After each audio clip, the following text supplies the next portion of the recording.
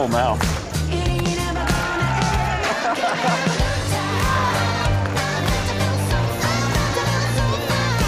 No pictures, please. Good luck. Big value.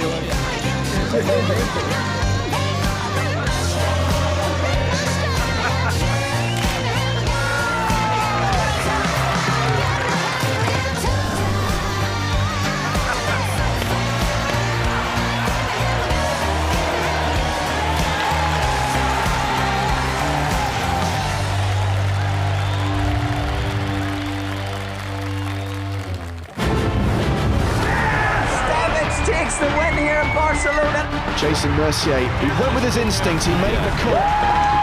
There's the professional level, and there's the Ivy League. Sebastian Paoli coming to terms with what he has just achieved. Nicky Corrin has done it! 2 main event titles! Sebastian Mallets has gone from poker fanboy to poker champion. This is why people love the EPT.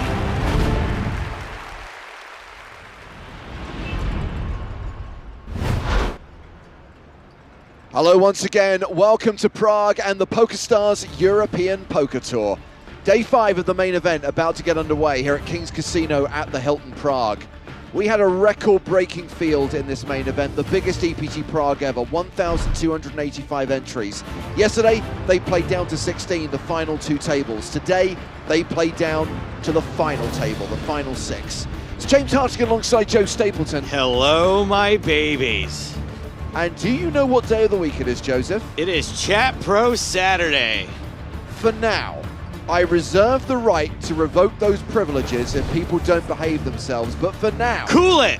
if you use the live chat on Twitch or the live chat on YouTube, however stupid your analysis, objectively, it is correct. Yes, we did it. We got there. We made it to Chat Pro Saturday. So let's look at the stacks of all 16 players, starting with the bottom 8. We have got one shorty in the field, Mark Halou, and remember, blinds are only going to be 20-40 for another 3.5 minutes. Then we jump to 25-50. Govart Matal also on the short side. Marley Sprague appears in the bottom end of the leaderboard, although she's pretty comfortably stacked around 50 bigs right now. It's her sweet spot. And if we look at the top end of the leaderboard, if we look at the chip leaders, we've got Ireland's Porrig O'Neill. We have got the last remaining former EPT champ, Neil Farrell. And we've got John Duthie from Norway, who has a significant advantage right now. 6.5 million chips. Most of them by virtue of that huge all-in at the end of play last night, Joe. Jacks beating Ace-King. I actually just forgot about how whack the last level was last night. How many insane hands there were to close out day 5 of this event. 7 eliminations in the space of 90 minutes. Which means we're closing in on the big cash money. Right now, players have locked up 42,320 euros. We are going to reach the final table today, so we're going to see people cash for 6-figure scores. Tomorrow, we're going to crown a champion. Joe's going to present that trophy, and that winner will receive more than €1 million. So watch us today as we play down to 6. Join us tomorrow from 1 p.m. Central European time for every single hand. Cards up from the final table. 2 tables in action, one on the floor, one on the main stage. And for our first feature table, we reserve the option to maybe flip the tables at some point today. We are going to have Marley Sprague and a couple of players who I find quite entertaining to watch, Joe. Serge Chechin, the last remaining qualifier. He's an unorthodox French player. And Cheng Zhao, the Chinese player. Very interesting to watch, very entertaining yesterday. Wild, absolutely wild. Chips a-flying from Cheng Zhao. Table chip leader is Grigory Rodin. He's got 100 big blinds right now. Again, I would highlight, they're probably only going to squeeze in 1 or 2 hands at 20-40 before the blinds jump to 25-50. The shortest stack on the main stage is Govart Matal. And EPT Rec, this is his 14th European Poker Tour main event cash. Wow. He's got 23 bigs. Preben Stocken will be a force if he can get a double up, if he can chip up. Stocken blocking. I'm genuinely excited for the final 16. This is the day when it's all on the line. The race to the final table is on.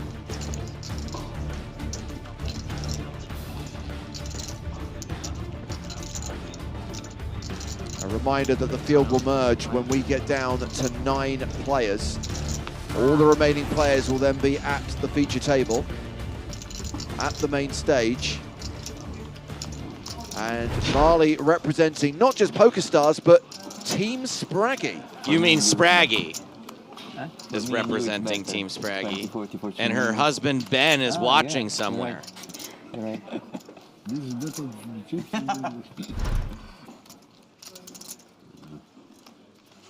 So just to be clear, Team Spraggy is made up of 2 people and 2 cats. 2 cats? Well, there's the neighbor's cat, right? All right, and then there's their actual cat.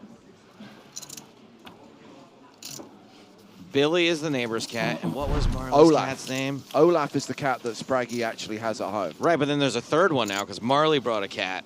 3 cats? Yeah, there's got to be at least 3. So here's the question.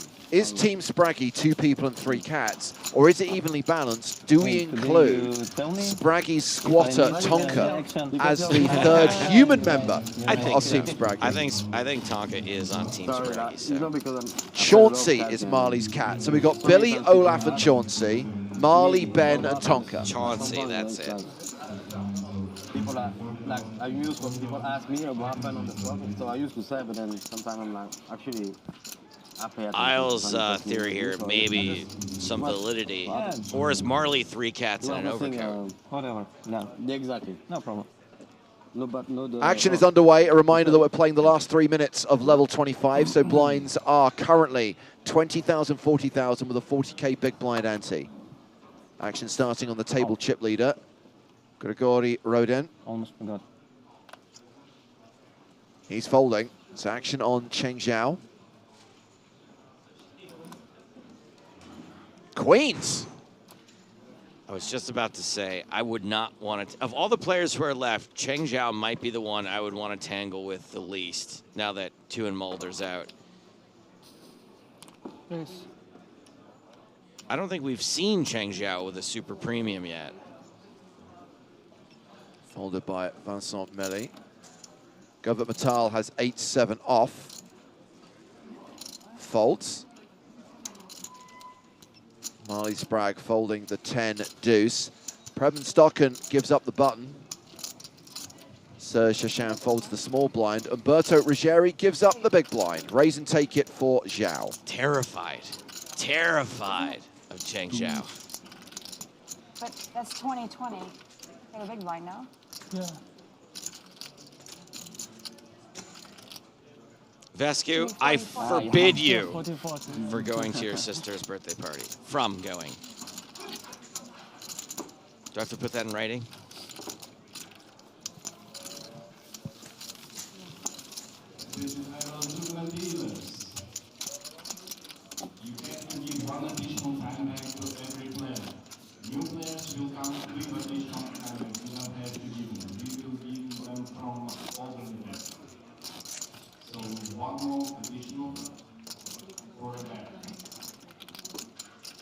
So this could be the last hand of 2040 blinds. We're going to start with the action on Cheng Zhao.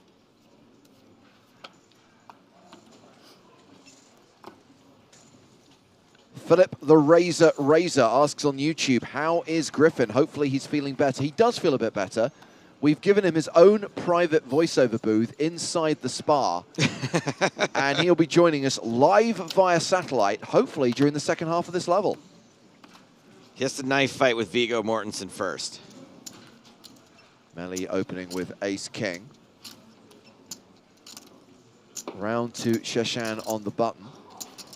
8-7 of diamonds. Cherchez la Chachin.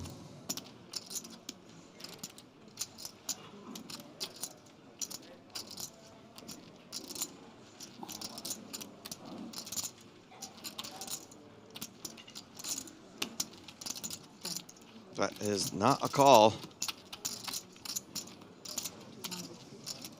That was a fistful of 25K chips. Was Wow. a sloppy raise. That is a chunky 3-bet as well, 250,000. Ruggieri folding king 4 in the small blind. Rodin folds the big blind. Action back on Melly, who is not likely to fold ace king in this spot. It's the kind of 3-bet that's not dying for a call or a re-raise. We established yesterday that Vincent Melly won the UK IPT Grand Final in Nottingham last month. Cool. From France, but has lived in the UK for 15 years and can be regularly found playing poker at the Hippodrome in London. 650. There we go, 650. So he's a French guy living in London, so 50-50 on whether or not he speaks English. Call. Wow, I did not expect Shashan to call the 4-bet. I guess he has a lot of chips, he's in position.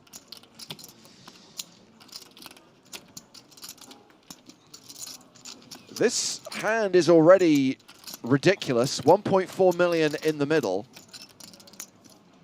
Queen 10 tray on the flop. Not a great flop for either holding.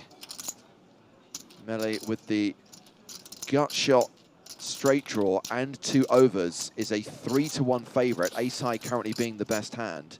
Checks. I understand checking, like, what do you think you're up against here? Ace queen, king queen, queen queen. I would highlight, he called the 4-bet pretty quickly as well.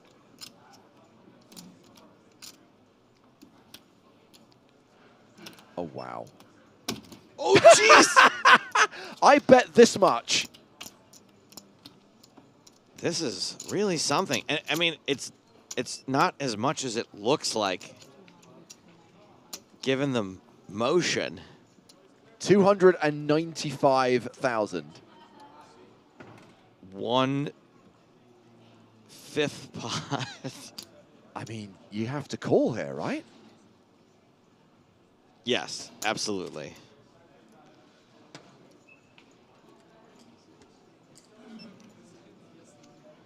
Also, like, not to go into the oldest of tells, but that sort of like nonchalant smashing the chips in is one of the first things they teach you in tell school. Okay, well, the board is paired on the turn, the Queen of Hearts. We can see that Vincent Melly is an 86% favorite. He checks a second time. Is Shashan going to slow down? No. Oh, I thought he was about to throw out another I don't think he can. random bet.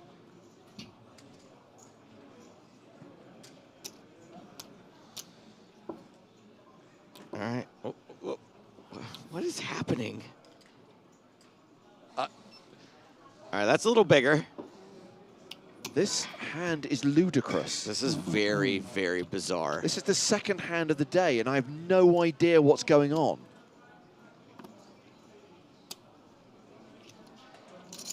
I will say it's kind of polarizing, like not necessarily the amount, but when someone is clearly not paying attention to like what amount they're putting in, it is polarizing because they know they're bluffing or they know that they don't really care. Like it's like fun and fancy free. Here's my question. Does Shashan's reputation precede him? What reputation is that? For being a little bit of a wild player, for being a little bit out of line. And I would imagine that Melly, an accomplished player who is probably in tune with the French poker community, has heard of this guy. If we've heard of him, and by we I mean you, Melly probably has also.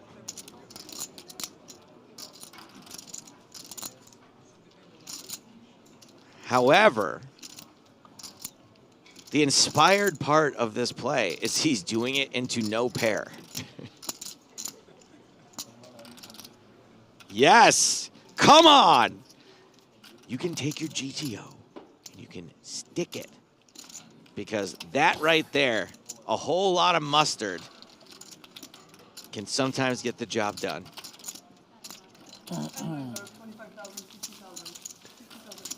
And we roll into level 26. Blinds now 25,000, 50,000 with a 50K big blind ante as we see Serge Shashan chip up to 4 million, which is 80 big blinds at the new blind level.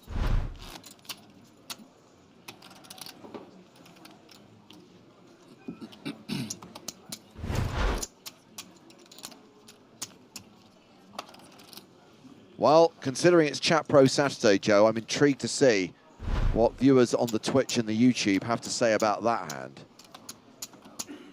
Ace high, not an easy call.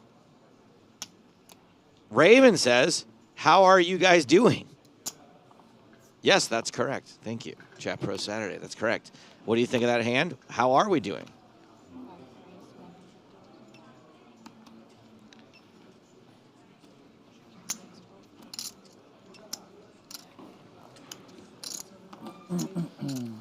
Don't be crazy. He played really well. It's normal to fold. Sure, absolutely. Here is my favorite piece of analysis, which we know is objectively correct. Correct, yes. Dubimano777 says easy raise. The great part is, I don't even know if he's speaking of Melly having an easy raise or thinks that what was put in was a raise. And that part was easy. Either way, correct. Correct. So it's Melly versus Sheshan round 2, but Rodin could make this a three-way party or could elect a squeeze here with the ace-10 of diamonds.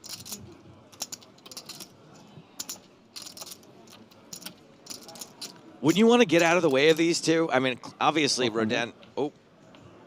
Okay, hasn't seen that hand. It's going to take 30 minutes to catch up, but... Wow.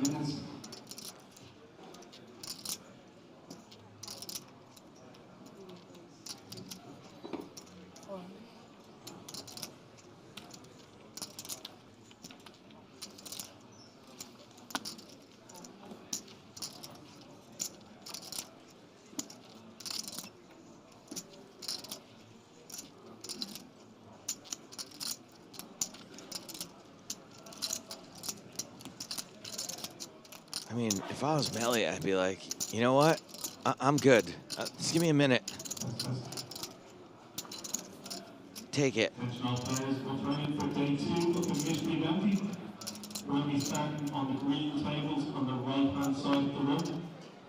Yep, there we go. Well, we know that Shashan doesn't like to fold. I think this is what we call a feel player. And if he's not feeling 5-5, it might go into the muck.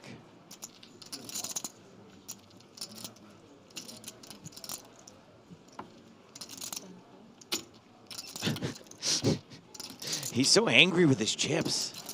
He's mad at them.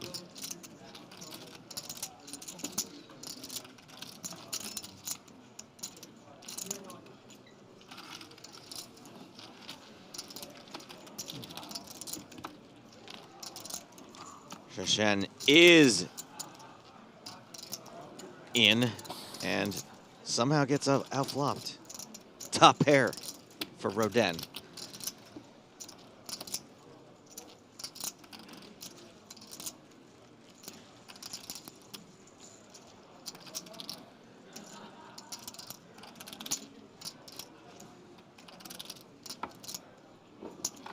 How much?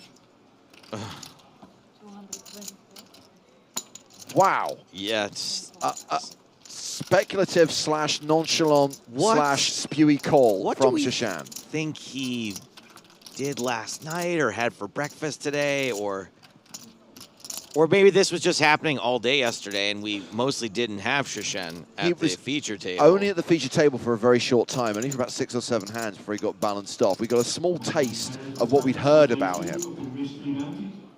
But now we're seeing it in all of its glory. You can find your seat in the PokerStars Live app. Please start making your way to the tournament tables now. I know I shouldn't say this, but boy, do I want a 5 on the river.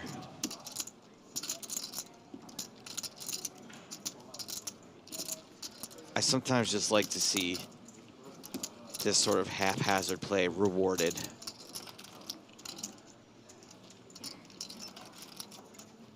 Okay, we're just playing. You know, sometimes people say they're playing for stacks. Shashen is actually just betting one stack at a time. 475,000. It's about a third of the pot. The sizing kind of seems fine. It's just the manner with which this is all going down, and obviously betting into 3-pair. Rodin makes the call. Are we gonna see another insane river bluff? That's gonna get Rodin off 2-pair. Oh, that was so close to a 5. So close.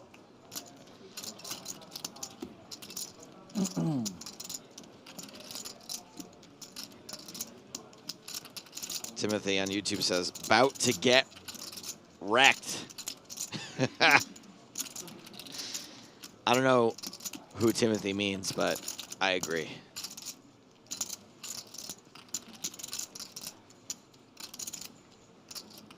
Even if it goes check, check here. Yeah, it does go check, check, and it's still kind of getting wrecked. And huge pot. Yeah, and Shashan won a decent number of chips on the previous hand, and now he's just gifted them to another player. So Grigori Rodin reclaims the #1 spot at this particular table. He is table chip leader with more than 100 big blinds.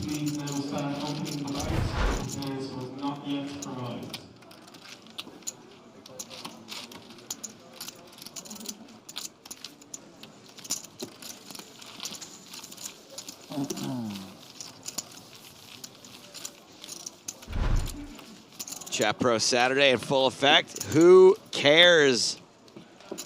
AA chimes in. Check is weak. All in would work.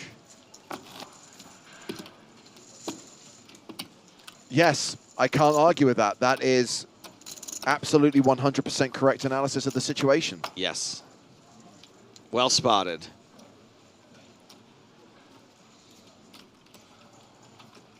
We don't even need a pro in the booth today. We've got Chat Pro Saturday to keep us warm by the Yule log. That's right. Everyone watching on YouTube, everyone watching on Twitch, you are the third wheel. You are the extra commentator. You are our expert analysts. And you are correct, no matter what you say. Gunjama says just go all in. Correct, yes. I don't know why people don't do that. Troopy123 makes a good point. All in only works when you can see the opponent's hole cards. Oh. He should have asked his opponent to show his cards. They mean hold cards? The hold cards, Okay. yes.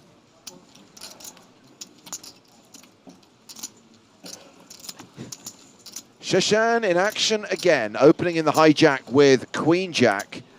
Melly in the big blind. Here we go, round 2 between these two. This matchup is for the ages.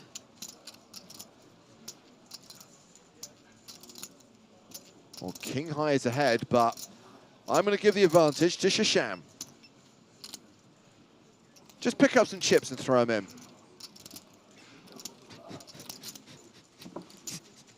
Yep, that's it. All good. Bit of that, boom. Give me a couple of these, a couple of those, a big and a bam. Hey, it's working. Shashan gets some of those chips back, is hovering around 3 million, just over 60 big blinds.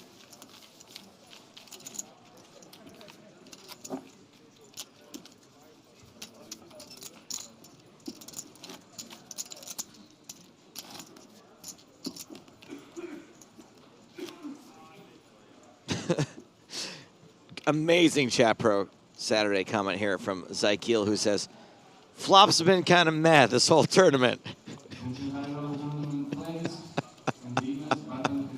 Got Rory Jennings watching on Twitch, who says, Shashan is a king. Loving this guy. Tell you what, Rory, why don't you type out that hand history you told me the other day? I'm sure the viewers would love to sympathize with you. He did have a really terrible beat. I think it was after he told you that story, where he went out with literal stone bubble with the aces. No, this is a different one. Yeah, I'm saying he actually had, like, I saw his face. He was walking through the lobby, and I was like, man, you look like you want to tell me a bad beat story. And he's like, is this a bit? And I'm like, no. And then he told me, yeah, Stone Bubble. Okay. Yeah. So now Rory has a legitimate bad beat story rather than the completely ordinary, happens every day thing that happened to him in the previous tournament. Correct, yes. And I'll say this. I know this isn't the exact hand history, but it was something like a guy's like open shoved pocket fives, and Rory was like, I call on the Stone Bubble, and Stone Bubble.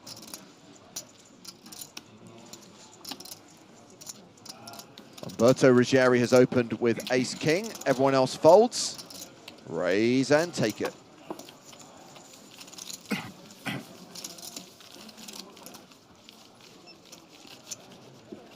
You're a risky guy. Yeah? You're a risky guy opening two big stacks. Have a good hand. You can see after. You'll see it on TV.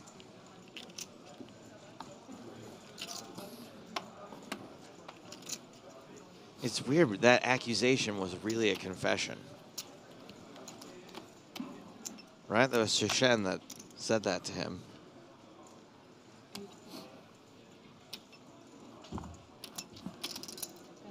Here he goes, 8-5 suited. This is wild.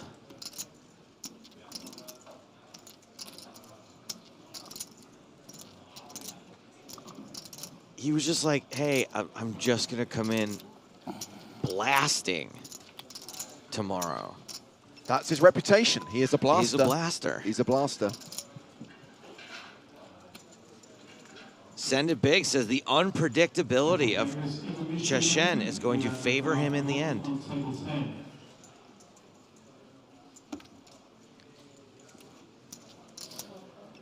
Zhao calling in the cutoff with ace-4 of clubs. Pocket sevens for Vincent Melli.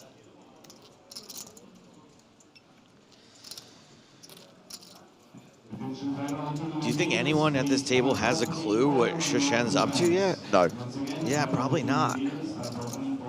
Just a call from Melli.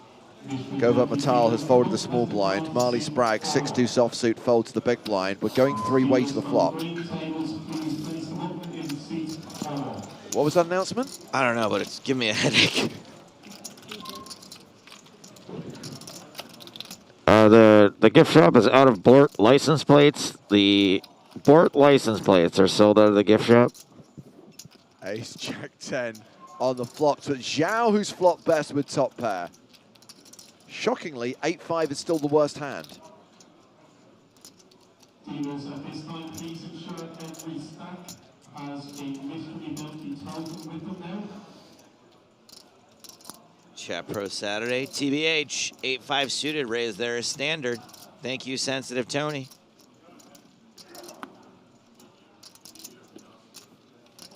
Zhao's made it 170,000. Go on, check raise him. Show him who's boss. Ah, he bottled it. All right, some semblance of sanity returning. You now have a blue mystery multi token with your stack.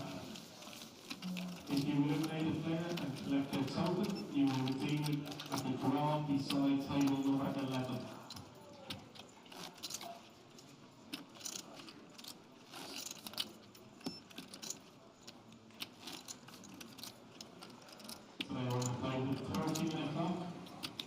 A whole 10 watts of music power cranked up to the max, that speaker. And dealers at this time, please prepare your deck.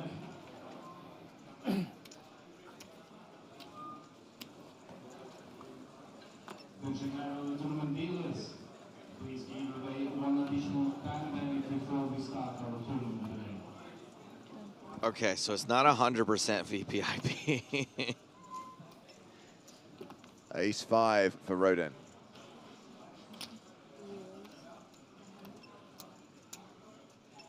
Raises to 100,000. 8-7 for Melli.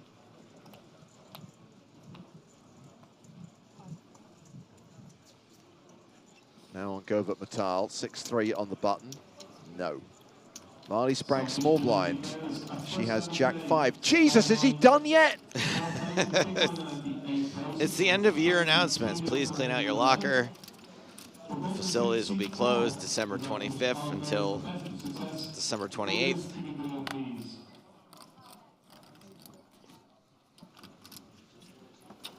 I think he's finished. I think we're done. Whew. Raise and take it for Roden.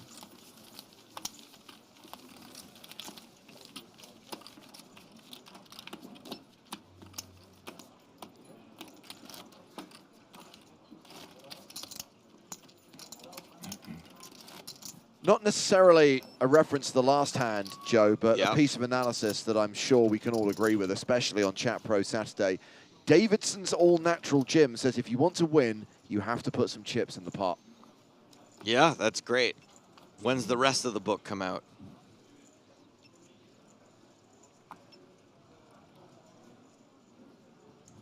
You need to be careful giving away top strategy like that for free. Hold on, I'm not done writing it down yet. What was it? To win, put chips in pot. Put chips in pot, okay. Yeah. And apparently that guarantees a win. Chips in pot. Okay, got it. Oh, for heaven's sake. This is. I told you he wasn't done. Now he just wants to talk about his life a little bit.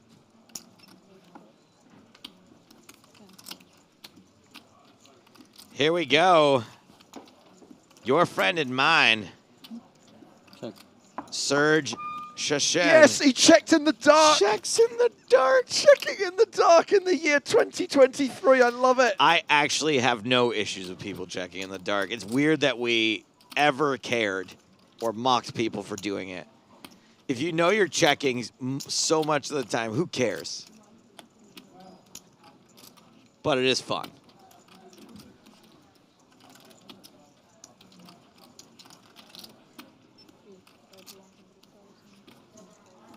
Continuation bet gets the job done for Rodin. You don't. When someone checks in the dark, you don't know what they have. Could be aces. It could be deuce 3 suited. You don't know. That is correct, Scott. The announcer was explaining to everyone that it is, in fact, hold cards. Perfect comment on Chat Pro Saturday.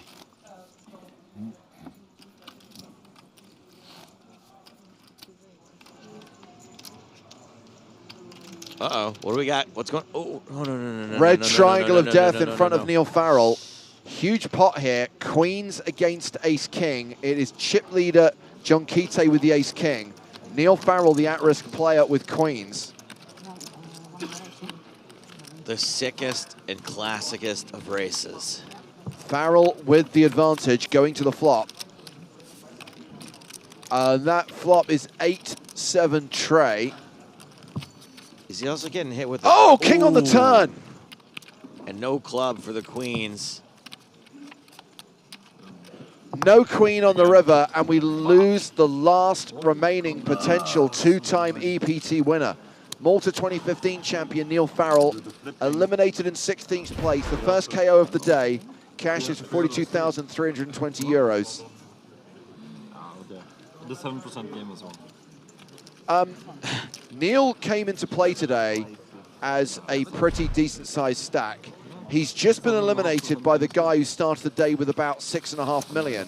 That means John Duthie will now have about 9 million chips. That is wild. And it seems like Kotsev's friend on the world, friend on the rail, is gutted for Neil Farrell. Hand over her face. How can you not be gutted for Neil there to lose a huge race like that? Yeah, I'm gutted for Neil. Neil's, I think it goes without saying, I haven't mentioned this. He is one of the most supremely likable people on the tour. Just hilarious, having fun out there all the time. Never a whiner, never in a foul mood, at least that I've ever seen. So I will absolutely pour one out for Neil Farrell. So we've had our first elimination of the day. Neil Farrell gone in 16th place. 15 players remaining now in the EPT Prague main event. And we have a dominant force. John Duthie, huge chip leader with around 9 million right now. Average stack, 2.57 million with 15 players remaining. That's wild. Rory Jennings says, Neil's great company, always very generous with his time. He doesn't mock my bad beats.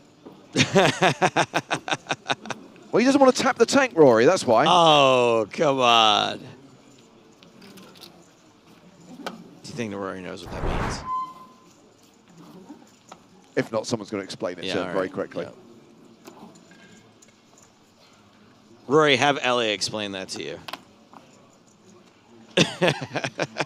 Ace Queen for Zhao.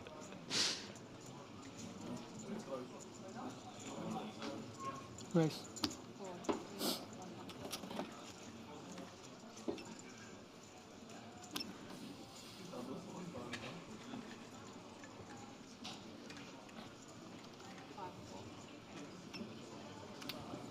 Round to Marley. Jack 9 of hearts. That goes in the muck. Preben Stocken. Now round to the blinds. Ruggieri in the small is in with ace 10 of diamonds. Rodin in the big. King 7 off. Still the table chip leader. Has more than 100 big blinds.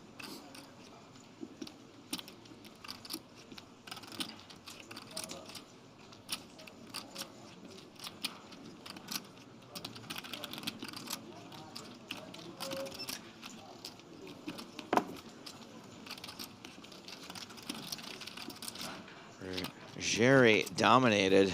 Yeah, heads up to the flop, which is 9-6-4 with 2 diamonds. It is a post-flop flip, and Ruggieri actually a statistical favorite. Yeah, and the ace, excuse me, the queen of diamonds is going to feel like a good card to have here as far as diamonds are concerned. Ace queen is still winning. Yeah. It can go brick, brick. 120,000, the continuation bet from Zhao. Oh man, Scott just roasted Rory. Jerry just calling the bet. Like third and chip. Is it third? Yeah, I think so. Third or fourth. Turn card is the 6 of clubs pairing the board, and now we see Zhao become a significant favorite with a few opportunities emerging. Just want to highlight, those of you asking where you can see the names of all the players, if you check out the live updates on Poker News, you'll be able to see chip counts. Oh, there's the flush. Ruggieri gets there on the river. Chip counts, updates from the other table. The good news is the live updates team from Poker News are now following the stream delay, so there's no spoilers there. I would highlight that if you consult the PokerStars Live app, that's in real time, so you will see spoilers. So I'm going to direct you to Poker News instead.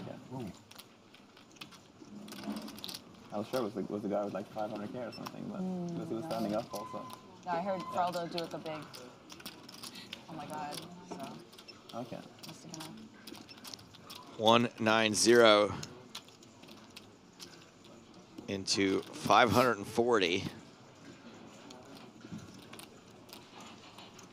Sort of sizing that could get an ace high call.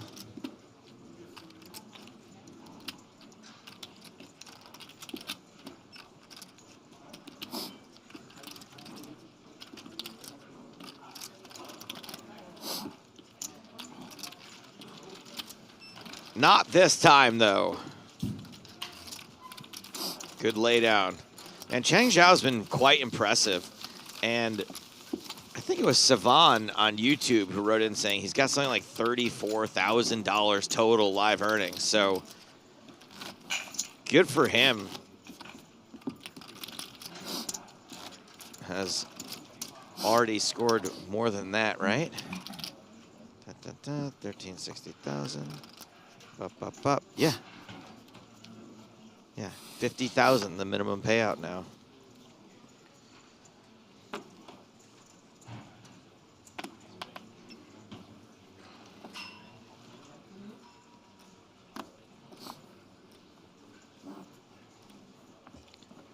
Finally folds under the gun. Mattel, by the way, we had Mattel's figure off 15 cashes. Wow. On the EPT. Including this one. And I think I'm right in saying that now he's guaranteed 15th place prize money. This will be his biggest ever EPT main event Oh, that's cash. cool. Good for him. That's really cool.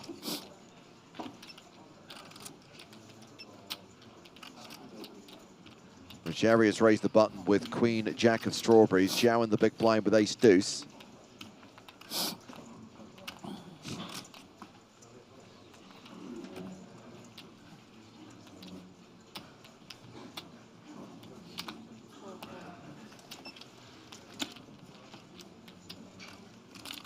Zhao defends. The flop is King 8-4, 1 heart. Zhao checks. Jerry in position. Yeah. But Zhao, as we know, can be quite a tough cookie. Still have a decent stack. Okay. But yeah, rough, yeah. Rough one there in the beginning, yeah. You too fast for me on YouTube says the commentators are just in a world of their own. They've completely lost touch. It's Chat Pro Saturday. That is a completely fair and accurate comment. Well played.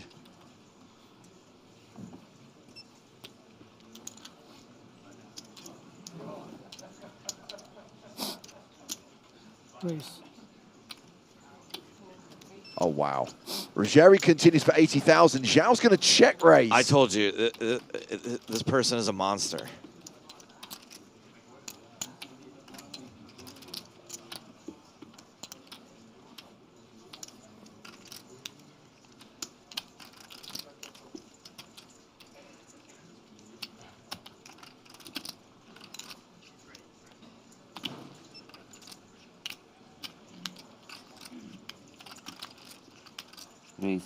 Wow, here we go. There is some absolute haymakers being thrown today. What is happening?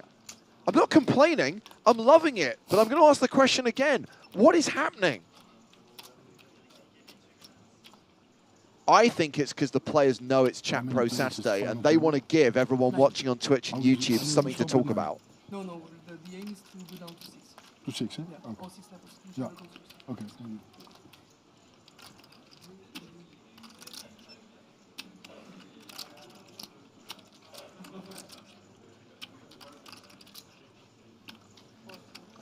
Well, the What a 3-bet works. He gets a better hand to fold. Fireworks. Huh? Fireworks. Crazy, crazy stuff. So, I mean, just so many whack hands so far today. People came to play.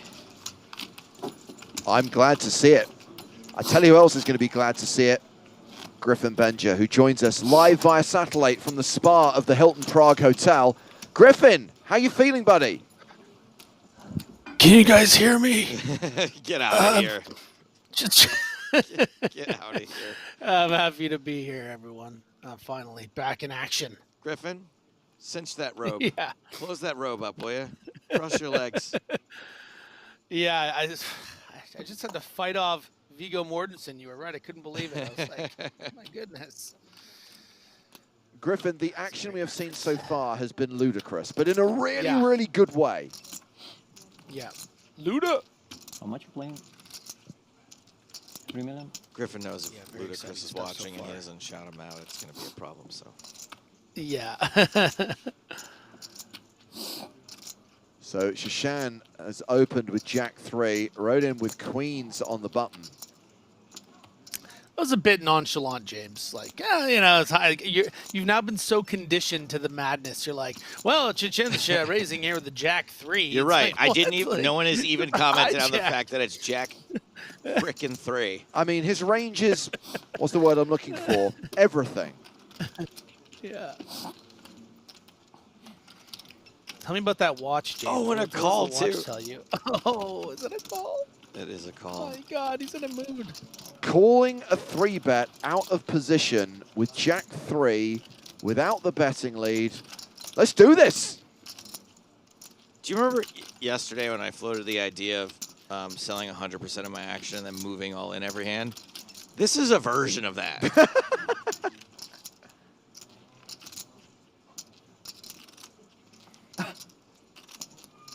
Now, James, just to ask again, what does his watch suggest to you? Is it a rich man's watch, a successful man's watch? Looks like a nice watch. Man? Yeah. Okay. Look, we know the guy's had some success. He's had some decent scores.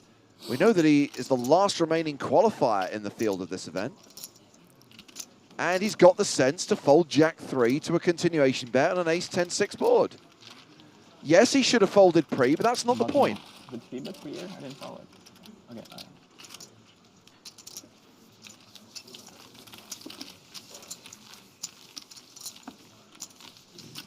So we are 35 minutes into the day. One elimination so far. Neil Farrell busted at the other table. Lost a race. Queens against Ace King against chip leader John Duthie. And the Norwegian now has about 9 million.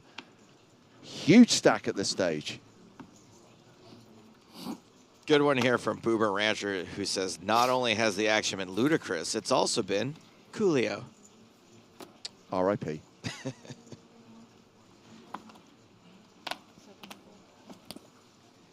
Do you know I wrote a short film maybe a couple of years before I started working with you, and Coolio did a cameo in it? Oh, that's Coolio. Yeah, he was really nice. I wrote him as the villain. Sorry, you wrote a short film and it got made? And it got made, and it won an award. Yeah, how have I never seen this? I don't think it exists. It was for MySpace. It aired on MySpace. You must have only. a copy of it somewhere. I don't have a copy.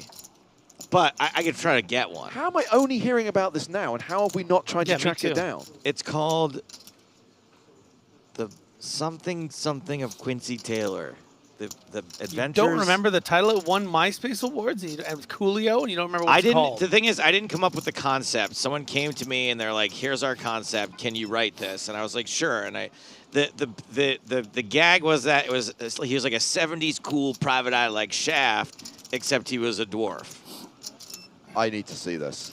But we couldn't get a dwarf, so they just hired a short guy. Let's pick up the action here, because Rodin opened with King 5. Zhao flatted the button with Ace King, and Melly has walked into it. 3-betting from the small blind with Ace 4.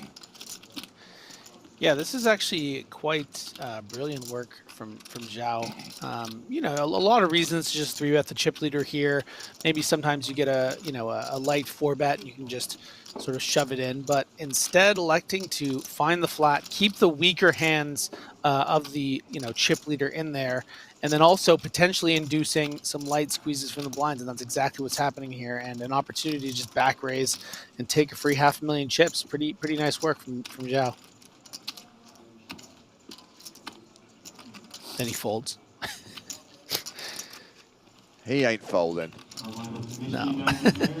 He's going to make it look like he's thinking about it. He shoves on Melly. It's all into call. Quick fold from the Ace 4. Okay, so people on the internet have figured out what it was. The Lost Archives of Quincy Taylor is what it was. And someone in chat wrote, was he played by... Oh, never mind. Big hand. Oh, boy. Yeah, this is Porrig O'Neill against Dejan Jakelovic. We join the hand on the river. Dejan has bet 650K. There's the board. It's straighty, it's flushy, it's paired. I mean, 650K doesn't even seem that big relative to the size of that pot. Did you see all those red and black chips in there?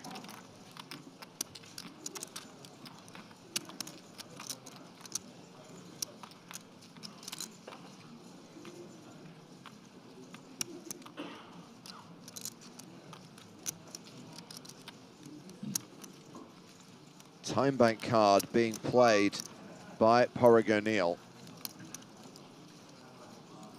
Buys him an additional 30 seconds on the shot clock.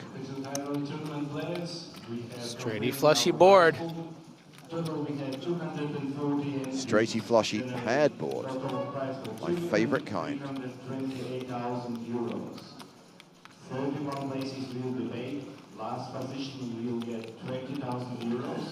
And the winner will go home with 491. Imagine having to make this decision with that noise in your ears.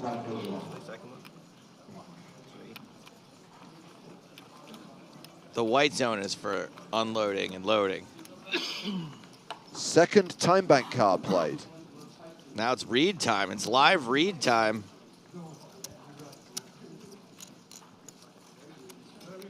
So while I said this doesn't seem that big relative to the size of the pot, it seems pretty big relative. Yes! That's a call, and that's a muck. Muck. No one needs to show. Dan surrenders. Wow. And Porrig O'Neill wins that huge pot and is going to chip up to around 4 million.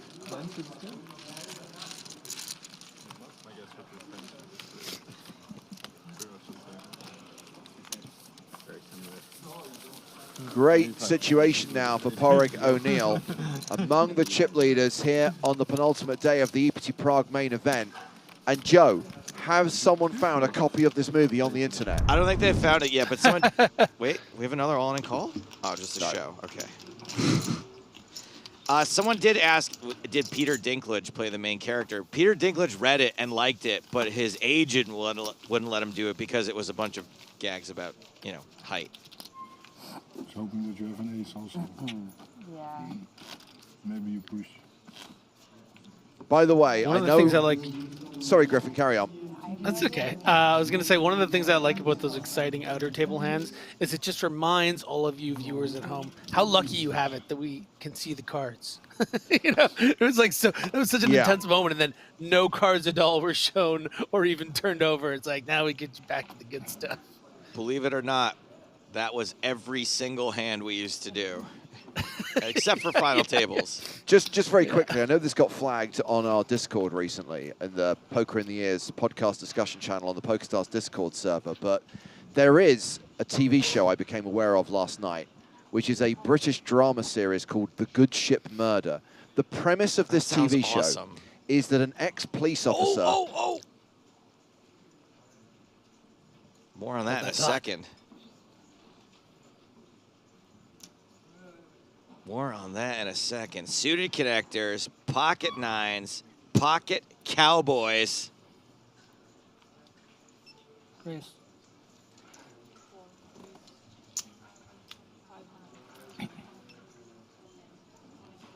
$500,000. The re-raise. Okay, yep. Probably not going to escalate much further than this. Stocking blocking? Nope. So clearly Ruggeri's going to fold. What does Rodin do with the nines? Maybe just lays it down. It's like 3.5. I mean, I don't know. I think you can By probably 20? justify calling here. This is going to be a pretty strong range, of course, but it also includes some ace kings, you know, ace queens, maybe even some ace jacks. Just hoping to take it down pre. Got a lot of chips to play with here with this 5.67 million. I think, you know, you flick in another 400K. The pot's only going to be bloated to a bit over $1 million, and you know, there's potentially 3.6 to play for. But smart, yeah, recognizing how strong that range really is. Probably some experience playing against Zhao, and that 5x is going to create quite a tight fold from the chip leader. It is interesting, you know, so a lot of players at this stage, when they have a big chip lead and they're raising their king fives at the cutoff and everything like that, they get a bit protective of their actual real strong hands, but good instincts there. Okay, so basically, I'm going to give you how I imagine this TV show was pitched to Channel 5. There's a police officer who decides he wants to be a cruise ship singer. So he gets a job on the cruise ship, but every single week there's a murder on board this cruise vessel, which he has to solve, before at the end of the episode he gets to sing. That's the premise. He sings every episode? Every episode ends with him singing, having solved a murder. Okay, I can handle it at the end. If I had to sit through a song every episode, though, I'm out. And this is the response from Channel 5. Again, I'm spitballing here, but can you bring it in for a significantly small amount of money every episode? Yes, because the ship will never leave the port, we'll cheat every shot, and we won't cast any extras, so the boat will be constantly empty. Ooh, man. But more importantly, this god-awful TV show has an episode And I'm going to read you the description from IMDb. And yes, this was flagged to us by some of our podcast listeners. Murder is on the cards as the luxury ship hosts a high-stakes poker tournament. When a top player is dealt a deadly hand, Jack investigates. We gotta watch this episode. We gotta do a deep dive for the podcast. We gotta do that first podcast back. By the way, it does seem plausible to me that there wouldn't be a lot of people on the cruise line if there's a murder every week. That part tracks. Turns out our weekly murder cruise isn't that popular. But you know how you make sure that every time you're shooting on the deck, you just frame every shot so all you can see is sky in the background, so it's not possible to note that it hasn't left port. And I reckon they spent 200 quid on some stock footage of a boat sailing that looks completely different to the ship that they're actually filming on. I'm all in on this show. I watched the Killer last night, guys. You like it? Your recommendations. I really liked it a lot. I thought it was great. Really good. A lot more than I thought I would. Yeah.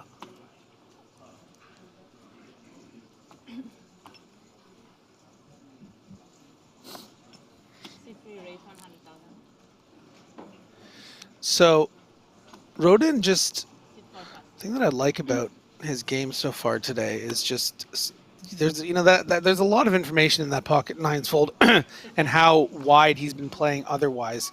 He's just very comfortable to play sort of small ball, make a lot of. We just saw a 10-9 offsuit raise under the gun one. I mentioned the cutoff raise with the king 5. We're seeing a lot of splashing around from him. Very, very comfortable in playing these small pots, and that's really going to be effective at this stage when players need to be a bit comfortable as the pay jumps are happening. We're getting closer and closer to the prestigious EPT final table, and I think he recognizes that people aren't going to be mucking about much, and that's why making a fold like that, those 9s to the 5x, is just so in tune with what's going on. There's only one mucker about her here, and his name is Serge Shashan.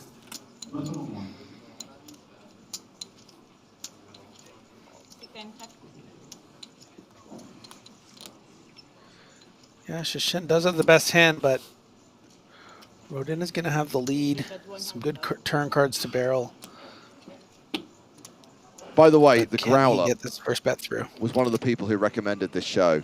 And she says literally the only people on the boat are crew. That's how... And it's the film crew. That's how few extras there have been cast as the passengers. It's just the guy holding a boom mic.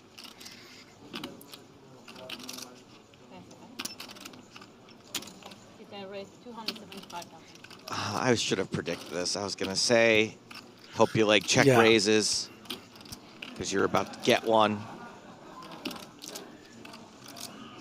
And it's tricky because, you know, a dry board with something like an ace-queen of spades with the backdoor spades, you would love to see a turn card here. The raise isn't that large. The problem is, it's just, you know, even if they're check raising something like 10-6, you know, or whatever it is, some sort of straight jaw hand, it's just tough to continue. He's just going to let him have it. So nice work there. Cherchez la Chachenne.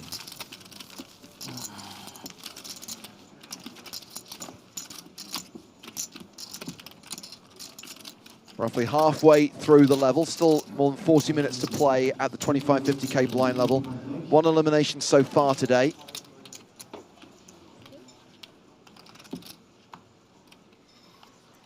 Yeah, very sad to see Neil Farrell go.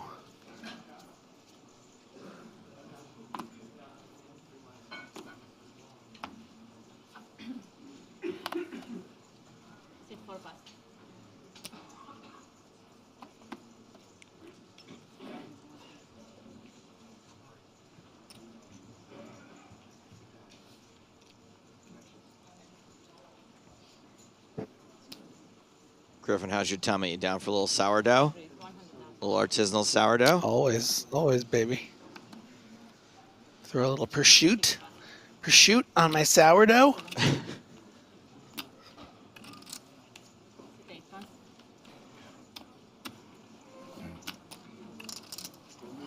Chachan. There we go.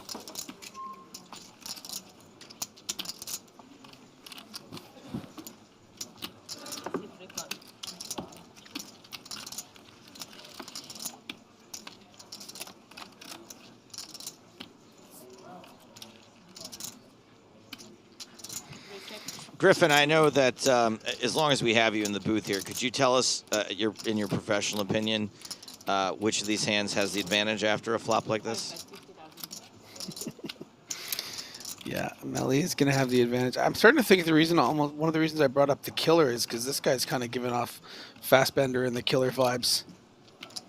By the way, we are hearing there is a three-way all-in at the other table.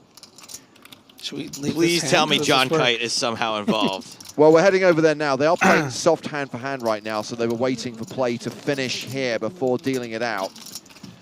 Max Neugebauer, the World Series of Poker Europe main event champion, is at risk. Dejan Jakovic is also at risk, and guess who's got them both covered? It's John Kite. John Kite. Oh, wow. Neugebauer, ace-king. Jakovic, nines. And Kite's got king-5 of spades. Really? Is it so? Okay. Such a cooler. Such a cooler. Hey, we got to this. Nobody else finds it as funny. Spades, boom. Okay, now we just need a flop. We have got a king-7 deuce flop. Three of spades is fine. You see, such a Pretty cooler. good for ace-king. Absolutely, looking good for I'll take a Neugebauer. deuce, it's okay. Just a deuce. I'm not greedy, I don't need 5 anymore. Oh my word, the 5 on the river. King-5 gets there. No. Kite rivers a full house and eliminates 2 players. That is a double Can't even look at the KO from the other table. No way. Max and Dejan both eliminated, both cashing for 50,800 euros. And John Kite is now going to have around 12 million chips. Max knew it. I could just see it on his face. He just knew it was coming. John Kite. No equity? No equity? Kinda is. Against these two. I thought his 9 million stack was ridiculous. Okay, well, like you need 7%, right? Yeah, that's true. That's 7 again. Now he's at 12 million. King, king, thumb. Oh my goodness. 12.00.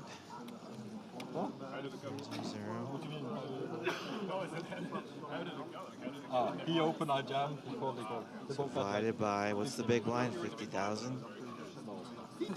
240 big blinds. Yeah, it's 700K. He had like 1.5. No, he only had 1 stack of green. No, he had like a I just want to know what the action was at this point. It appears as though he was in the small blind. It appears as though Kite underestimated how many chips he was calling off also. Well, I would imagine, if I had to guess, unless you have more information, it would have been like maybe someone raising off around 20 big blinds, and then he shoved for the effective both stacks of the big blind and the opener, right? And he probably had somewhere in between 15 to 25 each. That would be my guess. Well, that double elimination is off, you know? going to take us down to 13 players. And we are going to have to balance the tables. We're going to have to move someone from the main stage to come to the outer table. And I believe that player is Zhao. Cheng Zhao was due to post the big blind on the next hand up on the main stage, so he will be balanced off and moved to the outer table. That's disappointing. I was enjoying watching Zhao, but I'm sure we'll get to see everybody at some point today.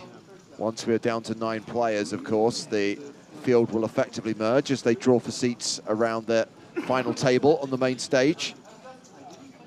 Is it too early to say 4 eliminations? No, we're going down to we're going down to 6 today.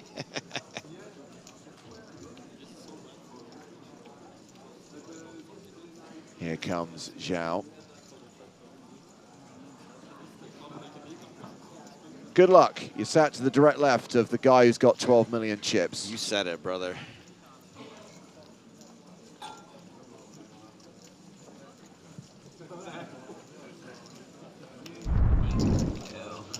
What an advantage, though, for John Kite to have 3 times the tournament average and a near stranglehold on the tournament right now. It's pretty wild.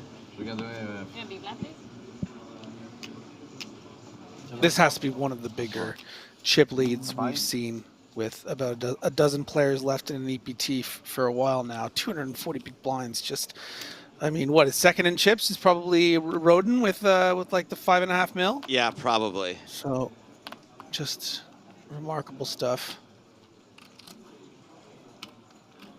Ace Jack under the gun for Go Metal.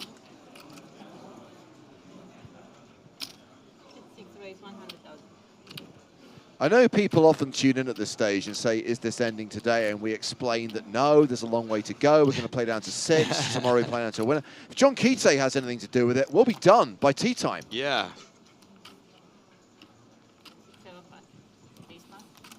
If he keeps knocking them out 2 at a time.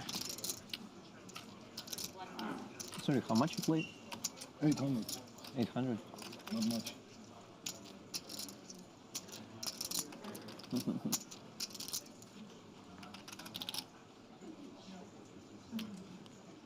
Actions folded around to Roden.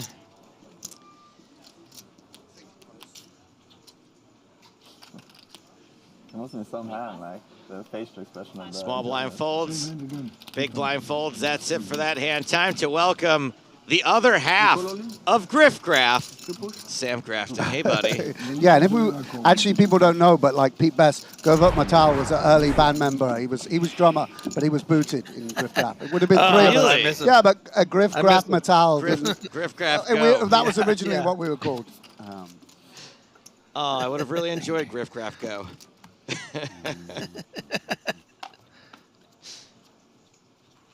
Sam, sometimes I feel like you pop up here in the booth because a hand happened 30 minutes in the future that you really want to do commentary on. Yeah. I heard hearts can reach decibels. Never before. There was parts of the church's roofs shuddering across the city as that 5 hit on the river. I felt like I had seen it all till that. Yeah, it's pretty sick. Pocket 240 big blinds left in an EPT is pretty incredible. Yeah, we're gonna have to keep an eye on that situation. Ruggieri with pocket 8s. And we're gonna get a 3-bet from Roden. Oh, wow. This is a little bit spicy for a man of my tastes. Yeah, so to just give you a little background from what I've seen from Roden so far is he seems to be like trying to push some edges here and there, but it's been pretty smart of it, like just opening a lot of hands, 3-betting a lot of hands, but kind of staying away from big pots without it. Wow. That's gonna be cool. Set of 8s. Let's go, Ruggieri. I remember you from yesterday. Yeah, and it's pretty annoying when you no clubs optimistically wrapped around the 8, but of course you're going to see bet just a very good board for the 3-better with a lot of the bluffs oriented around the ace-x. Just a lot of Broadway, basically, that you're targeting, the queen-jacks, the king-queens. Come on, Ruggieri, just call him, buddy. You're up against a covering stack. He can be mucking around. He's not going to raise. There we go. That's nice. Almost 1 million chips in the middle as we head to the turn. 6 of spades. Gutsy. Wait, oh, wow. Oh, that's a card. Guttable. I mean, it's just, apart from a 9, it's as good as it gets, really, right? That's a card. Yeah, and there's just a few, the stronger pocket pairs and maybe a few backdoor flushes. I don't know. This is for sure optimistic, but I mean, we started, so. A little surprised we see that second barrel here. Second bar. Second bar for a third of the pot. I mean, if you're not going to bluff this way, you're going to bluff. Obviously, you'd rather have. Yeah, I mean, it's fine. It's not like if you get check raise, you blow. Better continue on a 6 than on a queen, right? Well, yeah.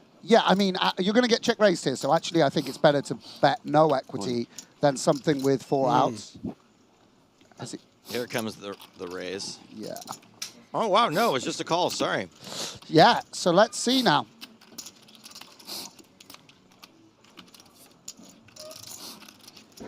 A river is a whiff. Just check Regari. Come on, bruv. There we go. Oh, look at this. He's a little shaky, but he does find the check. So where are we, Rodan? This is what he's asking himself. Is this ace-5? We can go all in and just get the fold from an ace-5, an ace-jack, an ace-10, etc., etc. I mean, this is where it's quite nice to be barreling with, say, oh, my days. He did it. Rodan moves all in. Cool. Ruggieri makes the call. Oh, my goodness. Wow. And Ruggieri was well covered by Rodan. But wowee, that is a big double up for the Italian. Yeah, that's some aggressive poker. And you know, let's give Rodan some credit there. I mean, if you didn't have a set of eights, if you just had ace-jack, if you just had ace-5 suited, I believe the ace-x of spades were all possible, would be a horrific position to be in. But the eights just snapping it off. And look at this. This is a huge pot for Umberto Ruggieri, worth an enormous amount of money to double through. And all I would say, maybe as a, you know, is how you're controlling your sort of frequencies there. And this will be 7. If you're 3-betting 10-7 suited and Jack-10 suited and 10-9 suited and the window, you know, King-5 suited, you can just find yourself barreling off there with a lot of bluffs. 1 million. Big pot, big pot. Absolutely. That does put Ruggieri to the top of the leaderboard for this table. No one's catching John Duthie anytime soon. But Umberto is up to almost 4 million for 76 big blinds. Yeah, and this is where table draw makes an enormous difference. If you were Umberto and on the chip leaders table, with perhaps with him in position, your strategy becomes very curtailed. But right now, chip lead at the table, obviously Rodan with a very similar stack, but a license to be opening that bit wider and playing some poker. So it's a very significant pot. Has that been typical of how Rodan's approached things? We've seen this kind of... No. Yeah. No, absolutely not. Well, maybe he's... He really hasn't gotten out of line very much. It's kind of, I guess, just unfortunate that he happened to run into... Yeah. Yeah, and also some credit to Ruggieri. You know, there's a lot of adrenaline, by the way, when you're on the feature table, probably in the biggest spot of your life. You can be tempted to think, oh, he's got ace-king, I've got to stack him now, I want to get my value. And you know, the slow play, although it may seem obvious to us, when we can see the cards and see your opponent's got 10-7, it's because he's gone into the check call line, obviously kept his composure, you know, not given off any sense of how strong he is, that he's got the full double up there. Let's go, Rodan. Oh, sorry, yeah. He 3-bet again? No. Yeah, that is a 3-bet. Yeah, it's a 3-bet. I'd love to see just a classic blow-up, you know? Well... yeah, have a go. Already put in 30% of the stack. This 3-bet is already not going to get the result Rodan was looking for. Queen 9, loose open, by the way. I mean, he's picked him.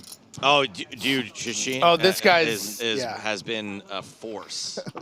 Just today, though, it's like he took a course overnight. I don't know what's going on. Yeah, he's also been betting not by number of chips, but by just putting stacks out. He just grabs a stack and puts it out. Love that. Jack 3 suited, raise, call the 3-bet, puts out a check, hijack a stack call. of chips. Yeah, hijack raise. Love that. Call 3-bet. Okie dokie. Another massive pot on its way at the other table. This is Duthie versus Adam Wagner. Wagner all in for 1.6 million. Board is 8-6-5, 4 deuce, 3 diamonds. It looks like Duthie folded. Okay. Yeah, it's amazing to watch at this time. This moment in the tournament, you're seeing destinies forged, you know, careers pivoting off in different directions as each hand takes place. It's only a slight exaggeration, Sam. It's reality, just a bit more poetically put. That's our job as entertainers, as weavers of dreams. Got a little limpy-dimpy here. I told 2 you, limps. Shishin's been just 3 limps. It's wildly entertaining. He's just limped under the gun with 9s. Yes. Love that. And Yeah. no one. And Mattel with a Jack 8. Yeah. Stock and blocking gets a free Why is he look playing at 9-4? This is poor from Brent. Yeah, this is I don't know. I don't think we want to see a flop 5-way here with 9-4. Seems like a mistake. 8-8-4, Jack 8 flops the world. Well, there we go, Mattel. That's why he was included. Graf Go. That's why he's the 3rd band member we were looking for. I'm telling you. What? Who's bet? Chechen. And this is quite sizable. Oh, wow. Oh, geez. And here comes Rodin. He's going to raise. With the 4. No? Just a call. Yeah. Okay. Metal cannot believe. He's tilted, isn't he? Can you? No, I mean, I guess if you can back into a flush, you can back into straight. I mean, if you call pre. Yeah, I know. Go on, Metal. Doesn't have to be big, mate. He's got 9. He limped off 10 bigs. No, 20 bigs. 15 bigs. Yeah, okay. 15, yeah.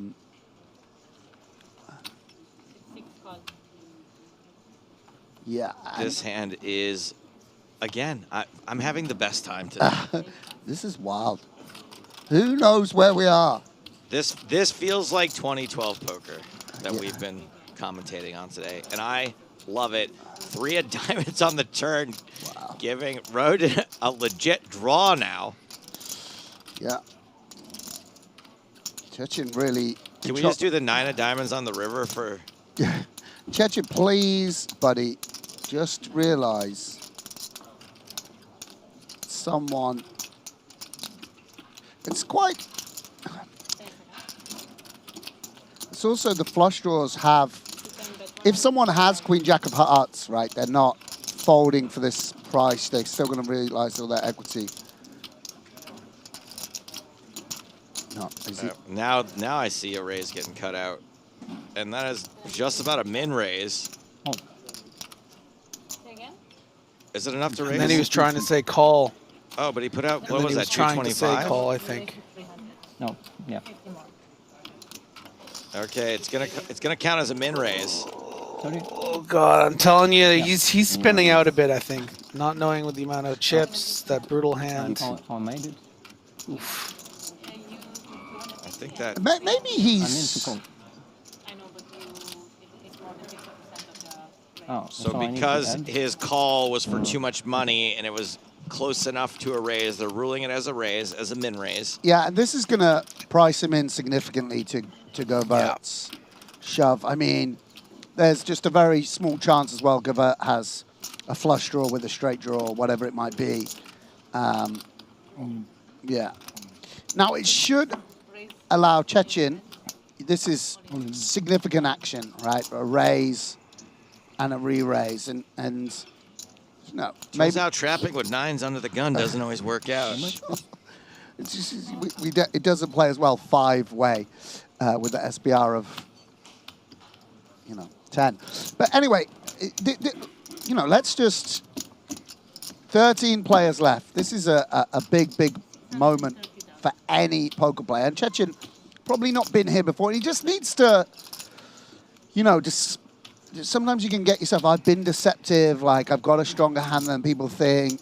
Drury, you just need to move out the way here. And it's just going to take some time. This is why you've got the time banks as well. I think what you just described, Sam, is really, painful when it's queens here or jacks. But 9s should not be this tough, I don't think. Yeah, I mean, well, they're the same hand, right? They are, but I'm just saying from the sort of perspective that you're taking from the human perspective. Yeah, and well, yes, you're absolutely right. I mean, and also they're not quite the same hand because Jack 10 of Hearts has way more outs against 9s than Jack 10 of Hearts does against Queens. So it's also just the equity that you're up against. But he just needs to, work through the problem. as I say, it's not like he's going to have played a 5-way limp pot in an EPT main with 15 players left before.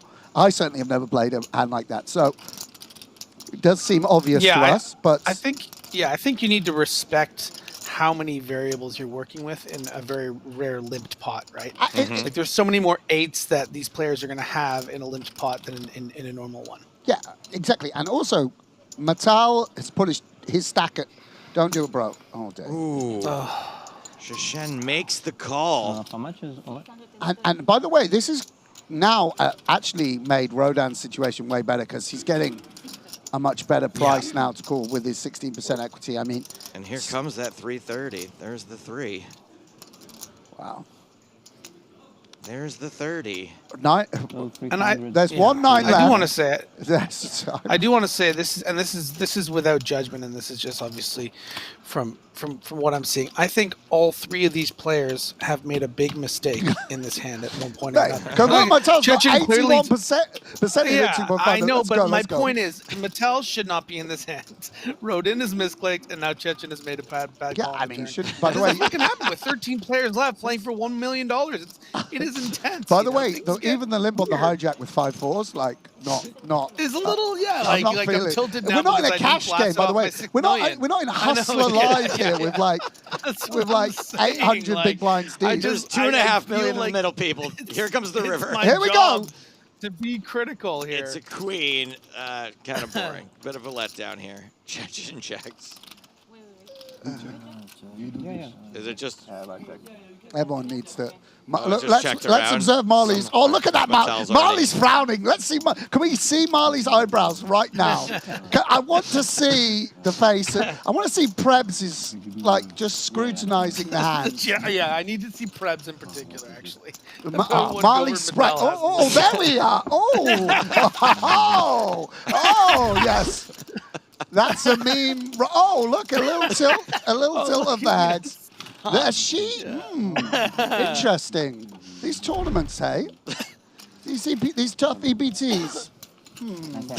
She's just thinking about all the EPTs she skipped because she wasn't sure. A tough field, early on in her career. She's thinking I only charged 1.2 for that 10% I sold. Yeah. I'll be upping my rates. Yeah, and you know, I don't want to rush to, but yeah, this has been a couple of hands for Rodan. He needs to recompose himself a little bit. Great time for a break coming up for him. Because 21 minutes. A lot can happen in 21 minutes. Yeah. I had as much as 5.7 million, was really controlling the table, made a great pre-flop fold with pocket 9s. Really, I think had a great grasp of what he needed to do, and then things just slipped away, starting with that 10-7, 3-bet 3-barrel, and now it's just not looking good. But you still have 50 big blinds. Well, around probably over average right now. Rodan does have 50 bigs. So a break would be needed. Yeah, which by the way wasn't. I mean, it wasn't completely unreasonable. By the way, might be that it's a fine hand to choose to 3-bet. Might be that you just you actually just want a flat Jack 10 of clubs and you want a flat 10-8 of clubs, so it's just the next hand you want to VPIP. Who knows? Yeah, I gotta tell you, if you're just tuning in now, the Griffcraft show, Griffcraft Go, is en fuego at the moment. Pair of 5s for Chechen. King Jack. By the way, calling the raise here with 5 deuce off. Yeah, no, he's just been pure entertainment, and that is not a call with the 5. Kaboom! Love this. This is power poker. This is kind of approved. I mean, guess we want to go bigger than this. But yeah, Melly's. I mean, just has many stronger hands than this. Not even going to be drawing to the nuts, really, with the Jack of clubs. See? Yeah. I think that's quite sexy, actually. Chechen's gone after Melly multiple times today, and I think has gotten the better of him every time. Street poker, that's right, Dennis. Check raised. A lot of street poker happening today. Yeah, Sam, earlier we saw a defend with pocket 6s. And it came King 7-9, and your man Rodin had ace queen of spades for a backdoor spade draw as well, and Chechen check raised the sixes, so got the fold. It's nice. So he likes seeing where he's at, you know, as they say. It's been working out.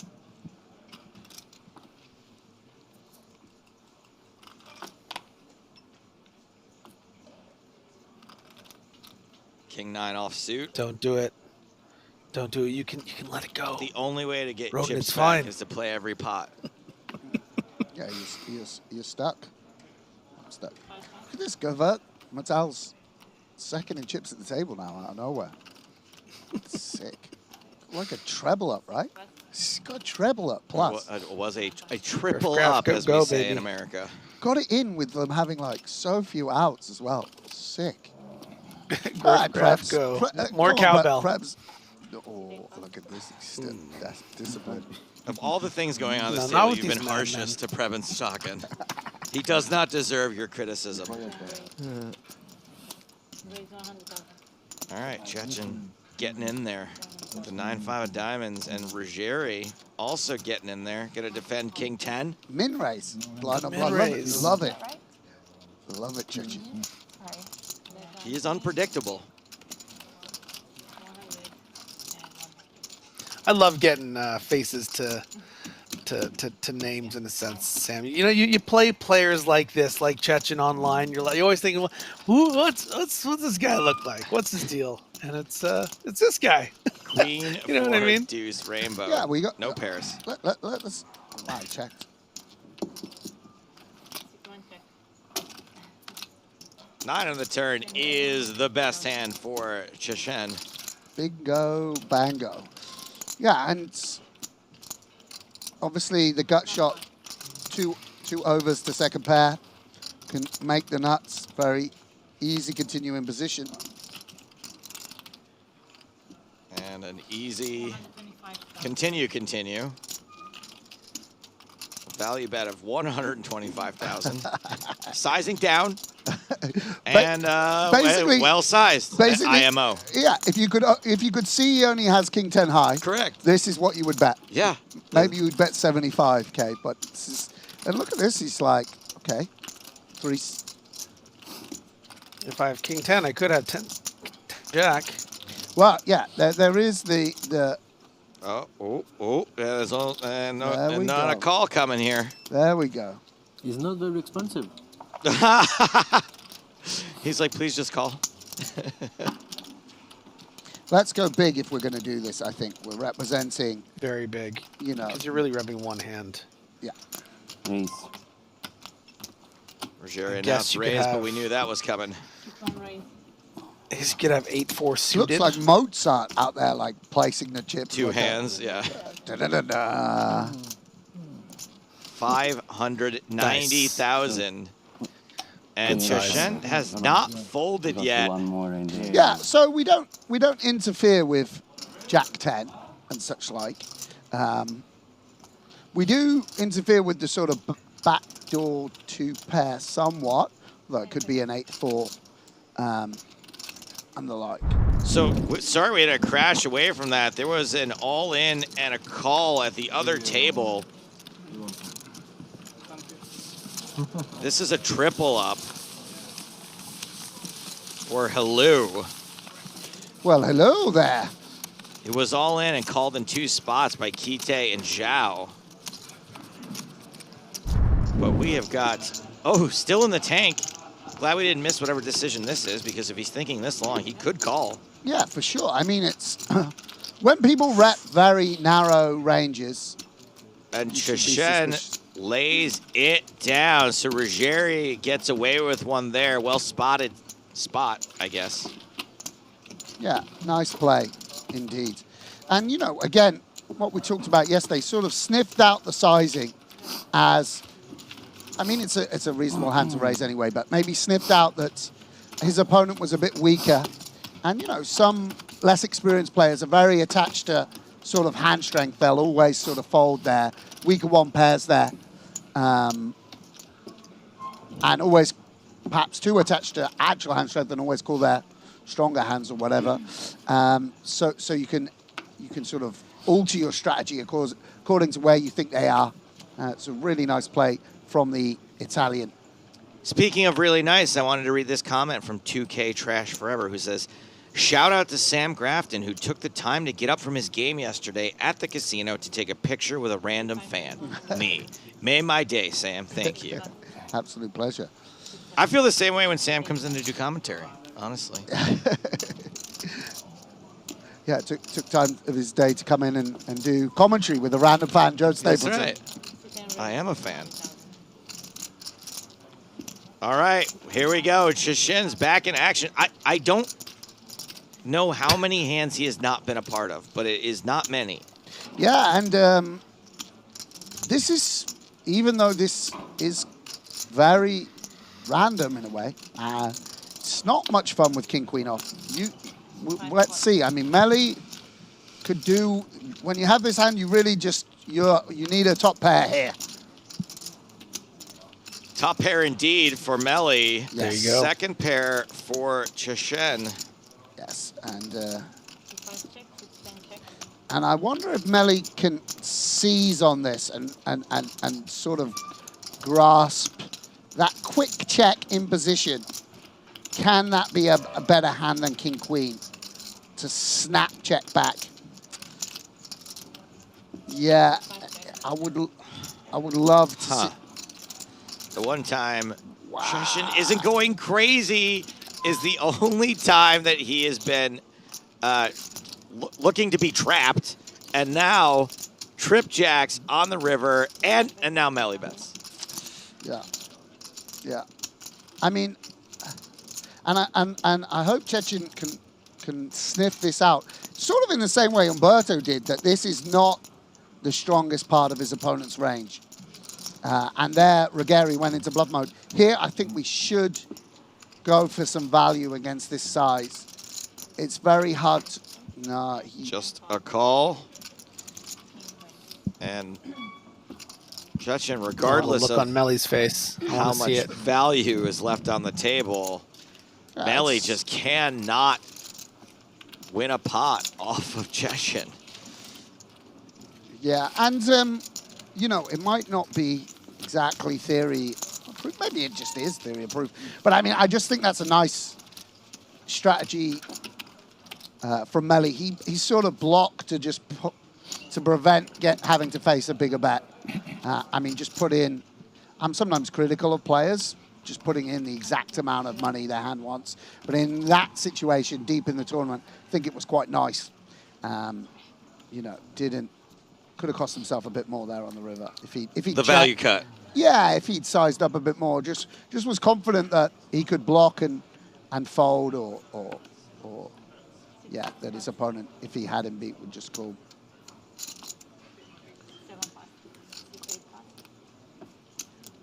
$15 minutes left on the level. You tuned into EPT Chechin, the star of the show. I mean, like you said, Sam, it's cash game vibes. Yes. Cash game VPIP, for sure. Yeah. Yeah. And it's going to be Chashin and Melly again. Yeah, nice spot for Melly. Must be a little bit steamed. I mean, he's played a lot of poker, I'm sure. Yeah.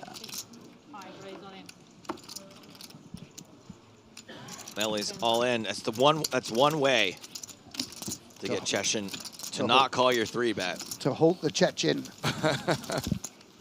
runaway train.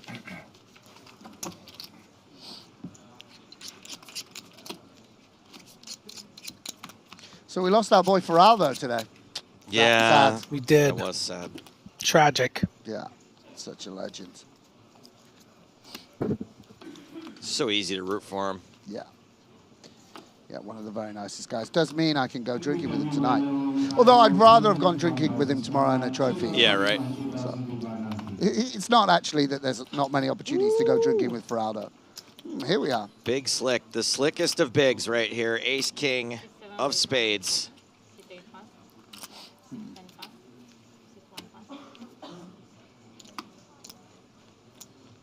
And Ace King for Rodin as well. Rodin starts the hand with 47 bigs, 31 for Marley.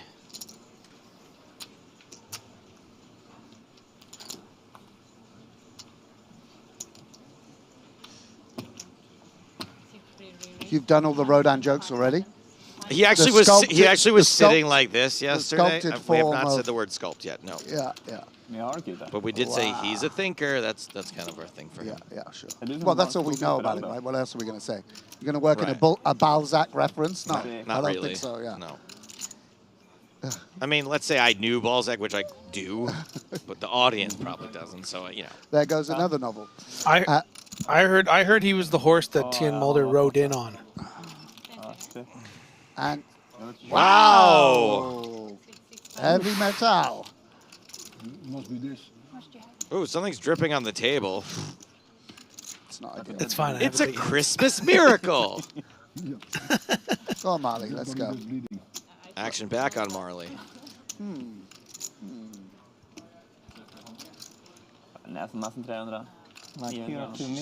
Speaking to the great ICM machine in the sky.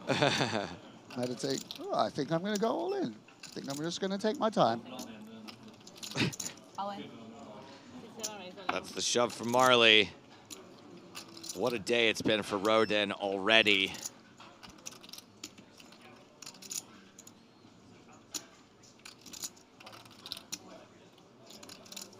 He's just taking his time here. I think he will decide to call in a moment. One would imagine. He's not excited about it. That's under the gun. Not excited. He's gonna time bank. Yeah. Just a bit. Yeah, and look at this. This is just reference to the significance of the moment in the tournament. You have only one hand. It should be same as mine. I mean, Marley's going to be shocked when she sees the hand. Because it's taking so she long? wants to call at this point. Yeah, it's like, this is, I don't know. I'm of a mind, like, you need to kind of have a game plan here. You can't just be 3-bet, even considering folding. There's the call. Here. Now, we do have to wait for the action on the other table to play out before we run this board. So I think we're going to head over there. Rather than just watch Marley sweat.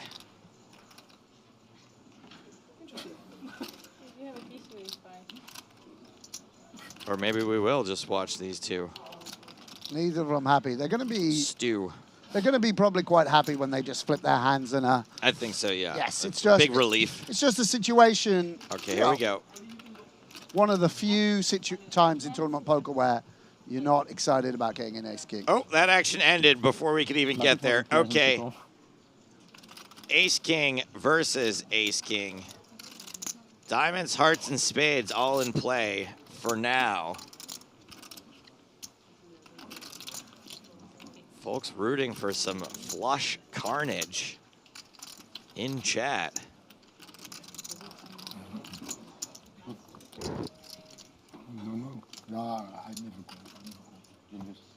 And away we go.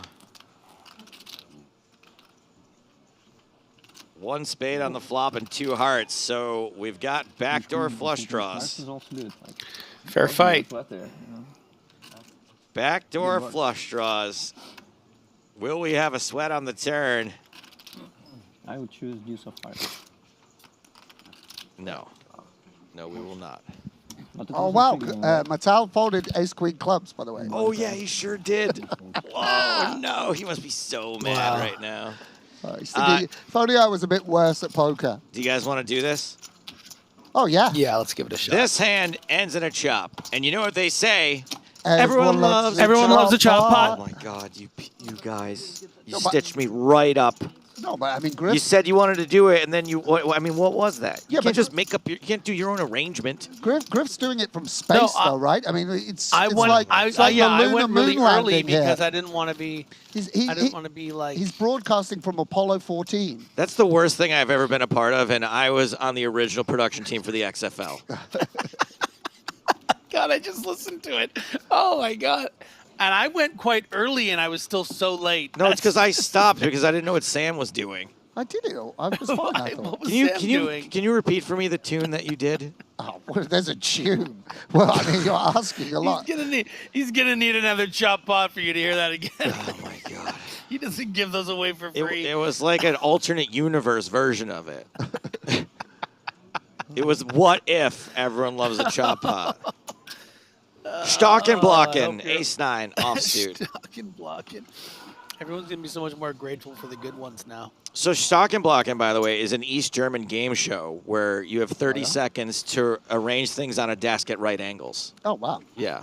You know, there's a nightclub as well in Prague called Tekla Mekla, which I think is a German phrase for like, I don't know. But it's a great... Getting jiggy with it. Yeah, it's quite a great name, right? Yeah, Someone in chat will tell us what it is. Tekla Mekla. I've never had Tekla Mekla, Stock and blocking. Yeah.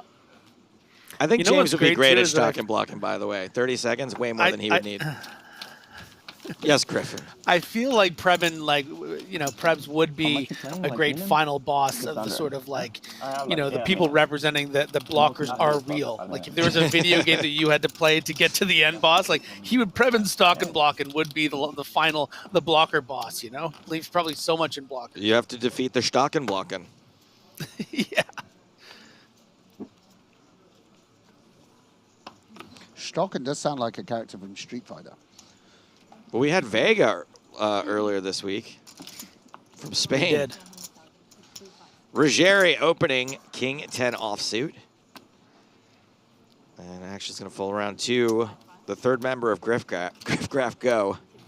It's quite sick that I'm commentating with two people that probably could name all members of Street Fighter, all characters from Street Fighter. Chung Lu, Eddie Honda. The original, yes. Wait, was his real name Eddie? Is that why E Honda stood for Eddie? Maybe I'm just making up. I'm a person. Eddie. That's incredible. Edward Honda. Come on, Edward Honda was the mid-20th century painter. Stock and blocking defends Jack Trey on the flop. Yeah, ace-9, 2 hands in a row. Wow, and Ruggieri, this has been something of a modus operandi of his, just taking out streets, not going for these range bets. Preb's going to be quite content with this as well. Going to hope that it's a similar type hand. But it probably does get difficult to continue once there's a delayed continuation bet, though, right, Sam? Sure, I mean, because you would expect a full range bet on the flop to be hands like King 10, and now it feels like you're getting value cut by something like 2 8s. Yeah, or Jack's full, or even that he's just got Ace Queen, that he's like, oh, I know Ace Queen's good now. Continues to be a great level for Ruggieri. No, yeah, 87 big blinds, big gap to the others. He's got almost twice the number of chips as Rodin, and I believe Kite has 2.5 times the chips that Ruggieri has, assuming he hasn't lost much over there. Yeah, lots to play for. Just over 5 minutes left on the level. And we went down to 13 players very quickly. Yeah, of course. I mean, these stacks under ICM are in some ways even deeper because you just don't get as many big 30 big rejams. You don't get to bluff catch as much. You don't defend the big blind and just call down willy-nilly. So, you know, a 30 big blind stack at this stage, which is what Chechen has, Mali and the like, it's going to be significant. It looks like we're going to have a hand here. Yeah, Mali, considering how to approach this spot, whether to flat, whether to 3-bet bluff. 250.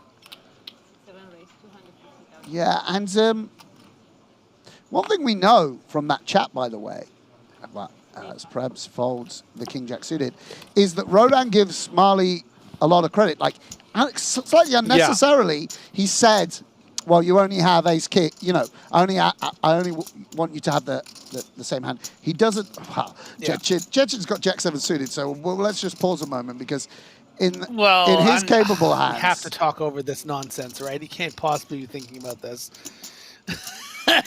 Because it is you make a very good point. You know, Rodin isn't just going to 4-bet shove here for the 30 effective. Like this I is wasn't gonna be played convinced. as a very tight fold or a call. No. I mean, like, And because of the sizing, I would think Rodin is probably going to lean more call, but I don't know, probably a bit scared of this this range here from Marley. Yeah, he is the covering stack, so he gets to play a bit more liberally in the call line. Ace, Jack 9, Ooh, pretty yes, Marley. good.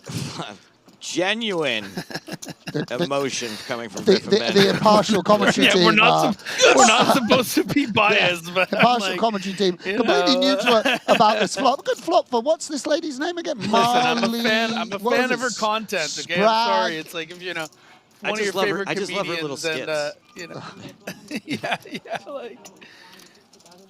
There we go.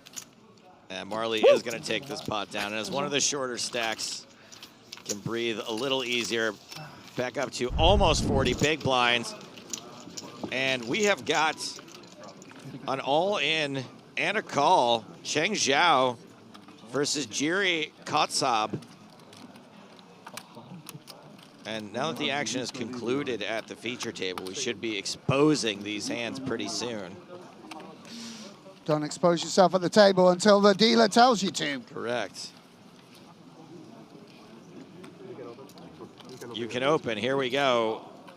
Ace deuce for Kotsab. And oh, it's domination. Ace tray. Wow. For Zhao, suited. All right. And away we go. 10-10 tray. Oh boy. Yeah.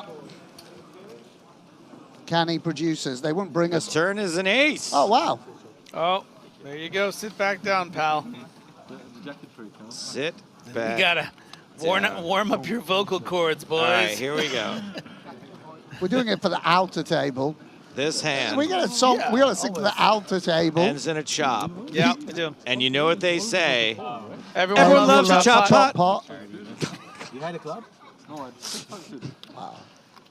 It's lucky that you're so talented. You're the guy that doesn't show up to practice. You just sort of run around, cigarette hanging out of your mouth Yeah. in the NBA. Yeah, there's always a guy in the band who's just there for the looks, right? You know? Like, I don't need to rehearse. what was the good-looking one in the Beach Boys? Brian Wilson. You know, he was the only one that surfed. That was me clutching my That was pearls. honestly a lot better than You the think other that Brian one. Wilson brought nothing but looks to the Beach Boys. He wasn't the one in the bed of sand, right? He was the Paul good-looking Dano one. movie. He was Brian Wilson was that was a good movie. He was the genius. Was Brian Wilson? Yeah, Who Paul was the Dano who was the good-looking one? John Cusack. So no, it's John his, Stamos. It was his brother that was the good-looking one then. Yeah, the other Wilson. The other Wilson. Dennis Wilson. Thank you. Thank you, producer Chris. I'm glad that we've got someone on, you know. I don't need to know the Hender mobs of these people. I need to know the band members of the Beach Boys at a moment. If you need a Simpsons quote from 1995 to 1999, your guy is right there. Yeah. Chechen I would have liked to have seen again in the mix with very live. I would have liked to have cuts. seen Braggy mix in a 3-bet here with the King 10 of spades.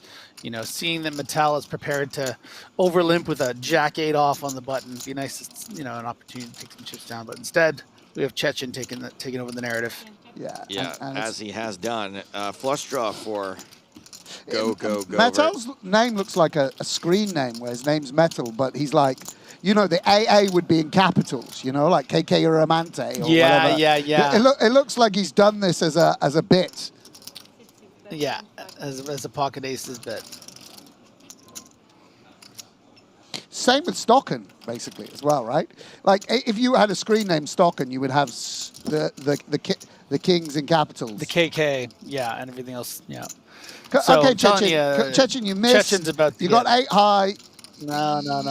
He has 250K is what he has. Yeah, let's check out the it works every time. Serge Chechen show. I've seen this script too many times. How much is that? Is that 250K? Yeah, and of course we can see that this is complete nonsense. But if we imagine we're Govert in this situation, right? We don't want to shove and just run into the king high flush draw. We don't want to run into a jack. So just calling in position is going to make some sense. And we go from here. We got 800,000 in the middle. This is going to be the last hand of the level, and Metal doesn't make the flush, but does make a very nice top pair. Yeah, and this is canny from Chechin. He's seen how many times it's worked, this strategy of just blindly check raising the flop, and so he's... Has it worked? Well, you know, he's all right. All right, Chechin, you have... Sam's without words for once. Don't do it, bro. I mean, he's thinking sixes. He's thinking ace, 10 of clubs. Yeah. There are hands that would fold. Ace, king. Could he put out 300K here and just look like a genius against ace, king of clubs? Counting out 100K chips. It's going to be more than 300K. That is a lot of K. Yeah. 5-7-5. Yeah, and you know, Gavert's just thinking, do I call or do I shove here? Ah, Gavert. That's another way of saying it, isn't it? Gavert makes the call. Good call. And avert your eyes, Cheshin, because you ran into a flush. Yes. You ran into top pair and a flush. So what a strange level of poker that was. Amazing. Amazing indeed. Great Cheshin driving the action. Driving the action and leaving himself only 14 big blinds after the blinds have gone up. Preben Stocken somewhat handcuffed that level. Melly attacked by Cheshin, maybe the only person Cheshin's wares worked on. Rodin, as Griffin mentioned, kind of coming apart at the seams. Metal and Ruggieri benefiting from that last level. Pretty fun poker. Excited to see what else this table has in store for us. 13 players remaining. Prize jump at 11. We're playing today from these 13, hopefully down to 6. We are taking a 20-minute break. More from EPT Prague 2023 when we return.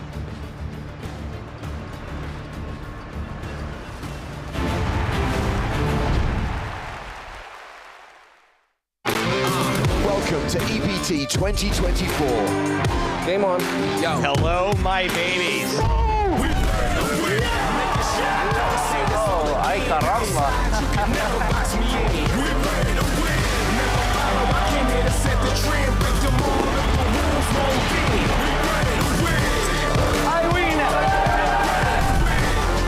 Wojciak makes the call and wins.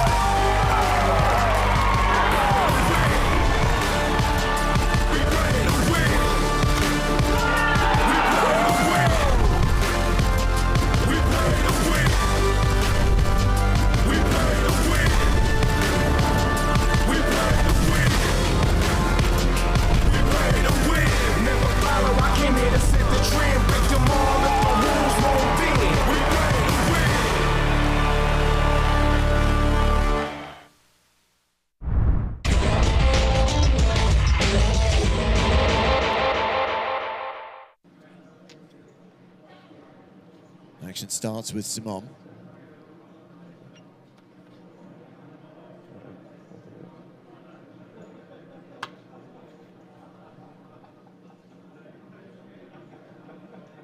King 8. This is definitely in shoving territory, James. Getting real shallow. Decides just a call. Yep, very reasonable as well. Dato in the big blind with ace-jack. It might be shovey time. These offsuit aces love to be all in versus limbs here at this very shallow stack depth. 1,600,000. 1.6 million, as verbally declared by Andrea, the announcer, Dato. So James, like I said, the offsuit aces like to be all in here very often. It's usually the suited ace-jack that likes to be an ISO non-all-in. This is giving Simon the opportunity to catch up for a relatively cheap price. So you think he calls here, plays the flop in position? I think that's what he's going to do, but I think this is a circumstance where a lot of the suited ace combos prefer to be all in because they have poorer playability than their suited counterparts. But let's see how we do on the flop. 3.7 million in the middle. Dato with 5.35 behind. The flop is 8 high, advantage Simon. Gilly is a 3-1 favorite on this board. SPR looking really low now. Kind of awkwardly stacked, James.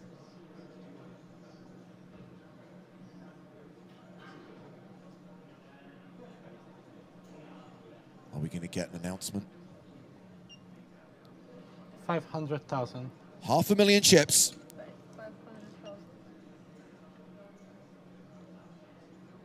Min bet.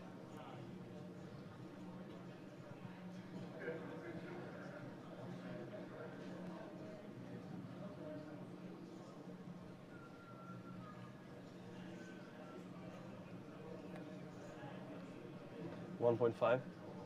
3x. The raise from Simon with top pair. Dato moving all in. And Simon announces call, and this could be it.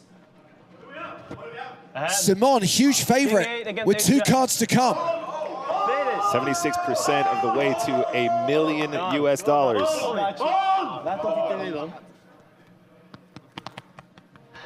King 8 against ace jack on 8-7 deuce. You can see Dato's outs. 3 aces, 3 jacks, 6 cards he can hit to survive. Go on. Can we see the... Can we see the...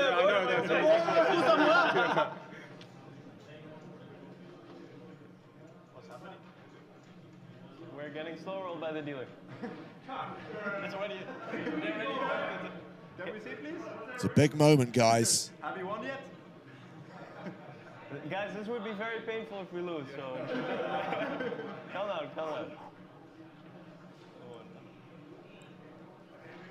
Dato has clung on for so long. He's been a survivor.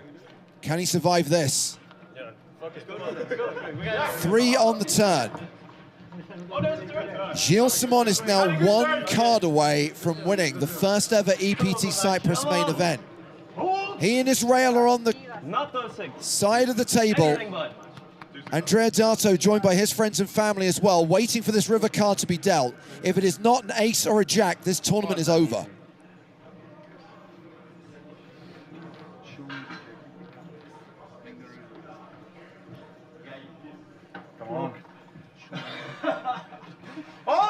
The river card is a blank. The beer goes flying as Gilles Simon wins the EPT Cyprus main event for $1,042,000. Andrea Dato, the runner-up, for $652K. What a moment, what a celebration, and what a hold. Congratulations to you. I'm sorry for having me and my friends rude this game. Thank you. Thank you.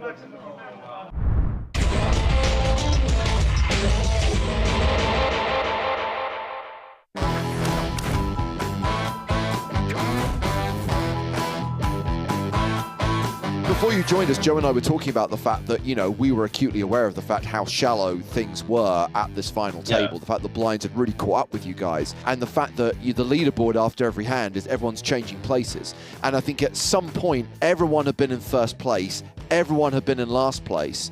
And, you know, you look at it and went, you came in as the chip leader, you won. That doesn't tell the story of this final table. No.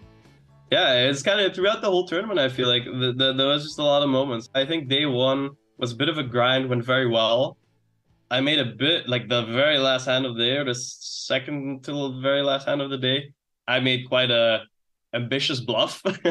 I think that was quite risky. And then the second day was another really sick grind. I ended up being at risk on day two twice. once quite close to the bubble with ace-king against queens, where I hit an ace on the river to double up and basically secure myself a spot in the money, where before it was quite scary, essentially. And a little bit later on in the day, against the same guy, I win queens against his ace-king after flopping a set on the flop. After that, it was just absolutely smooth sailing, because the table just kind of allowed me to do what I wanted on, what was that, day 2, I guess? So they're to blame. No. Yeah, I guess for the other players. So then I could just kind of, like, up until basically the whole tournament, I just kind of just hadn't been all in and at risk. And after those 2 flips, and just was able to grind my way up quite steadily, I think. I have a question about the final table. So as we said that, you were in the lead, then you're not in the lead, then you're at the bottom. Are your emotions changing during that? Like, do you start thinking, I'm going to win this. Oh, I'm going to be out next. Oh, I'm going to win this. I'm going to be out next. I think it's very influenced by how you've been doing before. If I somehow make this final table in the universe where I'm like still haven't had any good results recently, I'm going to start doom thinking and be like, oh no, the dream's dead. I'm going to bust out in 7th. It's going to be over. But when you're on a good winning streak and you've had so much luck before, it's not like you think, oh, I'm going to come back like 100%. I'm not worried. It's more of a thing of it's way easier to shut down that inner voice that is going to doom think. And you're just like, shut the up, just play your game. It is what it is. Whatever happens, happens. So I was trying to vocalize that at the table as well, trying to really make myself believe it. So yeah, that's kind of how that goes, right? I guess finally I wanted to ask about the heads up portion of the match, which is that it sounded like a deal was brought up at one point, and I don't know if you jokingly said, I'll look at the numbers, or what exactly happened there? No, yeah, I mean, we're playing a heads up for 350K or whatever, and there's insane variance in heads up poker. There's insane variance when there's a big blind ante added, right? Because there's so much money in the pot the whole time, right? So I was serious about the deal, and I offered it seriously to Andrea, but he declined it eventually. Oh, he declined. Yeah, Okay. he declined. And I mean, I don't want to take anything away from him and how he played, but I think he's like a high stakes cash reg, and this format of 20 big blind MTT heads up with a big blind ante, from the way that he ended up playing, as I realized as we were playing, was something that was a little more unfamiliar to him. He played very good post flop, I think, but pre flop he was quite far off from optimal. So yeah, my friends were just telling me, like, you should definitely have an edge here. But while you're in the moment, you're just like, okay, this guy's played so well this whole tournament. It's been such a nuisance for me. I just want to be over with it, right? I just want to get a deal and then play for a lot less so that the pressure is a little bit off, etc. So yeah, I mean, it would be the same. Let's say we jump in a 6-max high stakes cash game or something, and I'm put in that format all of a sudden. I'm not going to perform very well, right? So for Andrea, this format I think was quite foreign as well, and that means that I have all kinds of friends who play entities, who play these heads ups very often.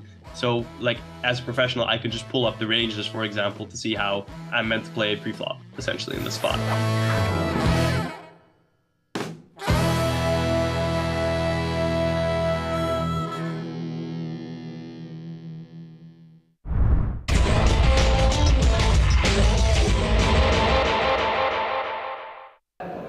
Let's play for it all, like for the glory and stuff. I call. Mallets completes with ace-3 of hearts. 10-9 for Uri Reichenstein. He checks his option. Cool that Uri's not taking a super long time with his decisions to torture the kid. Oh wow, Reichenstein is up and down while Mallets flops the nut flush draw. Uri bets. Oh, really? I raised 3 million. 800,000 becomes 3 million. Kind of a weird raise. He's got showdown value already, and Uri might not fold a pair.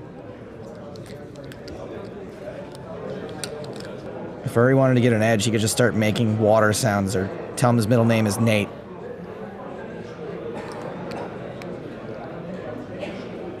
Reichenstein calls the raise. The turn card. is the 8 of hearts. What a card! Welcome to Cooler City. Million here. This is 23.9. 5 million. So Mallet has turned a flush. Reichenstein has turned a straight. This could decide the tournament. Let's just fold and I can go to the bathroom.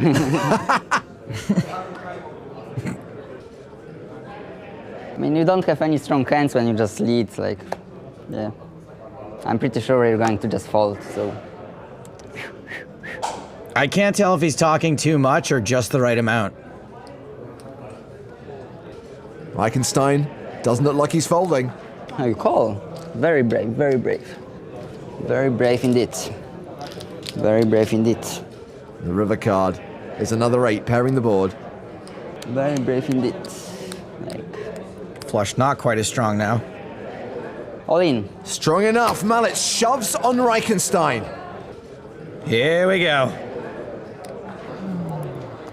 All in to call. I think I cover you, right? Yeah. So you call and it's over, baby. Like, you know, like Scott in Nguyen, yeah? Like. True story. It's so sick that you're telling the truth and my hand is insanely strong. Yes. I mean, you don't have any strong hands. How can you have a strong hand? Like, you lead, like, never strong hand, never strong hand. So, just fold and I can go to the bathroom. It's like I have a hand, it's impossible to fold, and everything you say just makes it slightly possible. I don't like. Yeah. I don't know, like, I just want to go to pee. I really want to pee, so. I'm just convinced, like, I don't know. I guess you could have like 9-10 or something, but I don't know. What about 9-10? Is 9-10 good?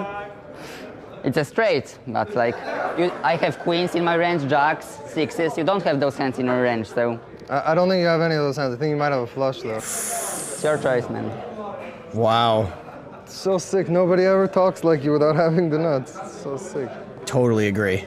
Where is Mallet going? How are you doing, guys? Hey, how are you, man? How are you? Are you good? Okay, or what? Are you going to win, no? I'm going to win this. Like, I'm a winner. EPT champion over here. Who's that guy? Reichenstein calls, he loses it all.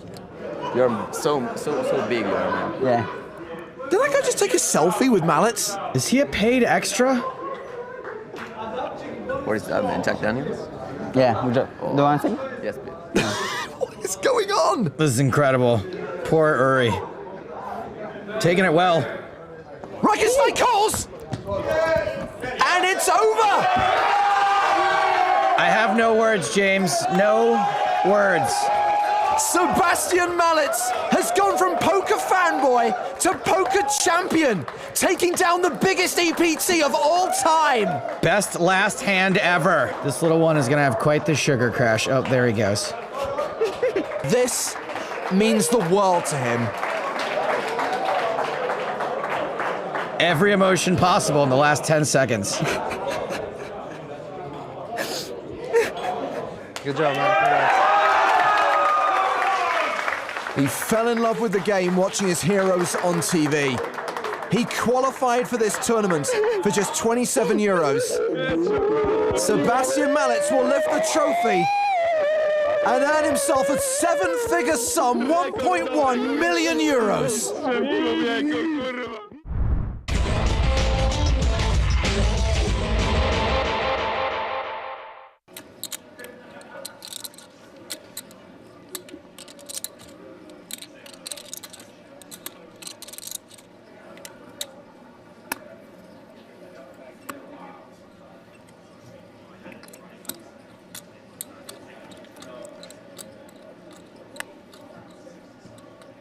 Bornstein is getting closer into shove or fold territory, but with this particular hand, I would, like to see a limp, but instead did shove and got quickly called by the ace-10. Wow, Bornstein shoves from the button with the 10-9.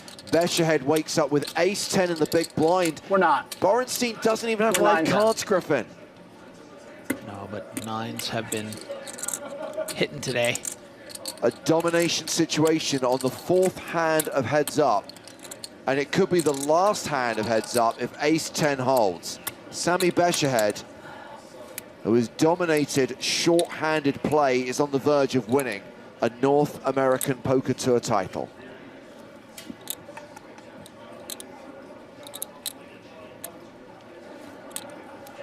And Sammy thinking over there, oh, I deal so much faster than this guy. Can we just do this? Well, it's a king-10 trait flop. That doesn't change anything. The 9 is the card that Borenstein needs. There are 3 of them in the deck.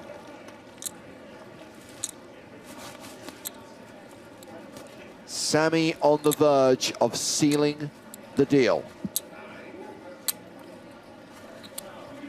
Ace on the turn, and it is over.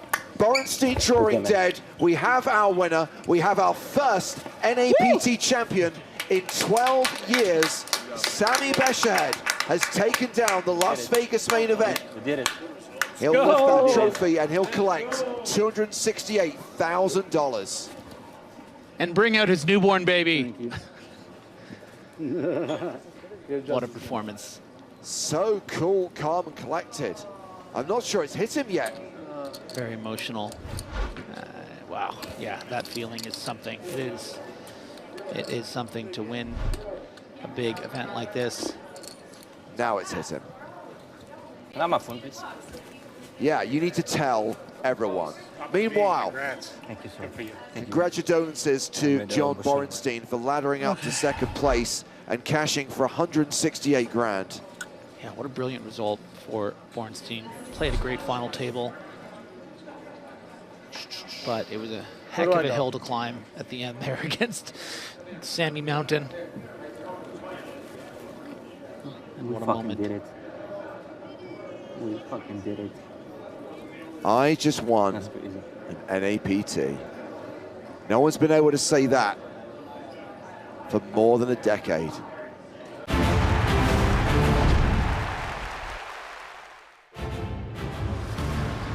Welcome back to Prague and the PokerStars European Poker Tour, the penultimate day of the main event, the day we play down to the final table. Right now we are at 2 tables here at King's Casino at the Hilton Prague. A very entertaining opening session. First level of the day saw us lose 3 players. That means 13 are returning from the first break of the day, including these players on our feature table. We still have Marley Sprague.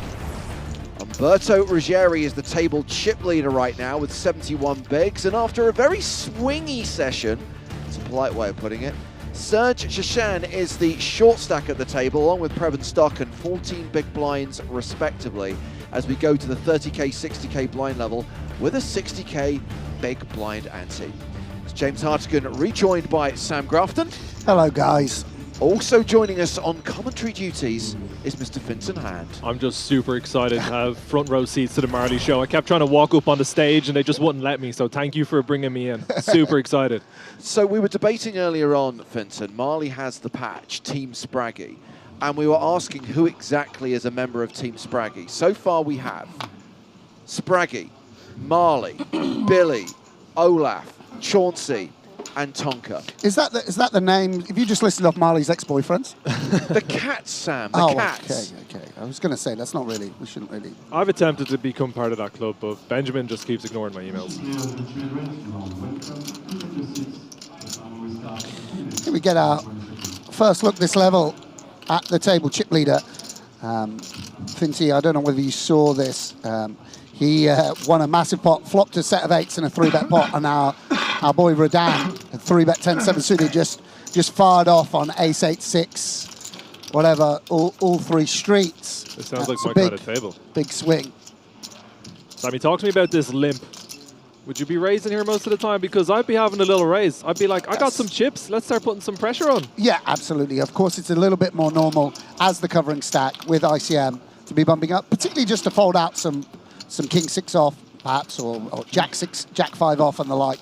But, you know, Umberto just plays it his own way. He's someone that's saw play yesterday. He's a little bit more cautious putting in chips. Yeah, I played with him earlier in the week. Yeah, and he's got a different way of navigating this than I think a lot of professionals would. But, you know, it served him well thus far. Did someone say Umberto? The shark is hungry. That was one of the greatest poker players of all time. Wow, where is he right now? I'd like to. We should fly him in. I mean, we got a lot to live up to. The history of PokerStars ambassadors. Where's your toy that you pull out when you're all in, Vincent? I mean, you know, God. We should when you sign on, you should be assigned your own. When I won toy. UKBT Edinburgh not too long ago, on the day of the final table, I bought some lucky header from a gentleman outside Edinburgh Castle for £5. Promised me it was lucky. I told everyone on the table. They laughed at me. I won every single all-in for multiple hours. I brought it to Nottingham and then done 3 bullets and was done. So I gave it to Steve Warburton. But I apparently shouldn't have taken the Scottish lucky charm out of the country. And I might actually be cursed with bad luck for the rest of my life. It doesn't cross borders. Yeah, Sure. that's what I heard. So Shashan is doing Shashan things, opening in the cutoff with 6-3 of diamonds. He's been 3-bet by Ruggieri with 7s. He doesn't often fold to 3-bets, even when he's out of position. But on this occasion, he will. Yeah, you've got an uphill battle as a short stack to be opening 6 high into the chip leaders button. I think it's about sending a message. I respect that. I will not be backing down. You win? No. I mean, if he can find some hands, Serge, or connect with some flops, he's gonna get action. He's gonna get paid. But you know, if he keeps continuing to sort of go against the grain, lost a big pot with 8-5 of spades, flattening out the small blind just before the break. You know, it's just gonna be tough.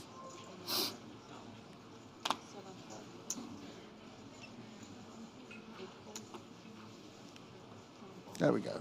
Chill it out, Serge. That's it. Ruggieri, table chip leader. Yeah, and this is a bit more what we expect from chip leader. He's opening up his ranges at hand he wouldn't be opening if he was opening into stacks that covered him.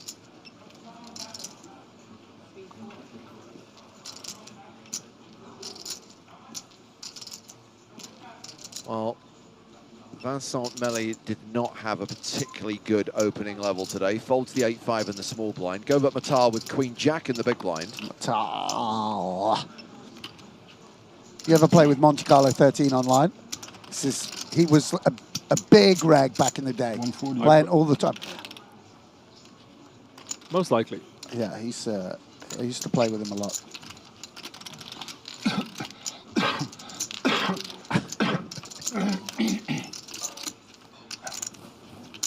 7 deuce, 2 spades.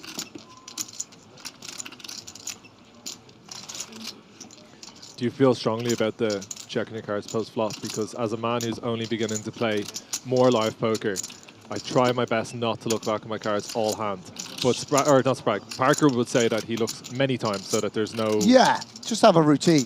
And I think a routine of looking each time it's probably quite nice if you're new to it, rather than never. Dude, if I'm here, I'm just like Queen of Clubs, Jack of Spades, Queen of Clubs. I can't concentrate on anything else. I'm just trying to remember my suits, and then all I know is I put all my chips in on the river. Do you have? I've got a tip. You got a phone, right? Open up the Notes app, look at your cards, write them down in the Notes app, and then look back at that, not at your cards. I don't think you can look at your hand or your phone during a hand, though. You're going to get me eliminated. In that case, buy a notebook and actually physically write it down with a pen. I love it. Oh.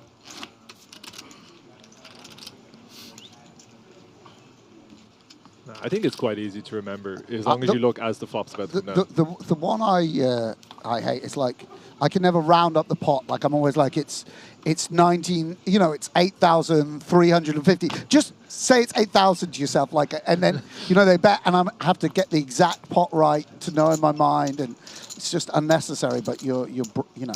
I would have bet a lot of money that you thought about it in big blinds. I would not have guessed there was 8-350s going through your head when really? you're. Yeah, I would have thought. I would have bet a lot of money. Wow, you convert it each time into big blinds. Did you do that? That's how I play live. Yeah. Wow. Okay. Sick.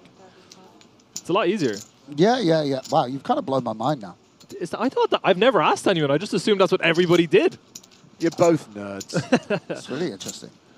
I'm gonna ask some people. Ruggieri back in action, opening with ace-3 in the hijack. King-10 suited for Matal in the small blind. Yeah, and this is quite a strong hand. You want to call here, Vincent, or you want a 3-bet? Good hands, many good hands. Once I start talking, I probably won't 3-bet. Little inquiry. Look at this. It's like your granddad having a word. You've been working hard at school. I saw you. This is interesting, actually, for Miles, for me. What's the big blind? 60K. I mean, I might just be all in here. Same. It's like the chip leader opening. It's not fun. You know, it doesn't feel like a strong hand, but you've just got this extra. Yeah, let's go. Go on then, Miles. Sorry, impartial. Everybody, I wish you equal luck, but Miles, tiny bit more, tiny bit more. This is just this is just a very smart poker player, realizing that, especially after that chat, Matal just doesn't have a hand he can call. We're gonna at least call ourselves. So we've got 7 big blinds effectively out there. It's just a significant amount of money. And just recognizing that this isn't a normal hijack range you're jamming into, and that the king and queen just, you know, again, it might seem redundant to call it blockers, but, you know. Super important, and you unblock a lot of the raise folds, because this guy, the way you were talking, sounds like he's going to use a lot more ace-x than maybe some of those king and queens. Sure. 1-9 and 35. Let's keep frowning, Marley. Yeah, and this is just a little bit of Hollywood here from the chip leader. Just decide, yeah. Is there an element of making people sweat there, see how they react, looking at them? Like, would you be into that? I don't do any of that. I'm a snap folder. I don't. Especially as basically you're printing money as the chip leader. You want the game to go quickly. Get it going. That makes sense. Exactly. So let's just get out of that. And it's on TV, so it's largely redundant. You're not. Your strategy is to open a lot. They know that. You know that. So it's fine. And a nice pickup there from Marley. Yeah. Marley Sprague. She's chipped up to 2.2 million, has 37 big blinds. As we keep saying, for the duration of this tournament, she is Spraggy. The other one is Ben. Yes. Do you know what's great? When I attempt to send Benjamin Sprague a message on Instagram and I put in Spraggy, it goes Marley Sprague, Chauncey Sprague, which is the cat, Dan Sprague, and then Benjamin pops up in 4th place. Imagine the fact that you're losing to your brother and a cat. DSO, Dan Sprague official. Yeah, let's be careful, Chechen. It's just, we can just hang around. You know, you're making money by just hanging around in this tournament. You will. Whoa, under the gun. Yeah. All in with 10-9. Yeah, and, you know, he's had a little bit of a rough time. I would love to see this just get through. It's not, again, we spoke about the blockers. The properties this hand has just aren't good in terms of getting folds. Miles has a hand. It's not getting through. Thought it was like just under, maybe like 840. Close up on the all-in. This is going to be a big spot for Miles. Yeah, and big spot for Chechen as well. Yeah. With the big. Take a count on that, please.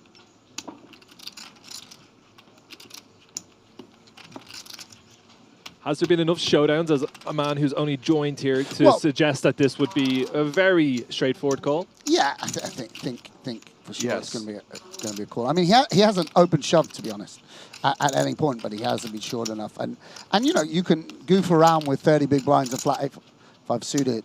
I hope she realizes that it's more just that he's erratic and could have something wild in there. I mean, it's a call against a sensible range. It's just a big spot, and after 4 days of play, you want to make sure you get everything right. I wouldn't want to. I do think, looking at Marls, that she is.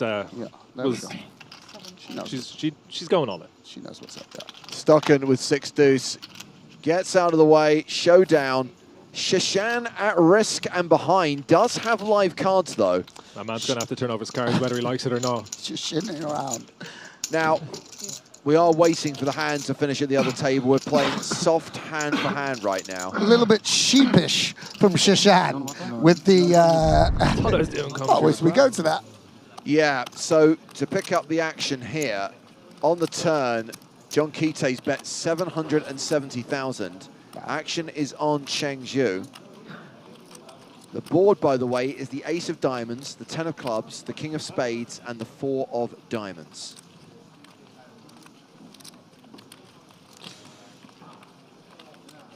So fun to play deep in these, like every pot so significant, worth so much money.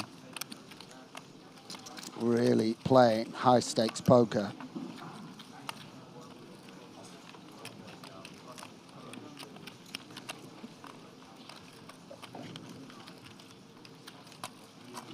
How good does our hoodie look, by the way? Sick. I never got one. It's really nice. That's a call. So 770K each. Big old pot. Going to the river, which is the 3 of diamonds, we have a straighty, flushy board. Brace the squeak.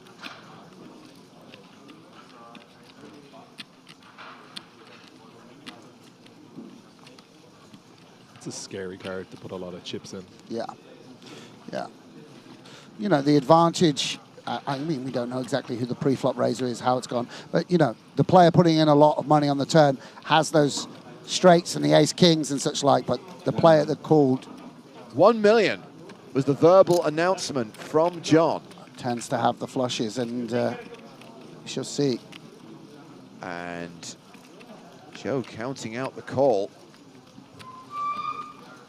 Does anyone ever count out the call and then raise? If anyone does, it's very strong always, by the way. I always think counting out the call, now live read's not my forte, but counting out the call on turns looks weak to me, if you're counting the rest of your chips. Sure.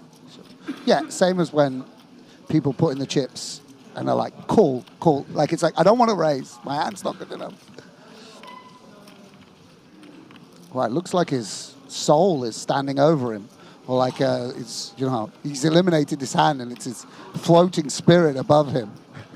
Or it's him in the future, standing, you know, it's the ghost of Christmas past come back to warn him, don't call.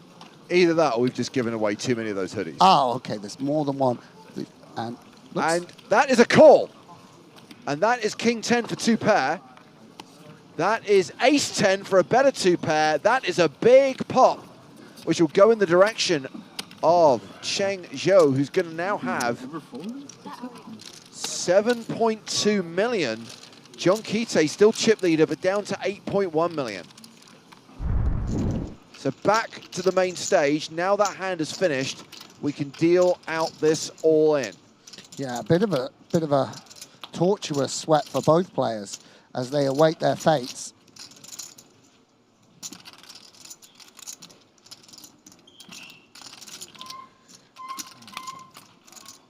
That's a bad window card. Oh, the 10 in the door, but a queen on the flop as well. And Marley is a 4-1 favorite. Jack is fine, I guess. And a nice... Yeah, that's most honest. Jack is honest. Nice smile from Serge. And he is drawing dead on the turn. Serge Shashan, the last remaining online qualifier, is eliminated in 13th place. He cashes for 60,960 euros. Marley Sprague chips up over 3.1 million. She's once again playing over 50 bigs. Yeah, a nice run from an online qualifier. Big payday if you especially if you satellite in for $100 or $1,000 or whatever it might be. And a little bit unconventional, the way that Serge approached things, but certainly was amazing for the entertainment factor of this feature table. They're the ones, though, for Marls, you really don't want to lose when someone's done something slightly unconventional, let's say. Like, if they shove ace there, you lose the flip. Of course, you take it on the chin. But if someone decides to put it in with 9-10, it just comes out 10-10 deuce, you're like, no, what are you doing? Yeah, of course. 12 players left, though, getting very close to the final table. We've got Preben Stockholm playing 12 big blinds, Vincent Melly playing 19 big blinds. So a couple of low stacks at the feature table. And just to concentrate, you know, now what it means for Marley, 50 big blinds is very, very healthy. It's an average stack. Yes, and you know, can't be sort of eliminated easily, right? You're not going to get too many blind-on-blind callers. You cover some people, so, you know, if a flip doesn't go your way or there's a suck out or whatever it might be, it's just very, very nice to have your head well and truly above water.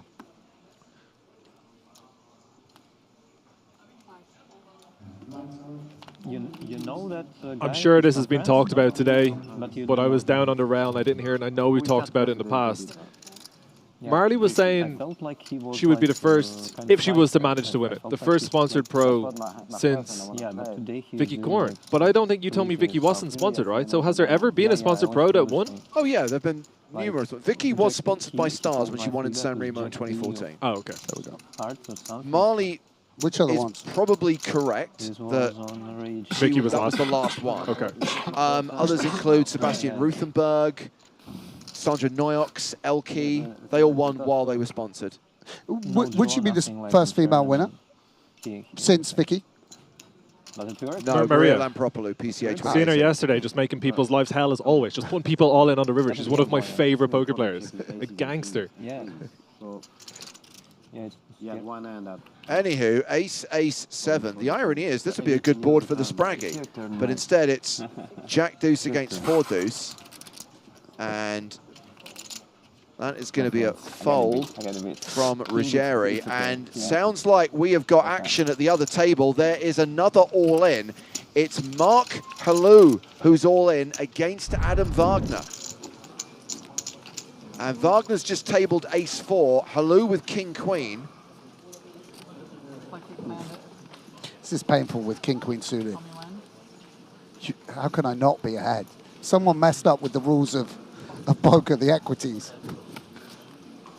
Both on their feet. Well, there's an ace and a queen on the flop. So Halou behind right now, but he has queens and kings working for him. Jack on the turn. And a king on the river. That's 2 pair, and that will see Halou double up and survive. Wow. So he's now got 1.1 million chips. Wagner drops down to 2.5 million. Zips the gilet back up. He's ready. He's still in the mix.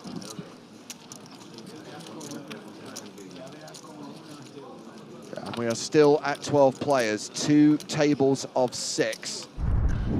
Redraw occurs when we get down to 9. The final redraw of this record-breaking EPT Prague main event.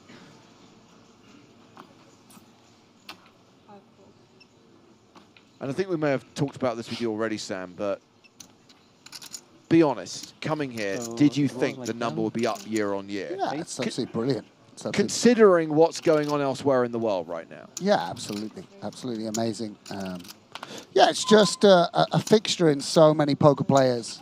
Poker players' Christmas party. Yes. You say that. No, honestly, my attitude was, at best, parity, but realistically, maybe it's going to drop below 1,200 this year. Yeah, I legitimately never expected it to break last year's record. Yeah, it's brilliant. Brilliant to see. Yeah, 2 pretty strong hands. Quite a strong hand in the big blind, given how wide we're going to be defending. Ace, king, 7, top pair versus second pair.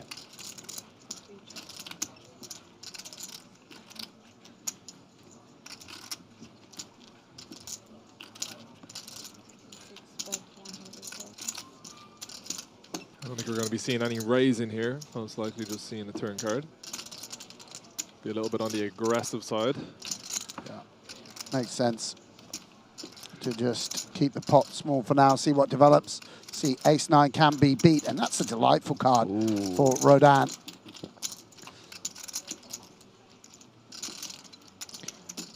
You'd expect Mittal to see a river card here the vast majority of the time, right? We're Yeah. not going to be betting very often on that card. Yeah, of course, the nut king.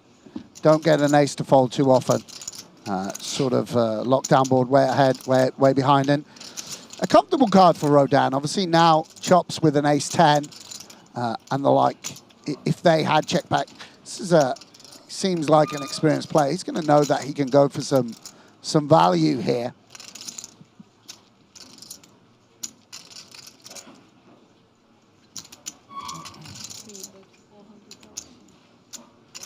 Yeah, and it's quite chunky, quite sizable, and this is frustrating turn of events from Matal. The king-queen reduced to a bluff catcher now. Obviously loses to the bottom pair on the flop as well as the top pair. So the bluffs would come from sort of queen jack, queen 10, jack 10. Yeah, might prefer have a king 9 suited or something at this moment in time. Yeah, absolutely. And presumably you check back some ace deuce, ace 3 as well yourself. So that's pretty unfortunate. Seems like he's gonna take his time to have a little think about it.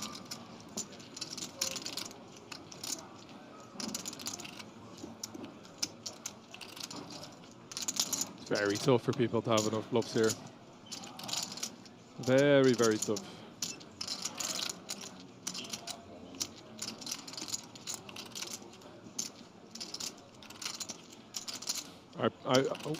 Does pay the river.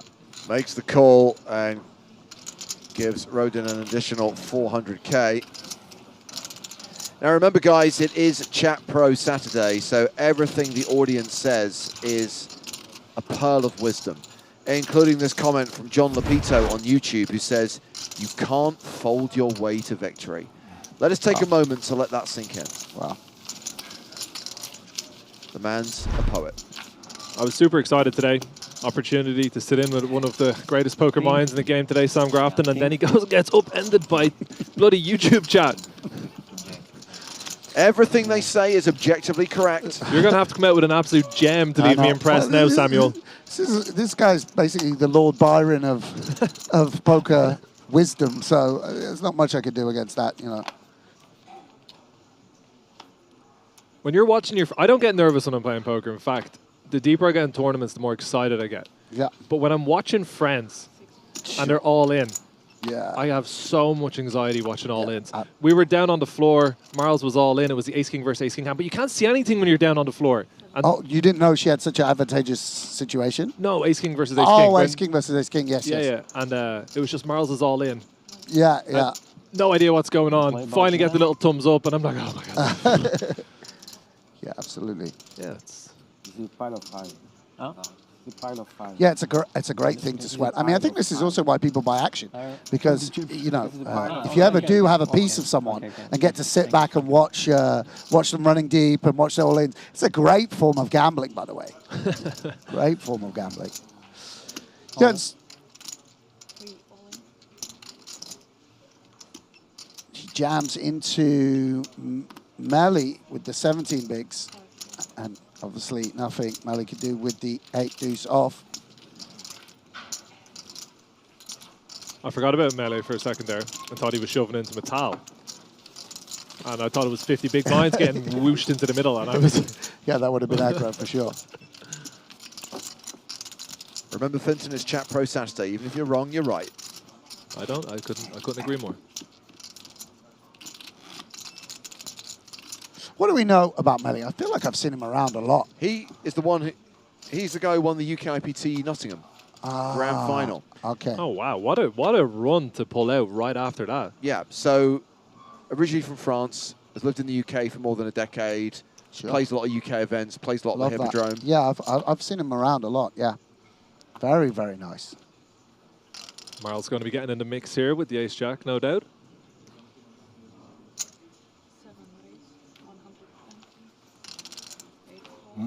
She's raised to 120,000. Round 2, Rodin on the button. The table chip leader got out of the way. So Rodin's got king 10 of diamonds. Yeah, and we could go either way here with 3-bet or flat. I would maybe lean into 3-bet. I don't know. We should see. Oh.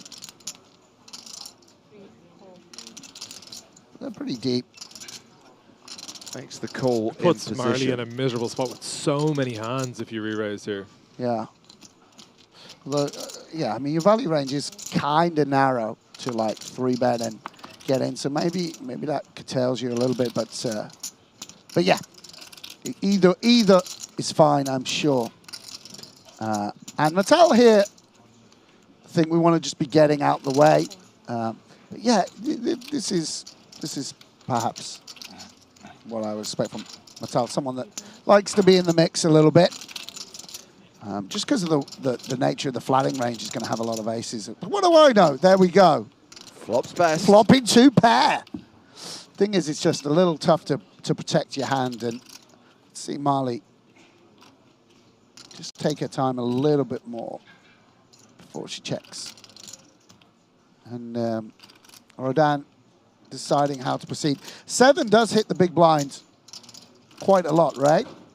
Like, you don't have much 7x. They've got 7-8, 7-9s. So you have to be controlled. Yeah. Depending on how much he's going to flop pre. Like, Wow. Vital snap folds the best hand. Interesting. Yeah, and versus this small sizing, Marley going to have to maybe continue? It doesn't continue. Okay.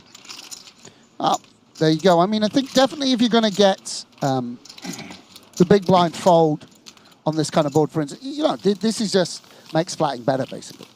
Yeah, couldn't agree more. You know, if people are going to play very, very honest, then it's a good adjustment to make. All in and a call at the other table.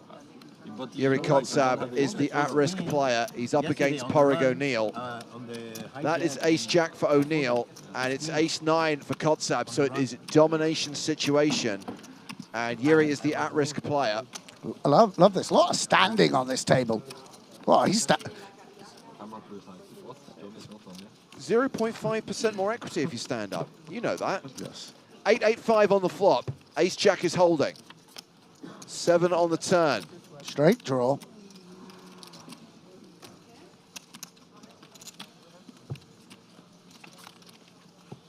And looks like a king on the river, which will send Yuri to the rail in 12th place. GG. Cash is for 60,960 euros. We are now down to 11 players, a table of 6, a table of 5. Wow. And Porrig O'Neill is going to have 5.1 million. Ah, that's sweet. Porg's one of the nicest guys I know in Irish poker. He's just an absolute gent, been around for years and years. He's just in the process getting himself a house at home as well. So just win this, buy it straight out. Absolute scenes. Buy it with duffel bag of cash. I think I'm correct in saying, just not to make it all about me, but I think I have a 12th here. Did I blow up in 12th or 13th? Very I don't remember all your blow-ups. How am I supposed to remember where you fell short of the final table? There was a lot of them, but I do think I have a little look. Have you final tabled an EPT before, Samuel? No. But I've 3-bet, 5-bet, ace-4 off, ace-7 off. Ace-7 off. Oh, that's Spraggy. Small blind versus under the gun into absolute oblivion. You're the original Sprag. Yeah. Well, Joe Chung was the first to punt with it. Yeah. It was me, Pro Beers, Darwin, Vanessa Selbst. It was just like, what was this? Some EPT 50K? Yeah, but Darwin was like a bad reg back then. You know, we were like, nah, he's dust. Oh, you thought that? Yeah, this kid will go nowhere. He'll never do anything in the game. Well, I have to scroll back a long way in my. What is this? We got Marl's heads up here against Ruggieri. King Queen versus tens. Ruggieri opened under the gun +1. Marley defended her big blind. 10 still ahead on this ace-8 deuce flop. Neither player has a heart. Let's chip leader. Just keep it nice and simple for yourself here. Have a little small bet. Yeah, ace high, mono. I honestly should have, but I feel like you're very strong. Maybe I'm wrong. Oh, the live reads, Marls. That's very strong. Marley, don't give away so much info. God damn. I got 12. Yeah, I had a. Which year was that? 2014. I just moved to Prague. Yeah. So it was in your hometown as well. Oh, by the way, me, Pro Beers, Katai, Cassillon, Matson, yeah. Jonathan Wong, sick. That was the Stephen Grainer year. This is Bertels. Wow, there was $1.2 million for first time. And you went with it with ace-7? I was pleased. How many bigs? I was pleased. I was like, if I 3-bet here, I'll definitely 4-bet, and I'll get to 5-bet all in. It's a brilliant spot. Premium. That reminds me 50 big blinds straight into the middle. And he called, and I was like, what? Hang on a minute.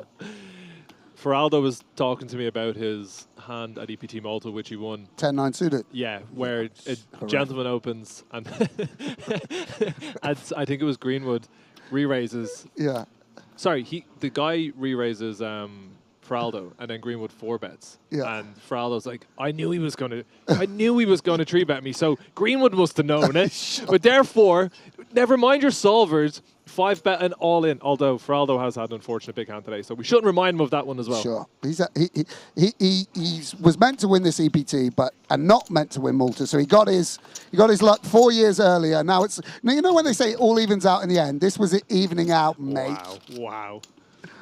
Sam Greenwood was fist pumping as that king came on the turn. He was like, finally, revenge. No.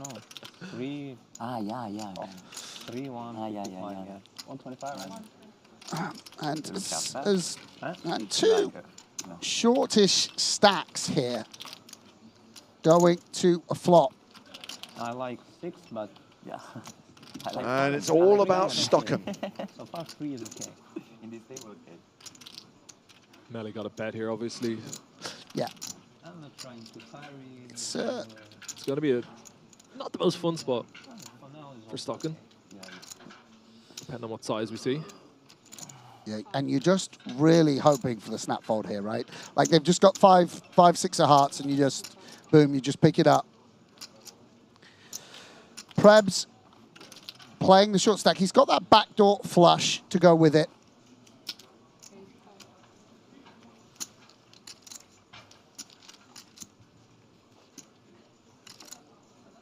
Wow. Queens and 3s. That's 2 pair. Yeah, and if I were Melly, I would be going for it here on the turn with the bear gut shot. If you, for some reason, had a jack, sort of enough equity to check back, I would, you know, you have a club.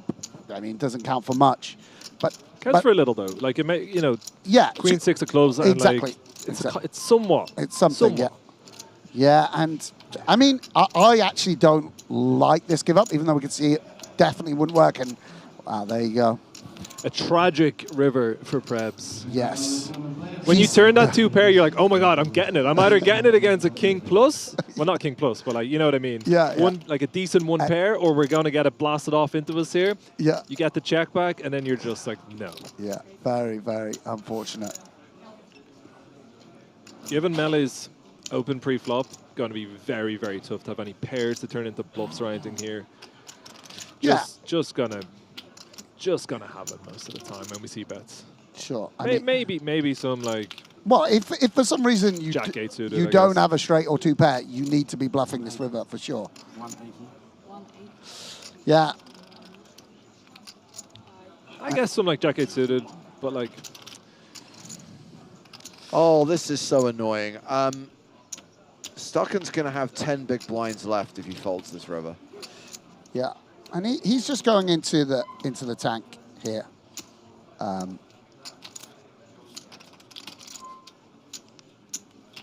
It's just a legitimate bluff catcher, and now it's just a case of combinatorics. Is there, you know, an 8-7 suited that didn't bet the turn that now bluffs? Is there a pocket 8s that had a, you know, that had a sliver of, you know, didn't want to put money in on the turn, but now feels forced to bluff? I mean, it's even that if you had 8s or 7s, occasionally you might shove or... Yeah, pre-flop, I think they're going in most of the time. Exactly. Anything you could think back to pre-flop, did he, you know, it's... That's why I think like you need to find it from something like Jack 8 suited. Yeah, like also the 10x tends to be 10-9, Queen 9. You don't open from the 8 so much. And would he turn in a King 8 into a bluff? Well, no. Would he bet? He might at least think about betting the turn with that. So yeah, it's just a very...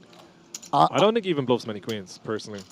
Given it's against a big blind defend that didn't get in on the flop. Like, even if he had a Queen 8, I don't think he bluffs that. So that's why I feel like it's super tough. I mean, yeah, I mean, I think you got to be bluffing Queen 8. But yeah. But I mean, for sure, if he doesn't bluff that, then we're... I mean, again, you've got a queen. There's 2 queens out there, and he only opens Queen 8 suited. So it's like 2 combos at best, even if he did. And now if we say we only bluffs it half the time. Yeah, I mean, this is just, by the way, Prebz... it's just one of the best in the world, and what we're trying to do, right, for the audience is just convey what's going through his head, right? Yeah, of course. Yeah, very good. Very nice. Fold. Frustration. Yeah. Frustration. So he is the low man at the table now with 10 bigs. Vincent Melly moving up to 21 bigs. Willie Lowman. Yeah, a nice run out there for Melly. Avoided getting check shoved on the turn, realised his equity in position, and worked out well for the, well, we'll say adopted Brit. I mean, if he's living in England for 10 years, I can root for this man. Now, I'm informed that this scruffy-looking individual in the brown top Mate, it's like a pickpocketing ring. He is apparently that guy who needs a haircut is the husband of poker pro Marley Spragg. There's hope for us all. If you too become a multi-millionaire, there is a chance that you can have a smart, intelligent, funny, and beautiful wife.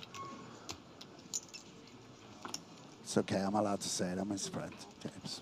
I'm his friend. I'm his good friend. He knows. Very, very close. It's nothing to do with his money, by the way. It's just the fact he's 6'4". Those guys don't even have to try. And try he does not. I believe most of his fortune came from renting out his bathroom to Tonka. Yeah. Imagine if Tonka had to pay rent, he would be a rich man. So, you know, again, we haven't... I mentioned yesterday about how much I've played with Matal, how long he's been... What did you say, his 10th main event cash? 15th. Yes, and this is just someone that wow, and just pause for a moment. Marley with an interesting spot so deep in the main. I like re-raising here. I don't think you have to be overly worried about it coming back at you too light in this spot. Yeah. That might be not correct, but I think re-raising here, playing in position.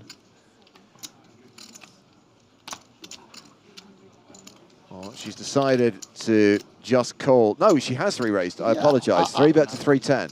I like this as well. I mean, it's a little bit different. Again, it's also player specific. I think Gavert will continue here way more than inverted commas. You should, and I use that term just in a sort of technical sense. That's a quite good thing for us with our particular hand, though. Yeah. I know what you're saying. I know what you're saying. Knocking out the chip leader, or well, potentially having a little think here with the 10 deuce. Come on, Ruggieri out. No, oh my days. Doyle Brunson, you tribute see, this incoming. Is what I love about the EPT. What I love about commentary. I've moved back to Gavert, or of what's he going to do with King Jack, and this is so disrespectful is what it is. This is out of absolutely nowhere. He's just found the cold 4-bet with 10 deuce. Is he? What's he done? That is a 4-bet. He's re-raised to 680,000. Unbelievable.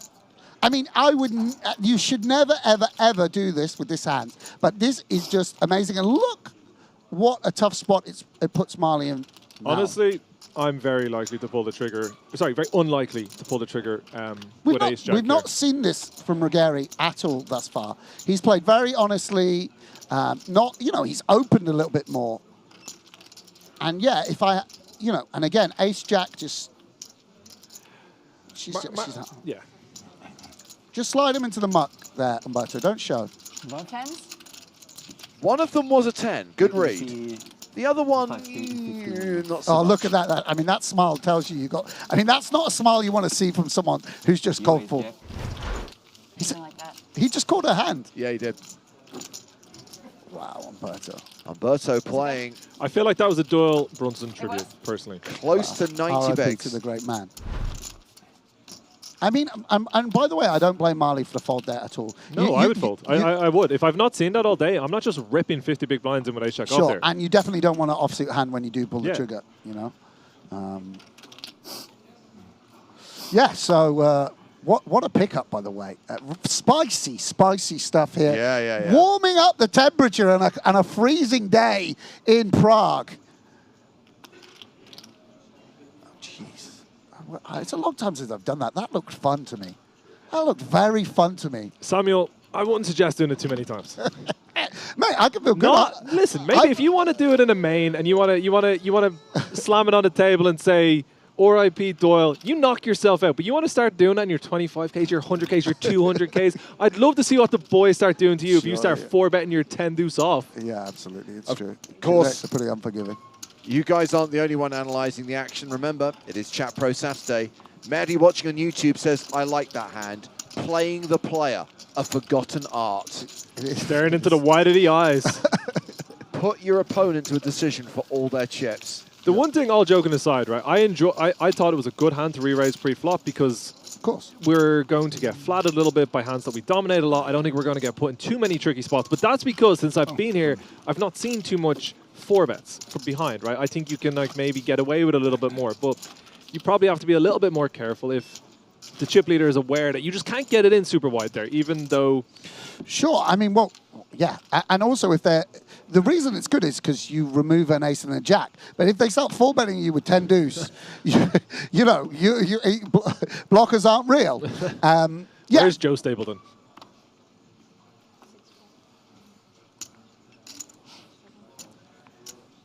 I don't think Marls will enjoy being told about that one. No. You know, she will not enjoy it. And do you know what? I would not enjoy it either. I'll be asking for a little straightener outside and getting eliminated. Mate. Not the first time this week. Oh, dear. Ruggieri with a very legitimate hand. Well, he's raised with Queen Jack on the button. He's made it 140,000. It's Melly's big blind, 9-7 off. Yeah, and I wouldn't surprise me if Melly defends here. I think this is a hand that might just drop out versus the covering stack. It's sort of, yeah. I think that's kind of nice, to be honest. Can see it anyway later. Yeah. Good card. I'm not gonna lie. Second last of chips. Oh yeah. Depending on what's when you've called 4-bet the 10 deuce off, now you show them the Queen Jack suited. Look, I'm not mucking around. I wouldn't be raising anything less than this on the button. I had a young kid in the mystery bounty the other day. He had a massive stack, and of course there was slow to short stacks. He should be going all in all the time. Goes all in like 5-6 times in an orbit. 7th time shows the ace king, and I'm like, oh yeah, you've had it every time. Who do you think you're kidding me? Yeah. It is possible. It is, James. It's improbable, but not impossible that he did have it every single time. Ace king might have been the weakest holding he had in those 7 hands. I played one orbit of my max late reg in the EPT, and in that orbit I went ace king, aces, ace queen suited, and then busted on the 4th hand. Yeah, no all-ins beforehand. Those were your first 3 hands? No, first orbit. Ah, okay, first orbit, still, yeah. It was crazy. I was like, oh my god, I'm going to win this tournament. Well, Stocken's got ace king, has 9 big blinds. Yeah, just a real nice spot to pick up a legit hand, a hand where you can actually get called by way, way worse. And whatever happens here, pick up the blinds, get called. There's no bothers. Where's your line where you'd start doing a little raise as prebs? 10 days. 600. With ace king off. As the short stack. I mean, you can raise off 12 big blinds for sure. Yeah. You just want to mix in the ace king off into the shove, yeah. So I mean, if I had aces there, I would raise. Yeah, no, of course. Yeah. So yeah, I mean, maybe even off. I mean, 9. I've seen Arthur do it off like 6. I don't know whether it's approved, but I've seen him do it on the final table with Queen 10 off, just raising off 6. I'm like, are you gonna fold this one? Yeah, I shoved 12 big blinds with ace king in the spot, and Bowie was not impressed with me. You're supposed to raise? Oh yeah. You were supposed it wasn't from +1 though, so it's a different ballgame. Yeah. The human solver that is Bowie effect. Yeah. Unbelievable. Action folded to Grigori. He's out. So it's Vincent Melly on the button with 10-8 off. Yeah, this is going to be indicative of what he thinks of the opposition in the blinds. Again, it's not an exciting raise into a covering stack in the form of Marley. I think hypothetically we're supposed to fold it. And that's a bit of respect for his 2 opponents. Okay, so blind v blind. Govert Matar with ace-5 offsuit in the small blind. Yeah, with Marl's covering here, I think we mostly just want to be calling and not getting too out of line. Maybe get a limp raise in, potentially. She's got a disdainful look on her face, eh? Take a look at him, Marley.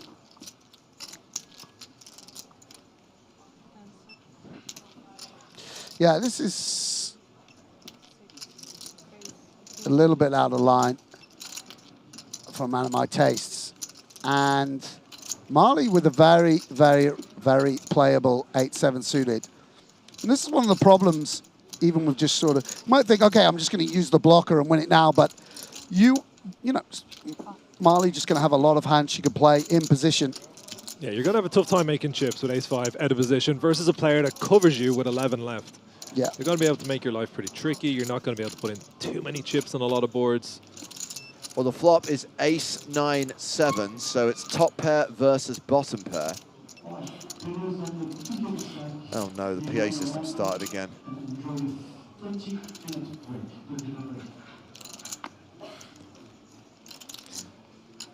Yeah, and this pot got quite big already.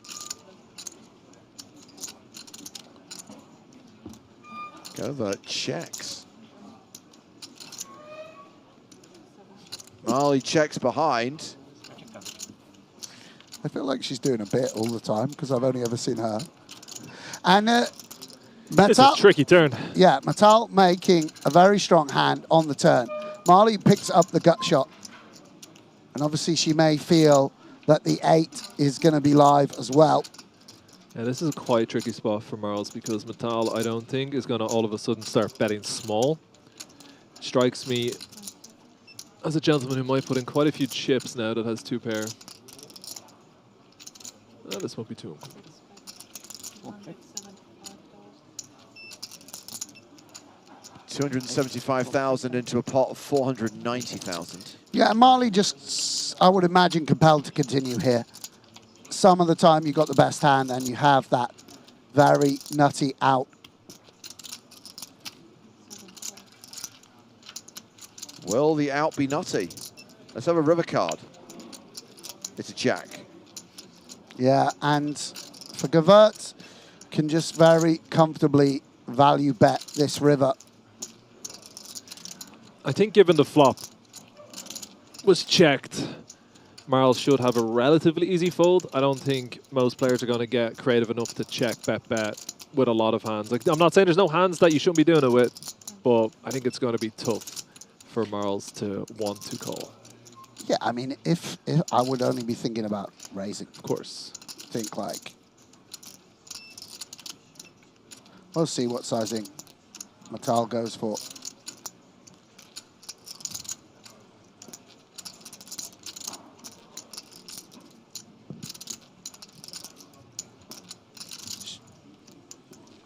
He'll end up being greedy, I think, but then.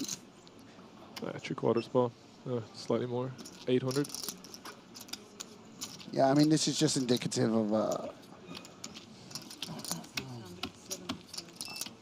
Yeah, this is just indicative of a very strong hand. Yeah, Marley just having a think. Okay, so he needs a hand which he's raised pre and check the flop. I think that's the key thing. What hand, you know, what King X, King 6 just doesn't bet the flop or whatever it might be. And yeah, Marley's seen this. What do you say? He's heard. I wanted to say she's seen this tune before. She's heard this song before. She knows what's up with the. Yeah, if you're going to do a metaphor about songs, hearing rather than seeing would definitely be. No, unless you're Kanye. Yeah. So Vital wins that one and chips up to 2.6 million. He's playing 43 bigs. Marley's dropped down to 30 bigs. We're halfway through the level, and I can tell you that the first mini EPT Prague online tournament started 20 minutes ago. Late registration still open in that one. Another 2 tourneys today at 6:15 and 8:15 Central European time. Tomorrow, it's all about the mini main events. There's a $5.50, a $55, and both have gold power passes added. The winner is going to get a gold power pass in both of those tournaments with silver power passes presented to the runners-up. So a great opportunity for some added value and a great opportunity to win something that could earn you a package to the first leg of EPT 2024, because we could be back in Paris soon. And here's the thing, Power Path launches in Southern Europe very, very soon. So with Paris coming up, how many French qualifiers do you think we're going to see in both the FPS main event and the EPT main event? Getting me very excited, James. Getting me super excited. I'm a man who has traditionally not enjoyed playing satellites because you just have to fold all the time. They make me too sad. But the power paths are so much fun. I love that the regs, the top guys, can't just buy their way in, bully their way in. Screw you Sandgraf, gotta but it's qualify. not for you. I don't want Samuel on my left. I don't want Darwin on my left. Give me Bob from wherever, from Leeds. I want to play with Bob. We're looking forward to welcoming you to FPS Paris. Sorry, I should say Bobby. Bobby. I've not yet managed to win a single pass. I've gotten to 109 a few times. They're so much fun. Yeah. They're just quick. There's so many people in them that like you don't have this like stalling around a bubble forever. And also, I think I'm right in saying we've got a new venue for Paris, correct? Correct. We've got a new brand spanking, working elevators. It's going to be no more complaints from you guys. We'll see. We'll see. We don't want to speak too soon. One thing actually I just noticed, because I heard you saying embrace the squeak, but the squeak's actually been very minimal this year. No. Last year it was eradicated almost entirely, and this year it's back with a vengeance. It's back? By the end of the day... I love the squeak. I actually think the squeak is EPT, personally. By the end of the day, the squeak is incurring the wrath of Steve O'Dwyer big time. I haven't noticed that on the floor, though. Here we go, Rodan. Stepping out a little bit. Not re-raise, just raise. Yeah, he's re-raising the big blind from under the gun. But just to emphasise what Technically Sam the second bet. was saying, yes, new, bigger venue for EPT Paris, but if you think that you can guarantee that poker players won't find something to complain about, you're a naive individual. Yeah, indeed. We welcome your complaints. It's how we get better. Some of them are valid, some of them not so much. Yeah, and this is, again, Matal, he likes to be in there. He likes to be in the mix. Go on, Sprague. And this is a real tricky one. Yeah, this is a little bit tricky. This is a little bit tricky. The face that Marls has just pulled makes me feel like she's not going to do it. I mean, it's a much nicer spot with 24 big blinds, right, than 31. The problem I see in this situation is when Matal is covered by Rodin, there is a lot of strong hands that Matal will just call here. And if you rip it in, maybe he calls with the ace-queens. Maybe he calls with the ace-jack suits. I'm not sure. Yeah. But we're going to the streets. Gary's in there with the jack. So here we go. Very rare four-way flop. And a lot of people with the same type of holdings. Feels like an ace-high board to me. It is a king, queen, deuce board. Marley's in front 100%. There's absolutely no way Gary would have been able to resist a king-jack squeeze of any suit. After seeing that 4-bet with the 10 deuce. Yeah, and Matt Al with the sevens. Got to be very respectful in a four-way pot at this point. It's very complicated. Yeah, and I wonder if with the backdoor flush draw... No, she just checks it back. I think a little stab there would have been okay. And we do get a somewhat innocuous turn card. Doesn't improve anyone. If Marls is flattened with Queen-Jack of clubs here, I think she can have some King-X that would also be inclined to check the flop occasionally, so we could potentially bet small here. Looks like we're just going to win, though. Yeah. Oh, here comes Ruggieri. Wow. I don't know. Check. Oh, no, he's going to check. Little chip shuffle and check. Yeah, and it gets a bit weird to bet the river because you're so capped. Yeah. There it is. There's that familiar frown. Win or lose, we'll be frowning. That's a nice 10 big blinds going Marl's way, though. Well, 7's opened, yeah. That's why I'm like... I thought like he won... Or you had Queen 9? No, yeah, I have Jack 9. Oh, Jack 9. No, just card you had Jack opened, 8. and I thought like you won. No, yeah, because... And I thought like I misread because I was ahead of you. Okay. What? Yeah. Little post-mortem on the hand. I guess people didn't open in turn and people just... For original raise. Assessing what they have. With Queen. Yeah, usually winning hand still stays open, no? Yeah. But like... that's why I was embarrassed. I love it. Grigori, little assistant dealer. I don't mind a little assistant dealership. I do assistant to the regional dealer. You're a big blind, yeah. Sorry. Yeah. I host my big blind, so. So there we go. Not much of a car crash. Just a nice, honest four-way pot. Check down to the river. Let's see what you're holding. Everyone with just a little bit, just enough showdown. I think once per level, everyone should put in 2 big blinds and we just check to the river. Sure. Mix it up. Just a little bit of honest poker. Let everyone realize their equity. Yeah. Everyone likes to realize their equity, you know? Yeah, just once a level. Exactly. Let the equity out. Let the equity be free. Yeah, and yeah, go on, Gavard. I mean, just we got a good hand. Just no. Oh, he's folded it. I would have bet a significant amount of my net worth that hand would not go in the bin. It's because I mean, it's a momentum thing. He lost last hand, so now we don't. He lost with 7, so why would you play 5s? Maybe actually. All right, come on, Ruggieri, let's raise. I mean, Gregory's got 46, so you have to be a bit more careful. But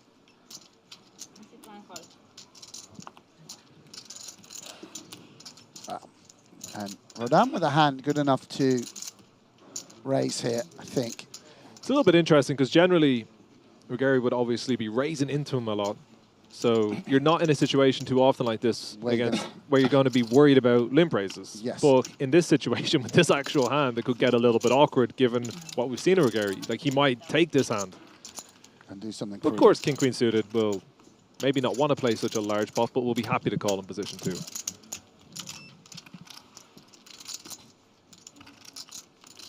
But we just see a call. We see a flop. And that flop is Queen High, 1 diamond. Yeah, very nice flop for the King Queen in position.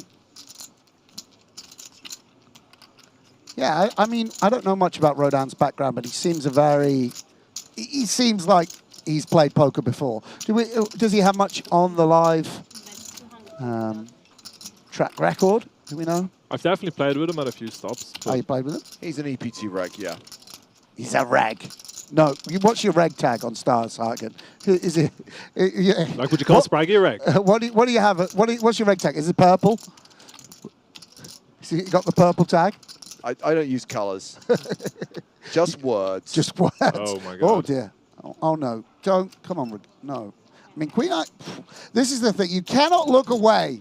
You cannot. I thought we were there for a little chit chat. We are being way too disregarded of what he's going to do. 5, 8, 5. Going for the. Yeah, and listen, if you played your hand like this and you had ace-5 of clubs, maybe. This is spicy. Yes. Yeah, we've got Jack 10, Jack 9, 9 7, 7 5, 7 4, 7 10, whatever. We got 8 million, 6 5 with a backdoor flush draw. 8 million hands we could choose from. I would suggest that we do not take our eyes off this pot again because I have a feeling that this is not done. Well, a 7, a 4, something like that. Anything but a 10, a 9, or a jack, and I think we might. I don't think we're done. Yeah, okay. I'm not saying we shouldn't be done. I'd say we're done. All right, chill out, Ruggieri. Come on, bro. You played very well up to now. Let's say Ruggieri's hand was covered like the old days and we were cards down. Where do you think he would be check raising for value in this spot? Like, what's the worst hand he raises flop and then wants the bet turn? Like, even if he has like 8-6 suited, we don't really want to put that all in. Yeah. We don't want to put in 800K and be left on the river on a Jack 10, 9, you know, Queen, King, Ace. And And we can't just shove on.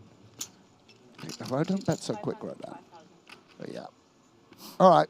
Ruggieri. If we see the double check raise, I'm walking out. I'm walking out.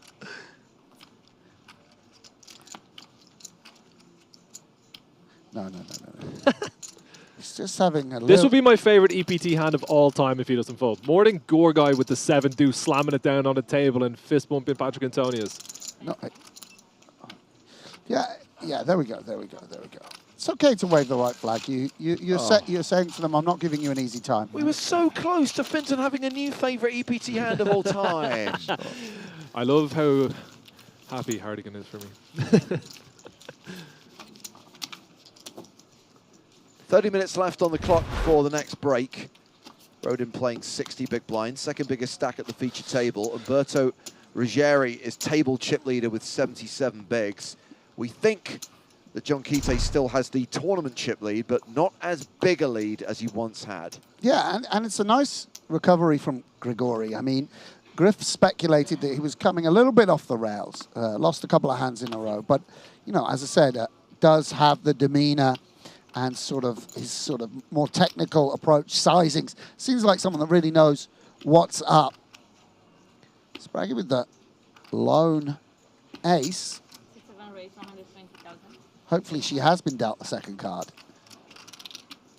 Raises to 120,000 and Ruggieri is in with King Queen on the button. Very quick call. 120.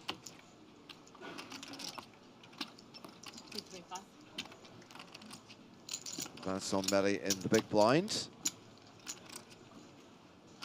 we pan across to the Frenchman. I think Melee will find a fold here. Yeah. The flats, the flatting range, I mean, it's King Queen, but I mean, it's Ace Jack, it's Ace 10, it's Ace 9 suited, it's all sorts of things. Yeah, again, just seems like a... We've just seen a couple of discipline folds from him so far. He's just a good, he's a good poker player. He knows what's going on. So heads up to the flop, which is King 10-8. Yeah, and unless Marley has aces, she is in... Or Ace King. Yeah, and wow. Gary picking up the royal flush draw. Feels very much like Marles has the Ace 10. No, the Ace 5 of diamonds to me now. Yeah, no, I can see that. Ace Queen for Broadway. Wow, and Gary checks again. Probably want to start putting some chips in here. Ace Jack. I mean, the trips. Marles could certainly have that. Yeah, I mean, if she did have Ace 5, we would probably want to bet to target 7s, 6s, 5s, and the like. Could be that she could even block the river with Ace 10. As you say, it's going to be a suited hand if it's not a thing. As she just... And it's quite tough for Ruggieri, because this is the... Wow, she's gone big, right? 250? 300,000. Yeah, and this is saying I've got Ace Queen or Ace Jack. And Ruggieri has a very nice bluff catcher. Blocking, obviously, a boat, a flush, a straight. Yeah, I mean, he's going to call here. I don't think he's ever going to raise. If Marles is bluffing here with an Ace 5, I think she's going to be a little bit upset when the King Queen is flipped over. I don't think it's a hand, given how you've played it, that you have any option, right? We're always calling. Ace 4 diamonds. Yeah, I mean, that's a very legitimate bluff from Marley. I would have done the same myself.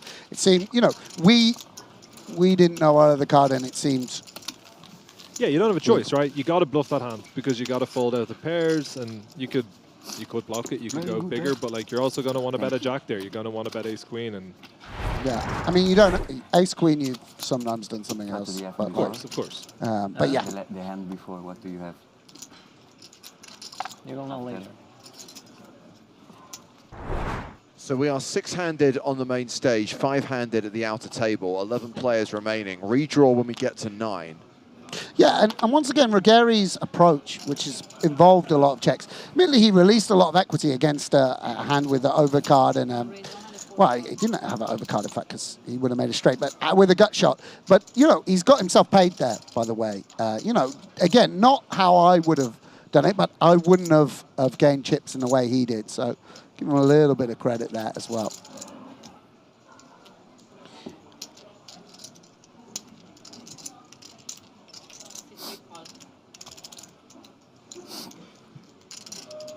I like this call with a 6-5 suited in position. Yes. Pretty resilient hand. Yes. Even when you are covered.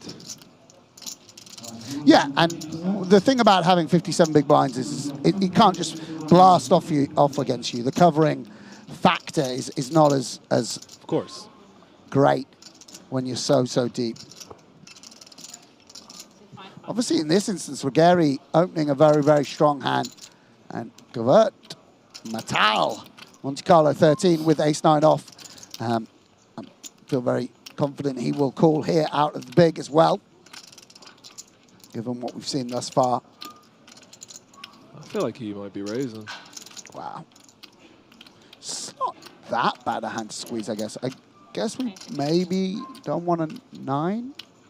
I don't know, maybe ice out. Vital's taking a little breather. Sure. Couple of hands didn't go his way. Sometimes there's nothing wrong with that. If you're not feeling it, sure, just take a few hands off. Yeah, I don't Get a mind. few deep breaths. I don't mind it at all, yeah.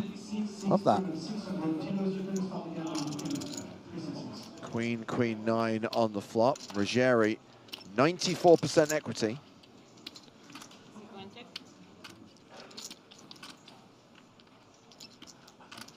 I'd be very tempted to start betting here with 6-5. Yeah, why not? I mean, it's not, the hand doesn't make any money in the Czech back line. I mean, we do have a backdoor flush draw, but yeah, just folding out an ace-6 would be nice.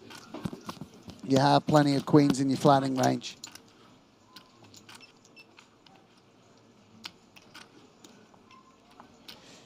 Yeah, and Ruggieri not going anywhere. He's just taking stock of the situation.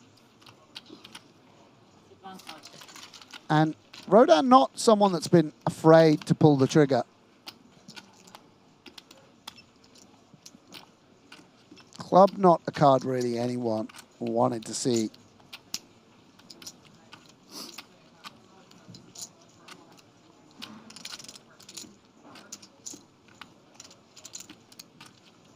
Don't lead Ruggieri. Yeah, and yeah, he's just trying to make things easier for himself here by leading. Yeah. Yeah, not what I would have done, but does get it done. I stay better. Yeah. Yeah. Feel better with your play?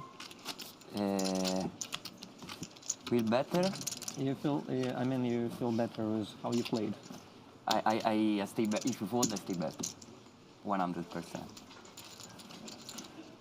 Feel like there might be a little bit of a communication breakdown there. Don't think they're talking about the same thing.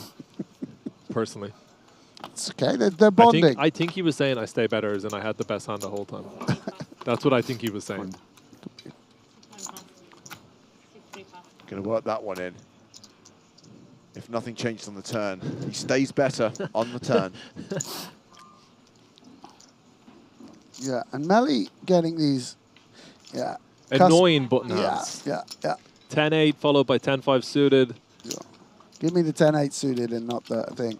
Yeah, and Matal having raised a very ropey ace-5, now with a stronger hand. And don't forget he's in his round off though. Yeah, and now covering Marley actually. It's been a bad little bit for Marley.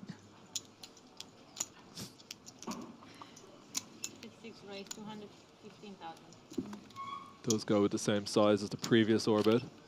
Marl's had a very pretty 8-7 suited last time to defend. And this time might not for Marl's be particularly enjoyable to be calling these hands, but I don't think there's any option other than to just call in position here. Pure bluff. Pure bluff. Yeah, the suited hands just make it in.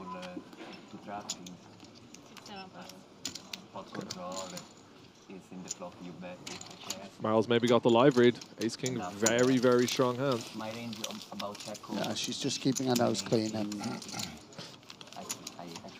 yeah, I think probably want to continue there, but it's could be some very short stacks on the other table. Marl's is aware of as well. There's a little bit more at play than we can potentially see. Yeah, I mean, obviously a 475, 7 big blind stack for Prebz here on our direct left. Like the next ladder, we're looking at almost 20,000 euro. The prestige of making an EPT final table, you know, as a PokerStars Pro, it's been quite some time since we saw that happen. Parker last year, was it? Now, I know I should probably know the answer to this question, but I don't.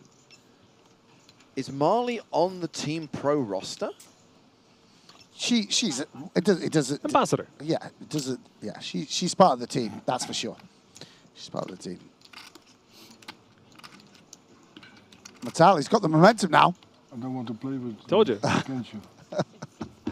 Wow, it's a great voice he's got there, by the way. So if you got ace, Full of wisdom. as well fold because you don't want to play with. Yeah, good strategy. It's interesting. Do you think he created his account for Monte Carlo EPT in 2013? King Jack. No, he's been playing longer than that. Yeah, he must have done. Maybe in 1913. Whoa, whoa, whoa, whoa. You must be hitting almost 30 years of the online streets, are you, Samuel? 30. Yeah, it could be. Owns Could be. 13, Feels like owns 13 properties in Here's Monte Carlo. Yes, indeed. Indeed.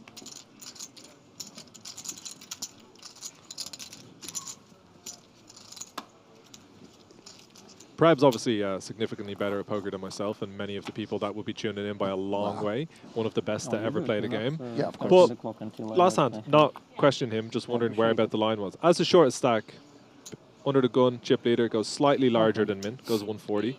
And he's got Jack 8 off with the 7 bigs. Where's the line? Because like it feels like it's getting real close to the line. Yeah, I mean it's just dominated as well by the opens. The thing is if you make a pair, you go with it. Of course, yeah, of course. So, yeah. Again, not questioning the fold, just wondering like how obviously Jack 10's not going to go in the bin. No, yeah, just a bit more playability. So yeah, you're right. It's close for sure.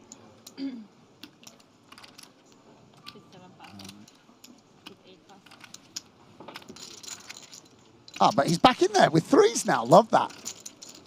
Little bit deeper now.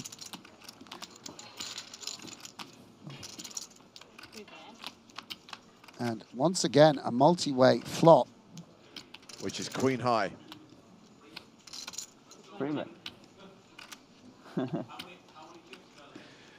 Parker Talbot and Samuel Grafton, the two voices you'll always see before. Sorry, hear before you see them. You're doing my I know you got me. I'm Yeah. learning from you pretty well here today. Yeah, you will see Parker's voice around the building. That's for sure. Yeah, fine form.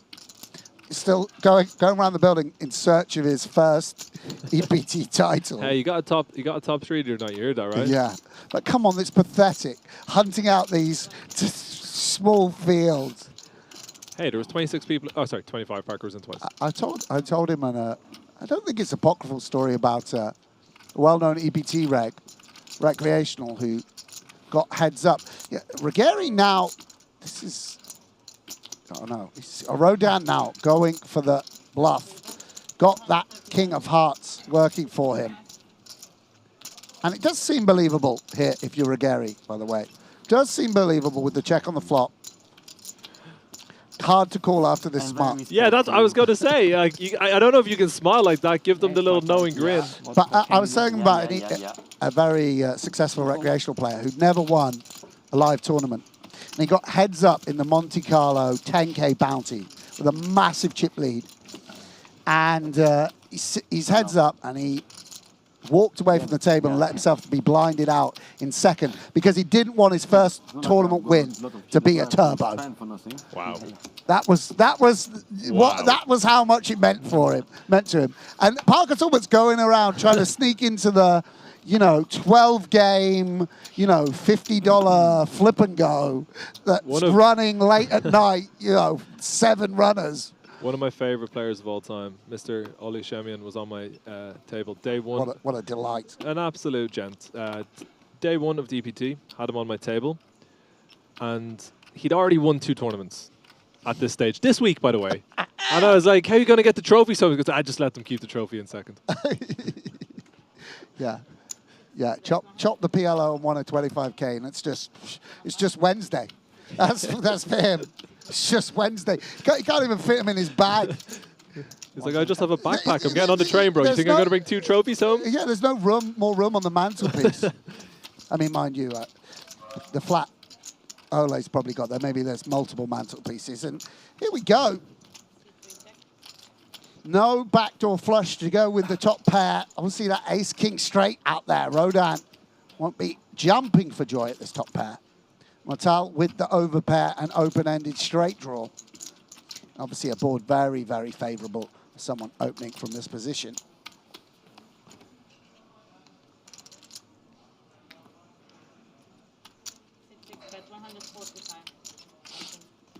Yeah, I mean, I wonder if he's going to just fold, by the way. It's just like very unexciting spot I guess you cover, so Gavert has to play 145. Honest. Yeah, fair enough. Fair enough. Metal potentially going to check some turns. The other players might not, you know, occasionally, maybe maybe not make your life so difficult. But if I'm staring down the barrel of Samuel Grafton betting that flop, I'd fold Queen Jack, man. No, but all joking aside, like these top pairs would really tough for them to improve. And sometimes when you do improve, your opponent's getting even stronger. They're not very desirable to put a lot of chips in at all. Yeah, on Queen Jack 10, you've just got so few hands you can call down 3 streets. You've got to just start discarding some pairs that can't improve. So you want the pairs with the backdoor flushes, the pairs with the straight draws. They're all the same because they're going to run it with 7s. Well, pretty confident we'll see a fold on this turn. Yeah, 325. Does go for the smaller sizing. I would be more tempted to go a little bit bigger here, even with ICM. Maybe I'm wrong. Maybe I'm wrong. I think I might occasionally check aces and go bigger with kings. Wow. Potentially. Wow. And this is sticky now, by the way. Wow! Hits the 7 on the river. It is always coming 7 to give Rodin 2 pair. Yeah, and Metal may still go for value. That's a very disguised 2 pair. The Jack 7 will likely fold the turn. The 10-7 will likely fold the turn. You're just going to be up against a lot of Queen 9s, Queen 8s, King Jacks, and the like. Obviously, when you have kings, not so much King Jack. And I wouldn't blame Metal if he went for value now. So you have to be a bit more careful going for value. Late stage of a tournament. The SPR is a little bit funky, to be honest. Is he considering just checking back? It would have been a bit more natural to go bigger on the turn and have it all in. And well, we're against that size, I don't think there's going to be much. no, I wouldn't be raising, by the way. Oh no! Oh wow. Okay, maybe. I mean, Rodin's going to have a. What's he say? He's not even loving it, by the way. He senses this is a value bet. He senses that this is a value bet. Did he say I should have folded the turn? How much? He said maybe I should have folded the turn, which obviously eliminates. I'm beating aces. Oh, he's going to get. Oh, Metal thinks he's winning. He just said I'm beating aces. Oh, sorry. Yeah, so he's. Yeah, he's making the crying call, but it's a good call. 2 pair cracks the kings. Kings, I'm beating 2. And Grigori Rodin. Yeah, I was afraid of ace king. Usually people will check behind king. He's going to add 1.3. Sir, you just hit a 7 on the river. Stop talking, Grigori. No. Normally people check. So yeah, he's now playing close to 5 million chips, more than 80 big blinds. Blinds going up, by the way, in 13 minutes' time. And we do need to head to the outer table because we have got an all-in situation. Mark Halou is all in again. Mark Halou, the at-risk player, all in against John Duthie. Wow, these two have been. He's been in so much. Halou tabling 10s, Duthie tabling ace-jack. So classic race at the outer table. King, queen, queen on the flop. So far, so good for Halou. Set for another double up. He's halfway out the door. It's just like, yep, another flip worth 100,000 euros. Third one of the day. 6 on the turn, 10s still holding. You can have this one. Such a rush, by the way. I think. So much money. The river. Barry Greenstein. That ace on the river will eliminate Mark Halou in 11th place. He cashes for 73,160 euros. I should have. Another player falls victim to the wrecking ball that is John Duthie. Yeah, and I don't know what to say. It's hello, goodbye, and hello. I don't know. There's something to be done. If only we had. This is why we need Stapleton. Yeah, he would have worked with that. See, one thing I've learned, and one thing that I wish Griffin Benja would learn, is don't try and be Joe. Don't try and workshop these lines. You've either got it, you can either do it, or don't do it. Yeah, it's true. It's true. Yeah, got a feel for him. I mean, he used up his. I think he used up his 9 lives. He certainly used up 4 of his 9 lives before that elimination. And who knows what he was up to get there. Could have been a few more. Sure, indeed. Generally has to be to make the final 10 of an EPT, 1 away from the redraw, but not the official final table, correct language? Don't start saying you're on the final table. Just because this is the last table of the tournament, don't go home to the wife or the boyfriend and say, I was on the final table. No. So we are down to 10 players, so we need to rebalance. We have to have 2 tables of 5s. You'll notice that Vincent Melius coming down the steps. He's going to the outer table. Clock has been paused while we just get those tables balanced.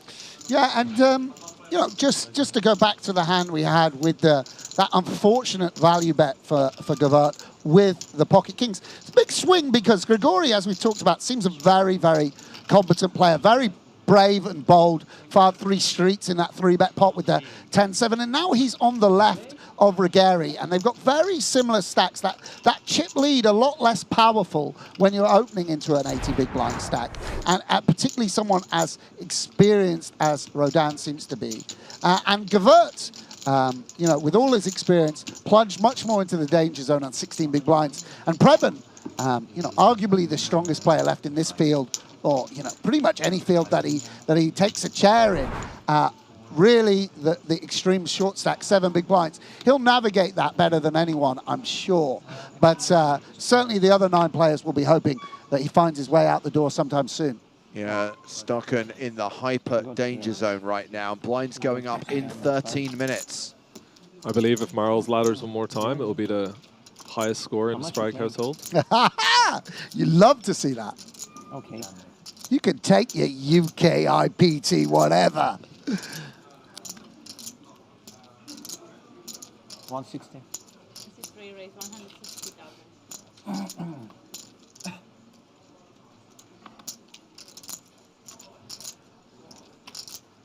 Oh, Metal down to 1 million chips after that swing. As you said, 16 big blinds, such a big difference. Even, you know, if the Queen 7 doesn't make the 2 pair and you just get the bet and the fold. Yes. It's huge. Yeah. Every pot's so significant at this late stage.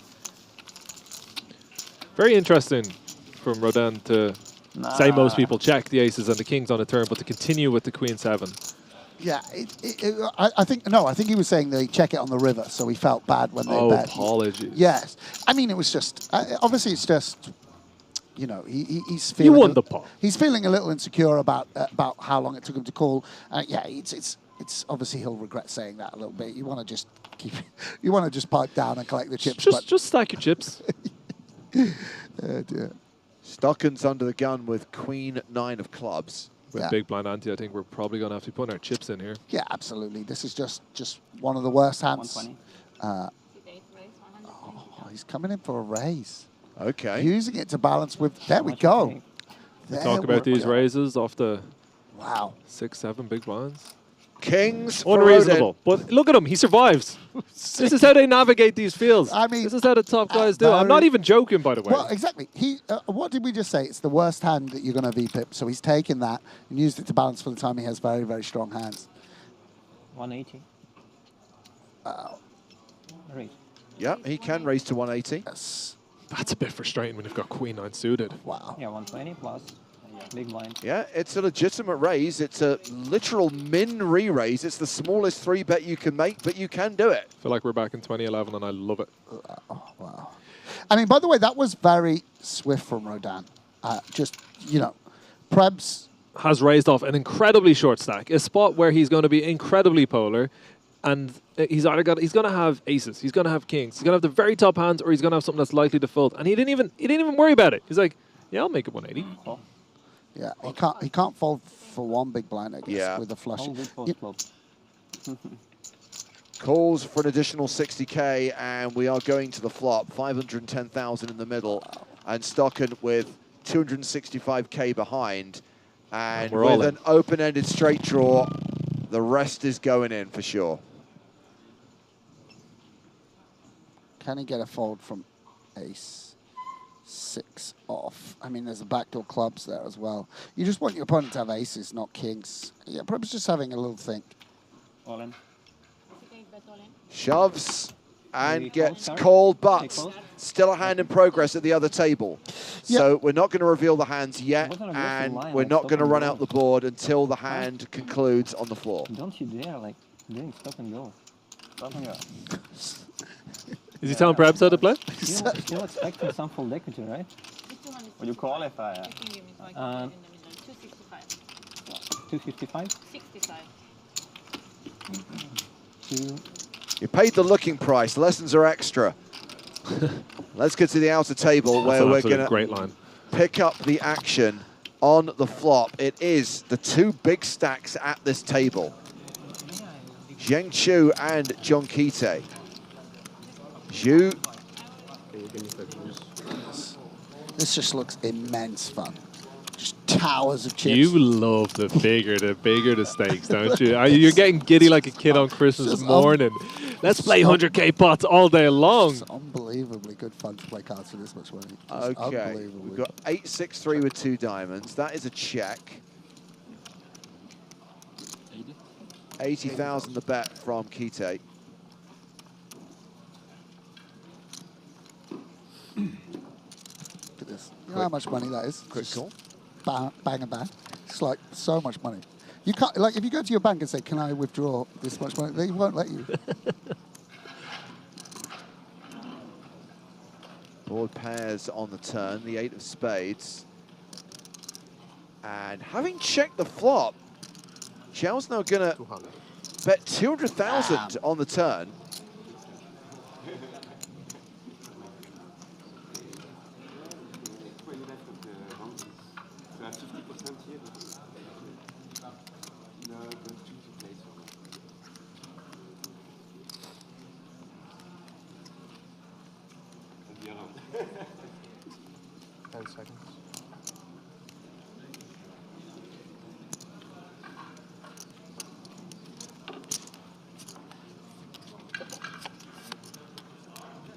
Well, Kite calls, we get the 4 of spades on the river. Potentially very interesting river card.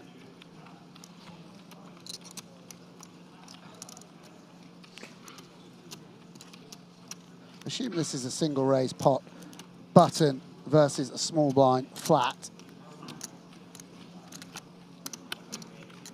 10 seconds. We do go to a time bank.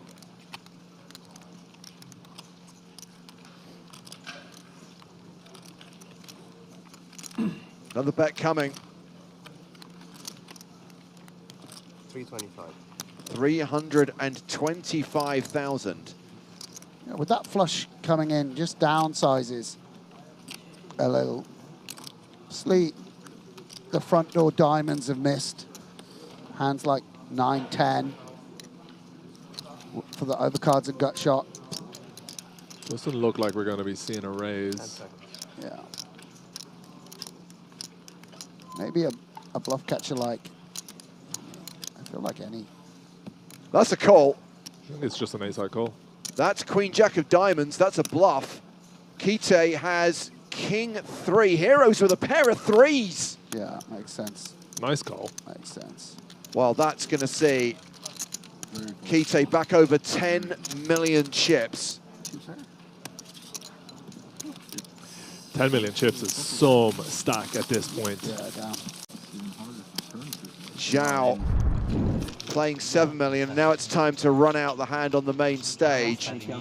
Yeah, and I'm going to root a little bit here for Prebz, not just because he's such a nice guy, But he hasn't really had much opportunity to do anything. Been in the booth a couple of hours, hasn't been dealt, had sort of one ace-king shove. You want to see the best players in the world doing their thing at the highest stakes if you get the chance. Of course, everyone else in the tournament is rooting against Prebz right now.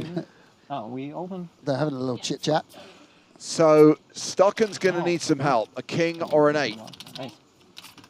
Got the kings with the club, it's just not what you want to see.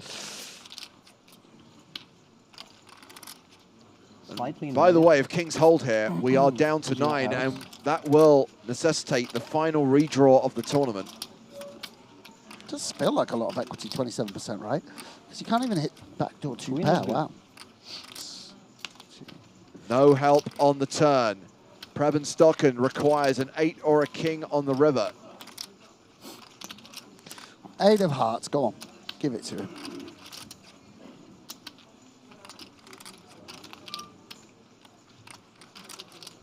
Everyone else at the table rooting for a brick. It's a 9 on the river, that's not enough. Preben Stocken is eliminated in 10th place. He cashes for 73,160 euros. It takes us down to the final 9. We're down to 1 table. There will be a redraw, and the 9 remaining players will take new seating assignments on the main stage as we continue to play down to 6 on the penultimate day of this EPT main event. Yeah, well battled for Prebz. You know, even for someone with such an illustrious career, 70K, not to be sniffed at. Of course, he would have loved to have strutted his stuff under the lights on the final. And another big pot, or at least reasonably sized pot for Grigori, pushes him over the 90 big blinds chip mark, blind mark rather. More chips now than Ruggieri will go into this last table as second in chips, I presume. So we can check very briefly on the stacks of the players who we've been watching at the feature table. Rodan is up over 5 million, as is Ruggieri. Marley Sprague hovering around the 30 big blind mark. Govert Metal still short with 15 bigs. 8 minutes still to play at 30-60. We're going to take the break now, and then we'll come back, play out the end of level 27, roll into level 28. Now that we're now down to 9 players, the redraw is about to take place. At this point, I'm going to say thank you to Sam Grafton. Yes, thank you guys. And Vincent, you're going to be back after the break. Looking forward to it, can't wait to sweat it. Alongside Joe Stapleton and Nick Walsh. So yes, we'll be back in around 20 minutes time.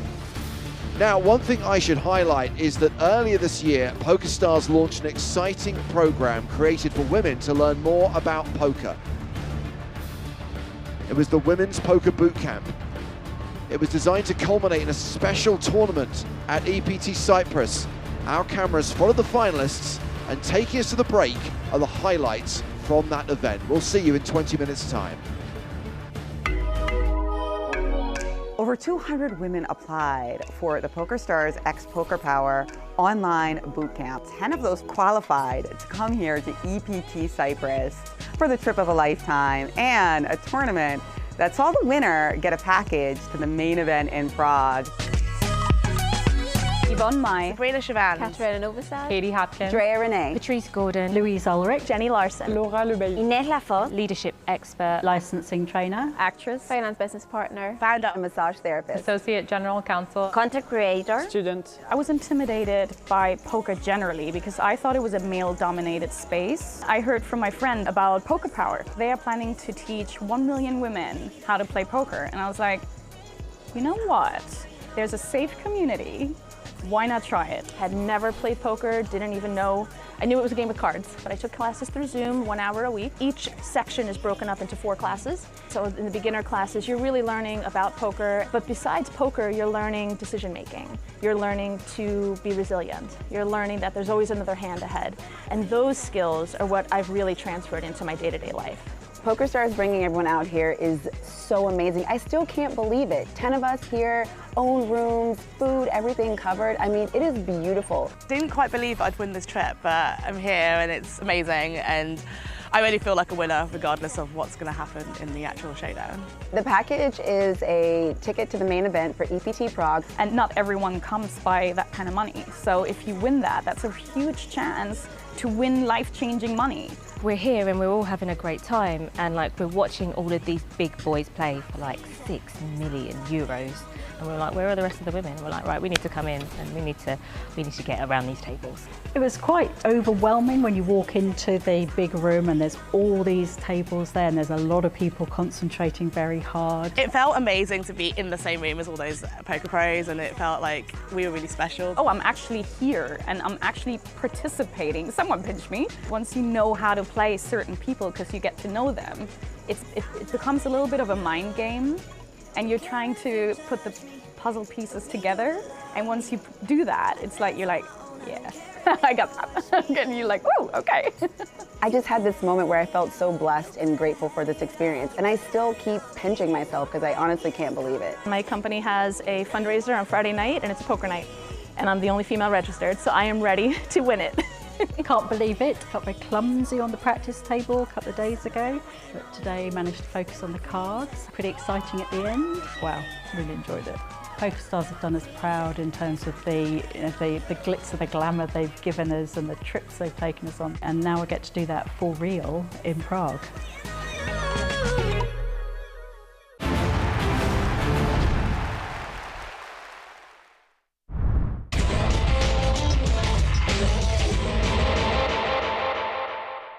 No, ti chiedo. What's it about now, Nick? I missed that one, I'm afraid. Just when you think you've got someone here who can translate him. I mean, Spanish or German, I could help you out a little bit more, but yeah, that was just my romantic language best guess that I picked out. And 184 of the final table. Are we going to get to 200?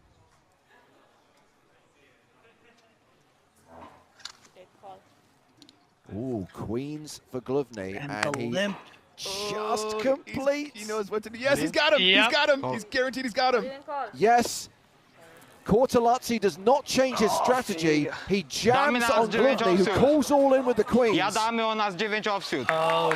disaster for the Italian. Well, hold on. Hold on. He's got an ace. Oh. Many people believe there is always an ace on the desk.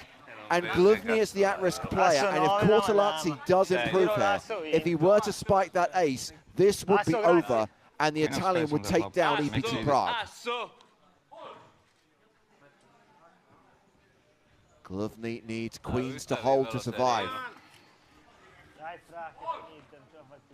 He's proved to be pretty invincible so far.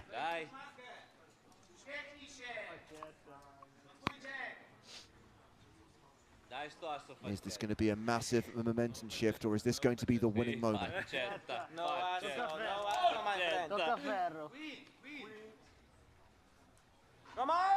No ace on the flop. Jack 5-5. Queen's good. Not a good start for Cortellazzi. Gonna need an ace. No backdoors here. No wheel backdoors. No nothing. Only an ace from space. Only a berry. 87% chance that Glovny doubles up. Make that a 93% chance. Just has to fade Barry Greenstein. Just has to fade the ace on the river. If that happens, we have our champion.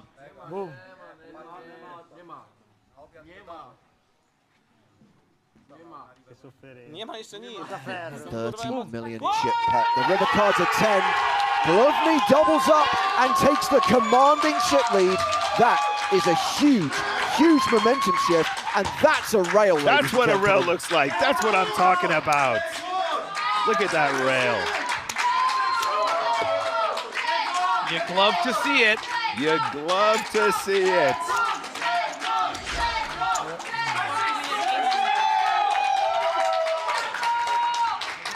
That is Grzegorz' girlfriend, Annette, you see, leading the cheering section there. And he has the huge chip advantage now. It's 30 million place, 5.6 million, 11 bigs for Cortellazzi. Griffin, now he can just open jam, right?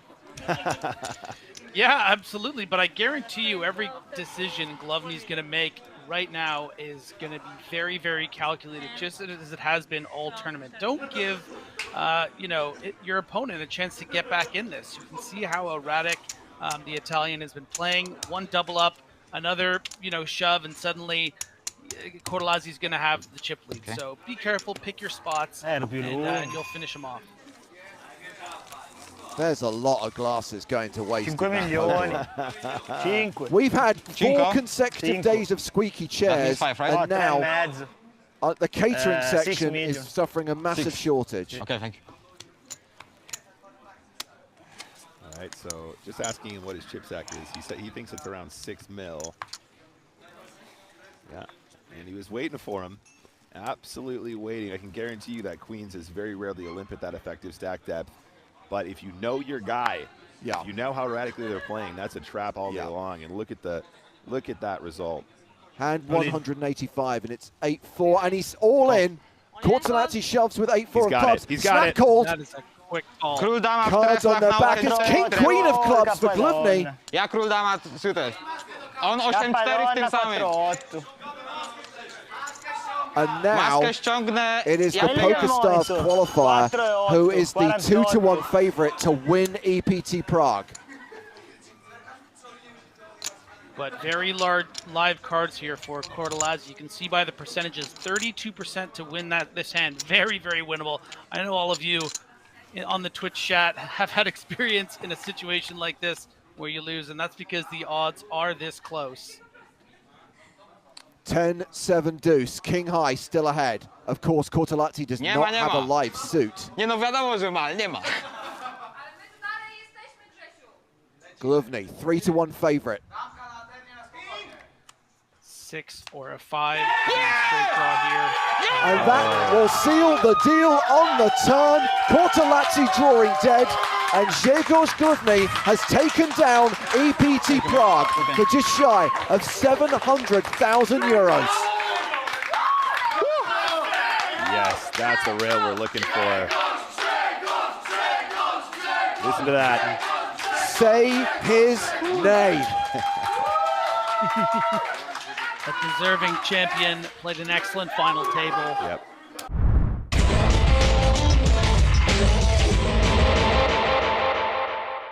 Actually, grandma of my girlfriend was watching it. He just had the PokerStars TV on and was watching.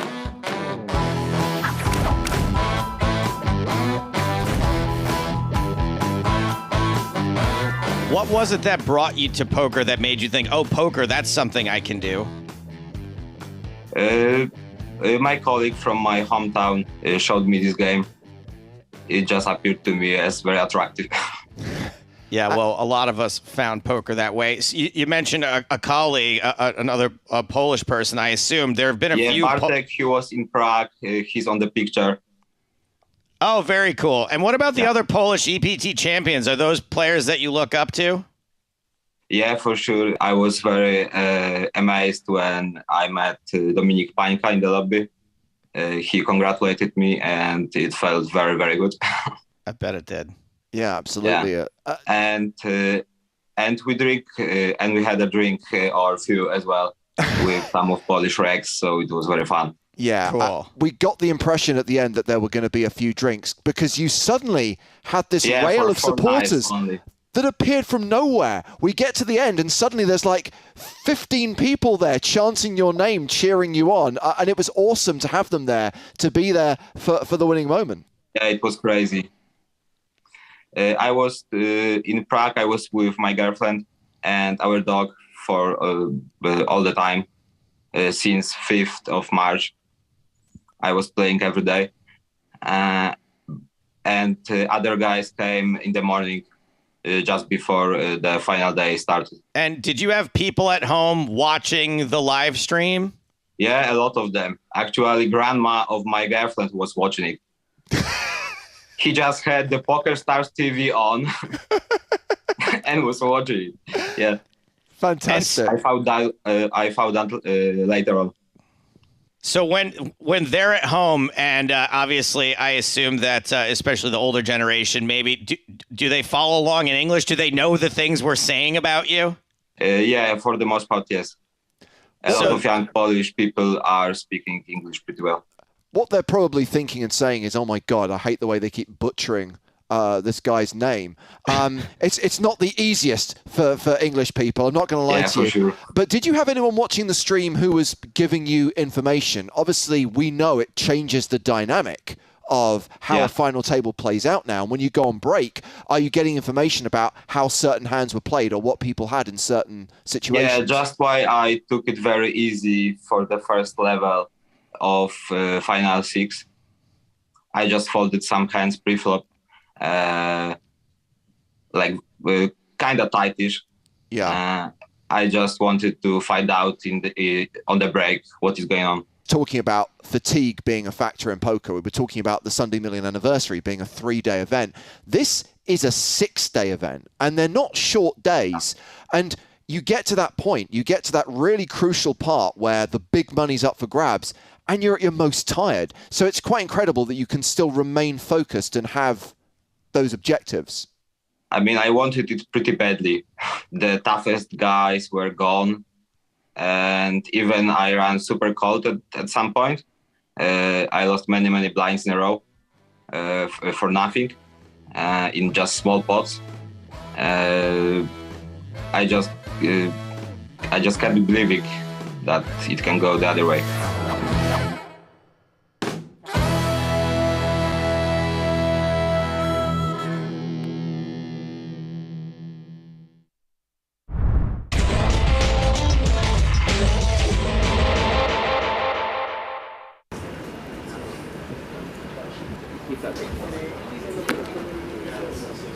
It's Mike's button, he's first to speak. 10-7. And he raises, makes it 325,000. Standard raising hand for heads up on the button. 8-9 suited for Dominic. Call here would be standard as well. There's the call. This is what happens heads up. Ranges are blown wide open like somebody left the gas on too long and then lit the pilot light. A 10-9-5 flop. Second pair for Panker, top pair for McDonald. Action's been checked to him. Panker's checking to the razor, but I would imagine he's not folding to 1 bet. Well, Mike's C-bet is 350,000. You can certainly understand him calling here.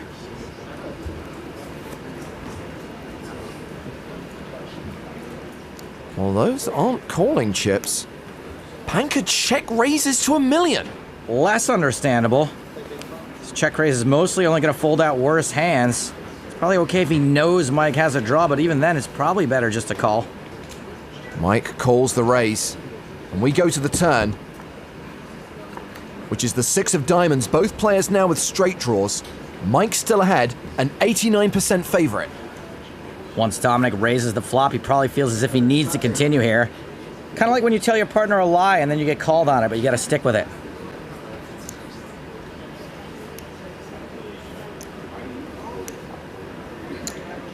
That's a bet of 1.4 million. And like most suspicious partners, Mike is not falling for it. McDonald calls. 5.5 million in the pot. The river is an 8. That gives Mike a straight. It gives Panker 2 pair. That card hits Panker, but in his mind, it could have hit Mike even harder. Panker checks. Mike should be value betting this. He checks behind. Interesting check back. Maybe just wants to see Panker's hand, catch him, make him admit the truth.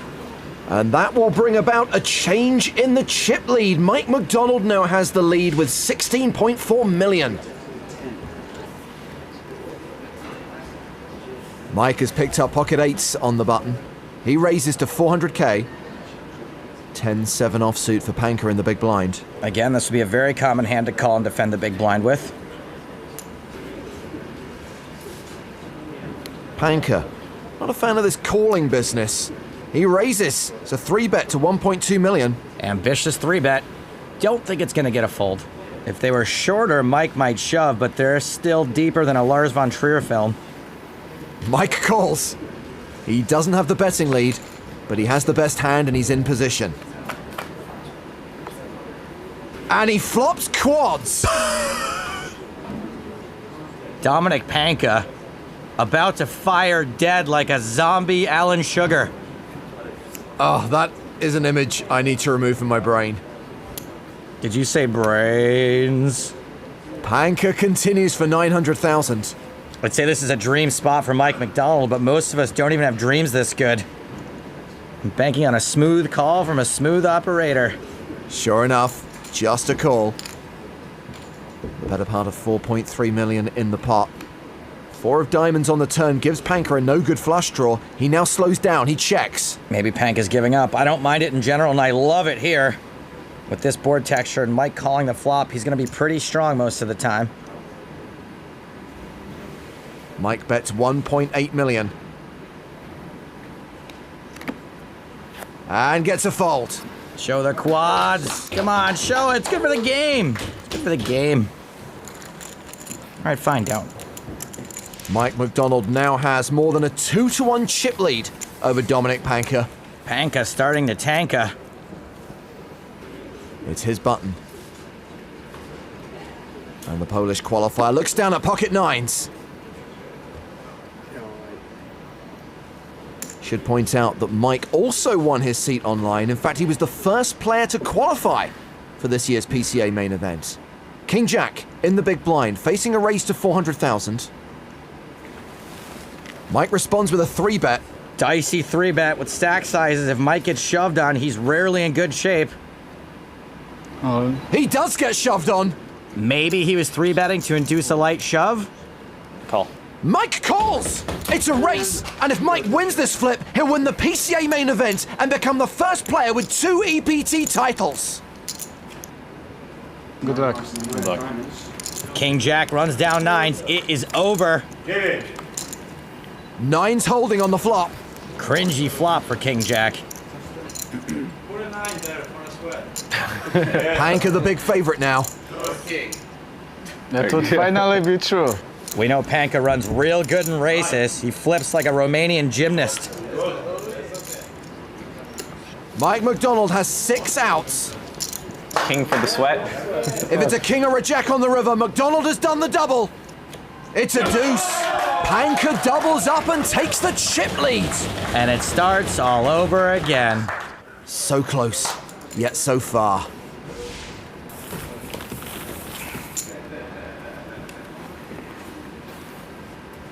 Right now, Dominic Panka has a big chip lead over Mike McDonald.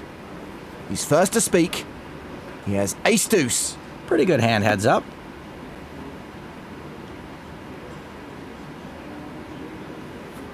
Here comes the raise. Raise it. $500,000. Mike has 7-4 suited. Definitely a hand he can call with, even though he's short. He can most certainly see a flop with this hand if he likes. All in. McDonald shoves! Or he can see all 5 cards, maybe. Can't please, but... I think this would actually be a loose call, given what Mike's shoving range should be. His range is mostly better aces and pairs. Ace-deuce not doing well against those hands.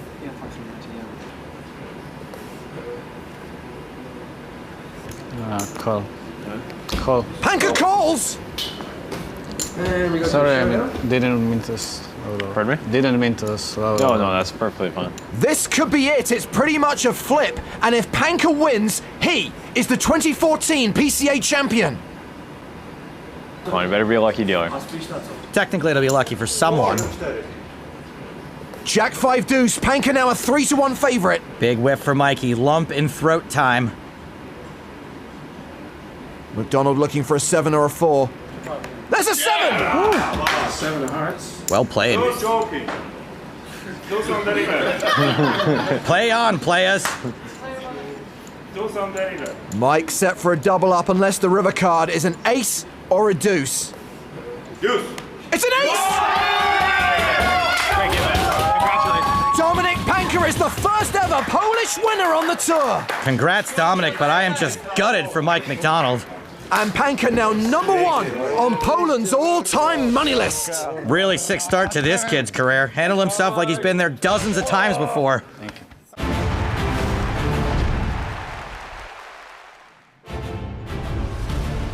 Hello, my babies, and welcome back to the PokerStars European Poker Tour.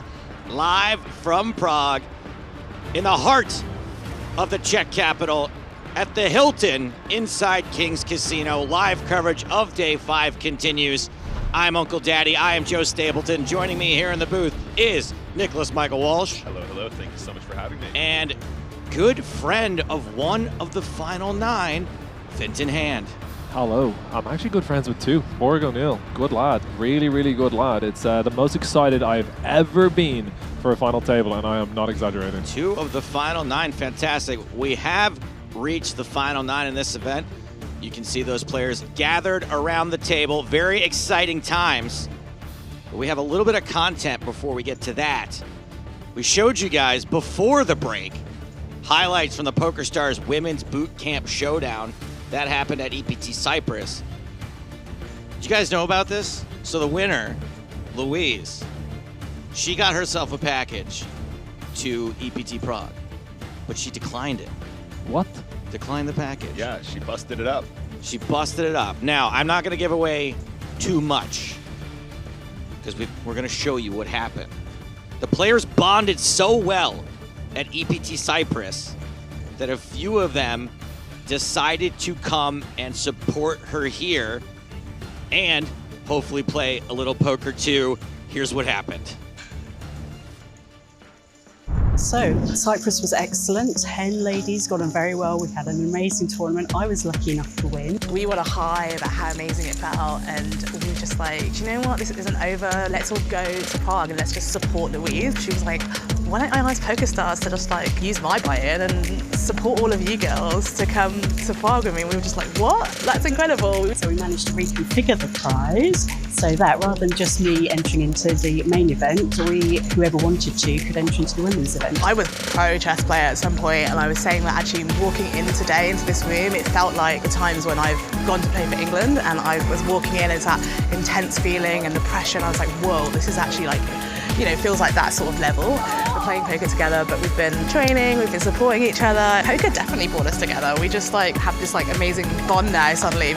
At the beginning of the year, I'd never have thought I'd see myself playing in a proper event in Prague. I think what surprised me was none of us were outclassed. You know, we played solid poker and we didn't last the whole course, but we did really good. Yeah, we definitely got the bug. And we've come on this journey together. We made some good friendships. We've had a good time at this tournament, and it really feels like it's just the start. In a way, EPT Cyprus kind of was just the start. They got to what was supposed to be a trip for one to Prague, turned into a trip for many. That's one of the sweetest things I've ever heard, by the way. It's cool, right? Absolutely happy to share that story with y'all. Now it's time for the story of these 9 players.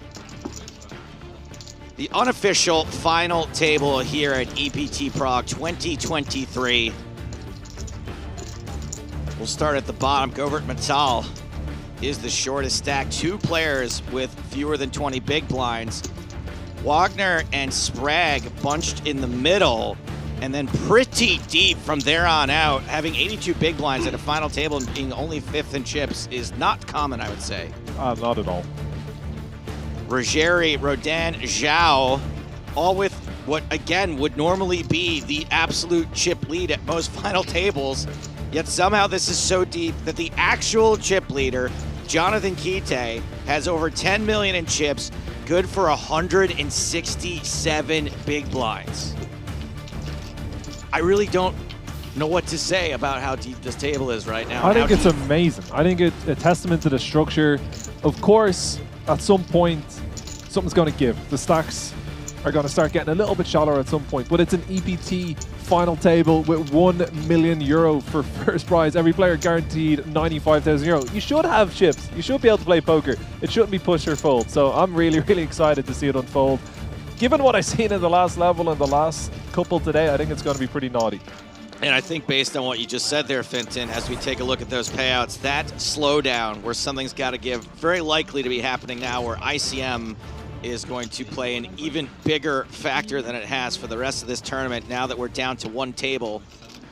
The thing is, whilst there is short stacks, there's not someone completely isolated. Right. It's not like we have a 2, 3, 4, 5 big blind stack. And given some of the players with all of those chips, they're going to be opening super wide, which is going to force the people with 15, 16, 17 big blinds to just pull the trigger here and there. And who knows? We might see some coolers. We might not. But I don't think it's going to be super slow. I don't think we're set up in a way where it's going to be incredibly slow. But I could be wrong, because it's a huge amount of money. All final tables are different, right? There's no two that end up with the same dynamic. Obviously, different people. Most of the tables we have covered in recent memory have ground to a halt right around this time.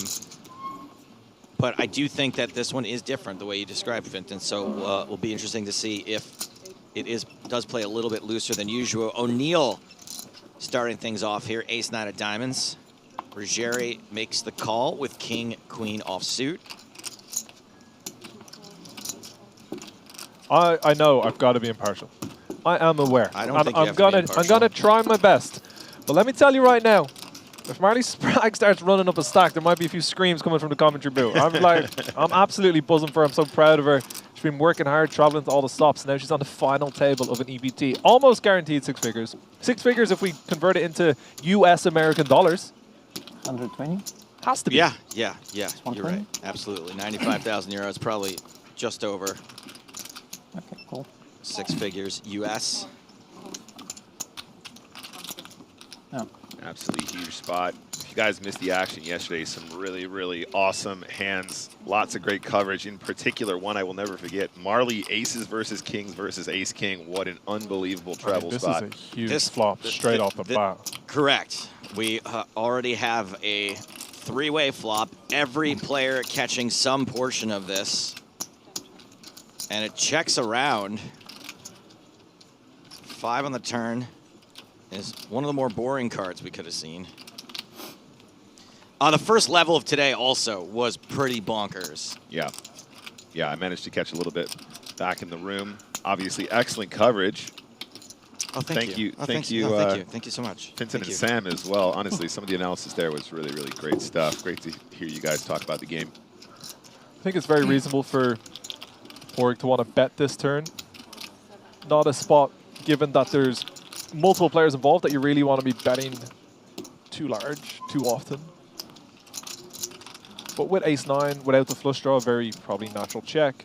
With the flush draw, we can get called by some worse hands, get called by some 9-10 suiteds, some worse diamonds. And we can juice the pot for when we hit. It's always a good strategy. If you know you're going to hit the diamonds, Yeah. you should never check, Joe. Unless Rodan is thinking of getting real naughty here, that just has to go in the bin. It does, in fact, go in the bin, which means we are going to go to the turn. Oh, no. The 6-4, of course, would have won, Joe, and I know that hurts you. Can I have those back, please? Can I just get those? They're right there. I know which two. I'll just whisper. Joe, what did you do with that foam brick, by the way? Yeah, this is pretty bricky. Assuming. Hours of endless fun and pranks.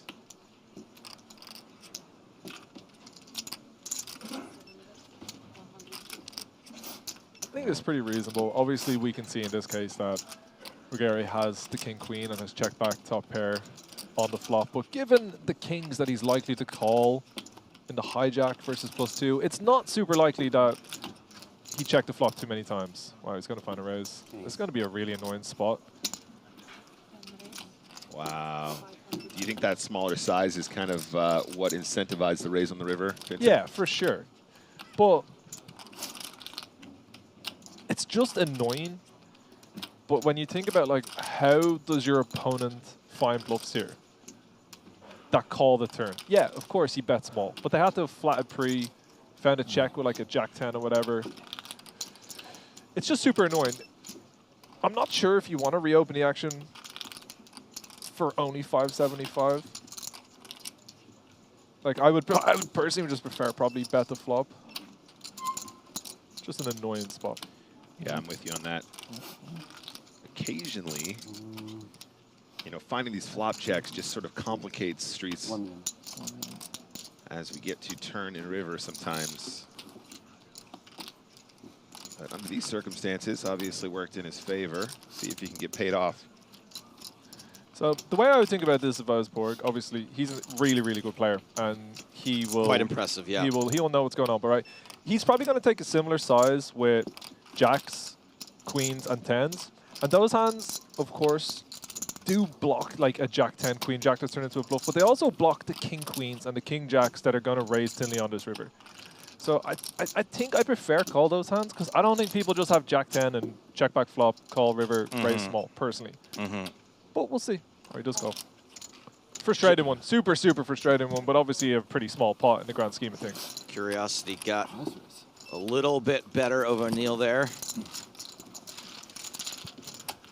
Yeah. It's a really annoying spot because the hands that are being represented with this river raise are hands that you would mostly expect to bet the flop. Yeah, right. So it's just, I don't fault the call. It's just a little bit annoying. Yeah. That unconventional line pays him off. Umberto Rigeri there, 6.5 million, 109 bigs. Umberto was 4-betting 10 deuce on the last level. So if someone's going to find a funky little raise on a river, it could very well be him. And I'm sure at this point that message was relayed that, you know, a little bit of spiciness going on the on the feature table while Porg was on the second feature table. Can you stack in 20s? More. Yeah, can you stack it in 20s? Ah, I know it's more. I know. You start with 20 blinds? No. Okay, yeah. Sorry, my Italian is not so good. And my English better. Aw, so sweet. Yeah, big fan of John Duthie as well. Love seeing this guy succeed. Obviously chip leading this this tournament as well. The hand, not that he got all the chips. Yeah, right. Jack 8. For Govert. Didn't play it this time. Action folds around to the blinds. Rodin in the small. King 5.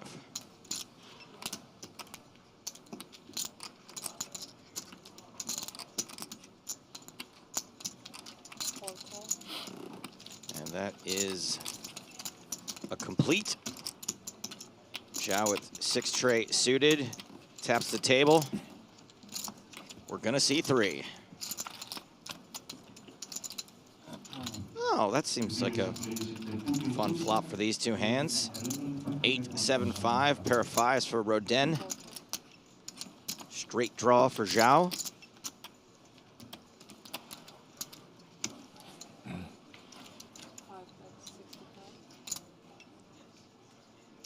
Very standard that we're just not going to be folding a pair here. Don't think we'd be very incentivized to raise at all. Just see a turn card. Just out of interest, Finty, how do you feel about just leading this flop versus check calling this flop? Like, what's your consideration on this particular texture? I think a lot of people struggle with that. I think on this board, versus a player who covers you, you got to be pretty respectful. Like, it's very hard to put a lot of chips in on a 7-5 out of position. Right. So in a situation where you're against a solid player, you guys are playing 60, 70 big blinds deep, like, what hands can you put a lot of chips in by the river on a board that's going to change drastically? Right. So this is a board that I personally, in this stack setup, would just play super passively. Yeah. Like, I'm not going to start trying to bang in lots of chips, even if I limped with, like, 10s. Right. You know, you got to be pretty respectful here. The turn is going to change the nuts quite a lot. It's going to change the best hand a lot. And when that's the case against a player who covers you, like, because you can't just start betting like 2x pot or something's crazy, right? So like when you're betting 2, 3 big blinds, you can't really force the issue too much. Yeah, and I think the interesting takeaway from that as well is, you know, you also can't check 6 high on the river, I don't think. But these guys can do what they want. They're on a final table EPT. I fired 2 bullets and I played about 20 hands. I think the interesting thing about that as well, of course, is, you know, when you're playing lower stakes, you can fire and people will just give up way too often in position, right? Whereas when you get to the higher stakes, when people float you, you got to have an answer and a plan for later streets, and that's why that board is a real tricky one, especially when you kind of got showdown. That's just generally, as a rule, on these final tables, like being out of position against people that cover you, it's super, super hard to be overly aggressive. Like when you're 100 big blinds deep, like you can't push them around. It's so tough. And you're going to build big pots out of position and just be playing for massive amounts of money. It's very tough to navigate. It's why like the table draw can be incredibly important. Action here starting on Porg O'Neill, who folds. John Duthie, the chip leader, is out. Govert, King 4 off. Not going to play. Marley Spragg, a.k.a. Spraggy.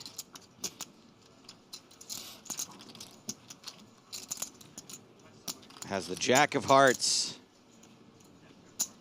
And another card that I believe is going to engage her chips. Kind of interesting. Is Marl's considering open shoving? It must be one of the things she's thinking about. Oh, eventually folded. It seems like it might have been a close fight. It's just interesting because Marl's is, she's acted reasonably quickly a lot of the time. And it seems like that was a close one. This is a disrespectful open. Just flat out disrespectful. Look, I love it. And I could be inclined to want to do it. But this is pretty wide. It's like a good blackjack hand, though, right? Like, you double down on 11. So, like, maybe that's what's going on, Joe. Casino's a casino. Zhao gets out of the way.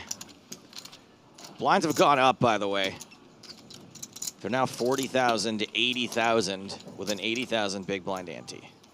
Yep, obviously raising into one of the chip leaders and now one of the shorter stacks. Yeah, maybe he's feeling it. He won a lot of pots pre-final table.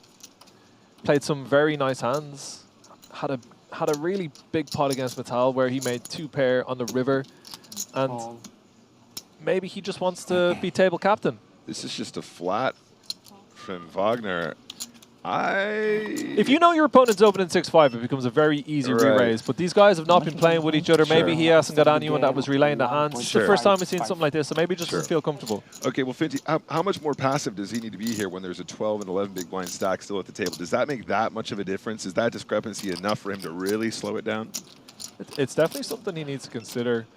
The A6 off, honestly, might even be a hand where he could 3-bet fold. It's obviously a little bit, it looks a little bit awkward at like 18, 19 big blinds, but it's not the most fun to shove in if you don't know much about your opponent. Rodin continuing here with just a gut shot. Wagner with top pair. And probably expected a C-bet here pretty often. Obviously, we're going to be continuing here. He's elected to call, and my guess is, without seeing the cards, that once Wagner calls here, he's going to the bitter end. Yeah, absolutely. Deuce of clubs on the turn is a double gutter now for Rodin. Yeah, I mean, and obviously we were debating whether or not A6 might have just been a jam versus open, so I wonder if Rodin's thinking a lot of these Ace-X combos might have been played as a shove, therefore he's probably a few less combos in that direction. Yeah, I think we're going to see a double barrel here a lot. I would be very tempted to double barrel here with the 6-5. Yeah, definitely mandatory. It depends what size he goes for. I don't think you want to see shoves, but he might just feel like, oh, I've picked up a double gutter, I can put on max pressure. I don't think you have to go super big to apply kind of. No, I completely agree. I would never shove. Right. Sometimes people, they want to put max pressure on, whereas this way, like, they actually get some call folds out of an 8 or whatever. I don't think Wagner has any incentive to shove. Like, I think just calling here is what you want to do. Like, what do you get called by? This board's pretty locked down. It's not like it's a 10 high board and you've got top pair. You can have your opponent drawing dead a lot here with something like 9-7, 9-10. That's just going to bang it off. Sure. So just calling here does seem like the play to me. Yeah, plenty invested. I mean, if your opponent backdoors something at this point, you just kind of like if I've got A6 here, I would put in an acting performance hoping they're going to shove the river. Exactly. Like, I'm like, please put it in. Yeah. I know it's easy to say when you have 6-5. Yeah. No, I'm with you on that. I think you're absolutely right. So another overcard to the 8 and the 4, which I imagine Rodin's probably going to give a fair few to Wagner here. So I think that Rodin has no choice with his particular hand, but it's a spot it's super easy to get out of line. Like, once you start opening 6-5 on the button, and then you get to the river in these spots, you're going to have so many bluffs. But when you've got 6 high with a club, I don't think that you have a choice. Like, he just has to pull the trigger. I'm with you 100%. I think I find myself doing exactly this. Maybe not opening the 6-5 in the first place, but I actually like it, though. I kind of appreciate that from one of our bigger stacks here. There's the all-in. Wagner's tournament life being put to the test. I mean, presumably this is what he wanted, really. I'm with Finton on this. It's just, I don't see how you're ever getting away. The club makes it a small bit less fun. Yeah, well, you don't want to snap here and just feel like you haven't given it any thought whatsoever, but... Oh, man. It also rewinds back to whether these players have played at all, because against some players, it's not going to be enjoyable to call. Yeah. When we're sitting here seeing the 6-5, feels pretty straightforward. But when people triple it off in live poker, for hundreds of thousands of euro with 7 figures up top, they mostly have it. I think in this situation, though, after you flat pre, you don't check raise flop, like, yeah, you'll have 8-9, you might have 8x of clubs, occasionally 4x of clubs, but, like, you're probably going to have to call. But, like, I don't know. It's easier said than done when you're looking at the cards and it's cards up. Yeah. Yeah, I think it's good poker on both sides, but your hand is so under-repped as well, obviously, and easy to just look at the cards up and go, oh, this is an easy call. There it is, anyway. Nice call by Wagner. Gonna double up. It's okay, Concernicus, you won. Nice hand, sir. Yeah, it's like I said, it's easy for us looking at the cards. Yep. But, like, I mean, if he has ace-10 with the 10 of clubs, he's also going to just bang it in and you're going to be out, right? Yeah. Yeah. Maybe ace-10 without.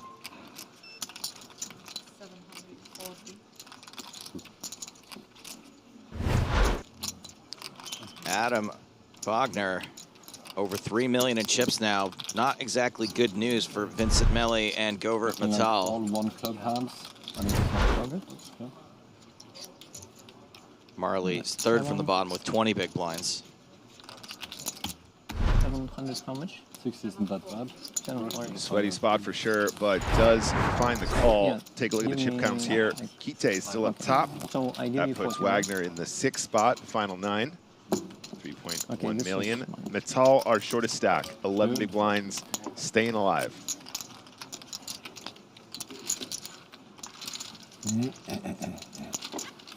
Speaking of Marley, Finton, I know you're closer friends than I am. What sort of work has she been putting in as a poker student? She's honestly been probably working harder than most of the guys that I'm good friends with. She has been extremely keen to have a breakthrough score. There was a few tricky spots for her at UKPTs and EPTs where very, very close to just cashes and some deep runs. Had a kind of unfortunate one last year, deep in the Irish Open, and you know, that happens in live poker. It's a very small sample. So she's been getting some help off Parker. I know that those two have been working reasonably What closely. a resource to have. Yeah, I mean, Parker is one of best players in the game. One of, like, you know, exceptionally good player, very good teacher. And she's been in the lab a lot. And it's easy to say that now that she's had the kind of the breakthrough, so to speak, a little bit. But I think she deserves it, you know. She's been working hard, she's been showing up. And I honestly am rooting for her so hard. There's not many more people that I would like to see have a massive score than Marley. Yeah, absolutely. It's very annoying, but it does seem like the players that study I know, yeah. and work hard It's crazy. do find it's so crazy. more success than they were finding before. It's super annoying. 160. This is interesting. So generally, what you will see happen is that I touched on it a little bit before. When you are the shorter stack and you are out of position against a player who covers you, you generally will play reasonably passive, which means that in these spots, you might want to do a lot of calling. Now, this is a little bit deeper, so maybe it changes it ever so slightly, but as a default, if I'm Wagner, I'm mostly respecting the stack sizes that we've got going on here. We're in the middle of the pack. Got a player who's going to be tricky to play against and covers us. I don't particularly want to inflate the pot too often. Well, maybe he has some hands like this, like the kind of stronger King X suited. He's probably maybe not doing it with offsuit hands, you know. O'Neill has flopped a pair of 9s. It's also a board where we got to be kind of careful on. Like, King 8 is not loving life on this board. Yeah, this might just be a one-and-done scenario, Finty. Just let's see if he's got 4 or 5 of clubs or something. Just get him off on the flop, potentially. Oh, king on the turn makes things a lot easier. That changes everything. It's a very annoying turn card for O'Neill. Oh, wow. Now Slows it down. Lays up. This is the problem with being out of position, all right? You turn your top pair and it's like, oh, I can't keep putting chips in here. Check, check. 6 of diamonds on the river. I would be very, very, very comfortable with my top pair now. Yeah, and I would probably go polarizing as hell now because you've missed that turn bet. Yeah, it depends how he plays his strongest hands, how big he can go on this river on the turn, right? Like if he doesn't check any strong hands, this is a frustrating one back to back for poor O'Neill. It's just he's had that hand with the ace-9. He's got ace-9 again in a spot where it's just really. I would probably call this one. Well, it's only the 300K, so it's a pretty sick fold? scenario. It looks like he folded. Nice hand, nice hand. I don't know. I feel you, Finty, but also I just feel like that size is never a bluff. So I don't know. Maybe I got that one wrong. Maybe I need more bluffs in that size. But the thing about it is, right? You can say maybe it's not a bluff very often, right? Yeah. But if someone bets 25%, 30% of the pot on the you gotta call some hands. Yeah, you know, you do. you can't just fold everything. But it's a very disciplined fold. It's a very good fold, and it's nice for Porik that it doesn't go back to back frustrating calls with these kind of like milkers, you know. It's been a pretty action-packed start to this final table, hasn't it? Oh, I mean, I think look, we've got post-flop every hand, have we? having you guys here to be able to break it down like that and take what would look like a fairly straightforward, simple hand and actually get into the meat of it. I enjoyed it. Metal's going to be wagering all of those betting discs. yeah, Mattel's been very, very, very patient last couple days. Hello? Not quite all in. Just a 2-point-something X-raise. wow. And wow. Huh. Run smack dab into the next best hand. All right, Finty. So obviously raising off an 11 big blind stack from UTG +1. A little bit weird.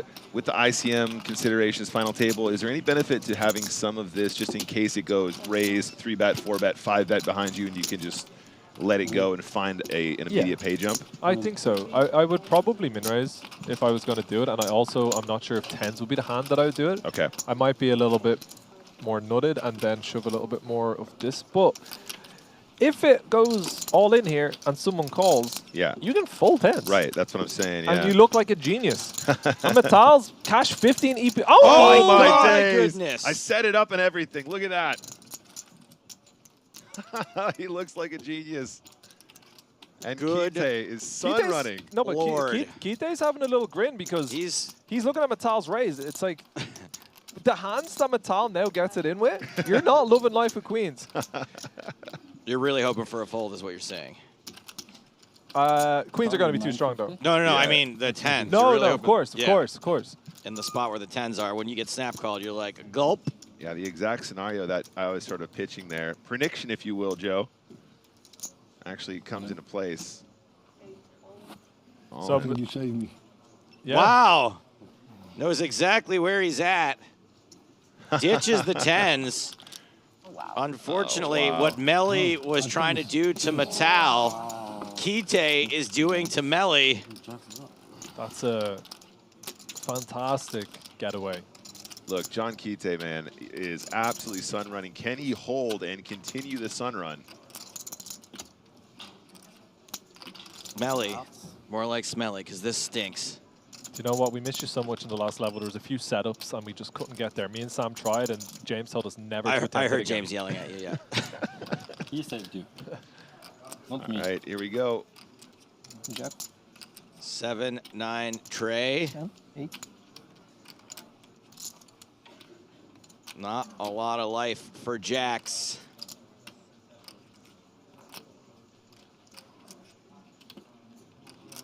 Turn. King ball. Melly needs a 2-outer. Or Jonathan Kite is going to claim another victim deep in this tournament. Is it a jack? It is not. Au revoir, Monsieur Melly. Yeah, it looks disappointed, of course. 9th place finish. So close yet so far. $95,000 going his way, though. In fact, euros even better. Vincent Melly out in 9th.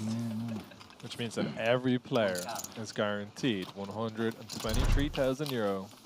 Which means we're all 6-figure winners on this final table now. We sure are, and Jonathan Kite adds to his chip lead. 11.2 million. Cheng Zhao in second with 6.8. The biggest score ever achieved in the Sprague household is officially being broken, which means I reckon we see the shackles come off and Marls is about to start putting on a clinic. Do you think that's a benchmark for her, that she was waiting to reach that? Everybody in the world was, Joe. Everybody in the world. All right, well, let's see if she opens things up a little No, bit. of course I'm only joking. Marls is not going to be given, not because Marls wouldn't, but like given the stacks. Now, the one photo of everyone and then 9 big blind stack, and Marls kind of cut adrift at the bottom as then everyone gets to 40 plus. Marls is unfortunately for her going to be pretty handcuffed. Time to look forward to the next ladder too, by the way. We know everyone's guaranteed 6 figures now. That's 123,000. But the next ladder is another 37,000 euros. We're talking like 11th place money between 8th and 7th.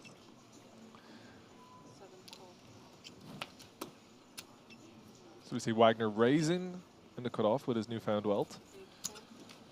O'Neill with a pretty standard call, I think, on the button. Like, they're still pretty deep here. You want to be seeing some flops, especially if the players behind you are not going to be overly punishing you. It's looking up for Pork. That's a much better flop. Flop and sets. If he loses from here, we're going to have an inquest. The 7th is coming. Was that one of the German guys on the table who just said that? Top set. Above average flop, as Marley would say. What I find interesting is he has found a check here. I thought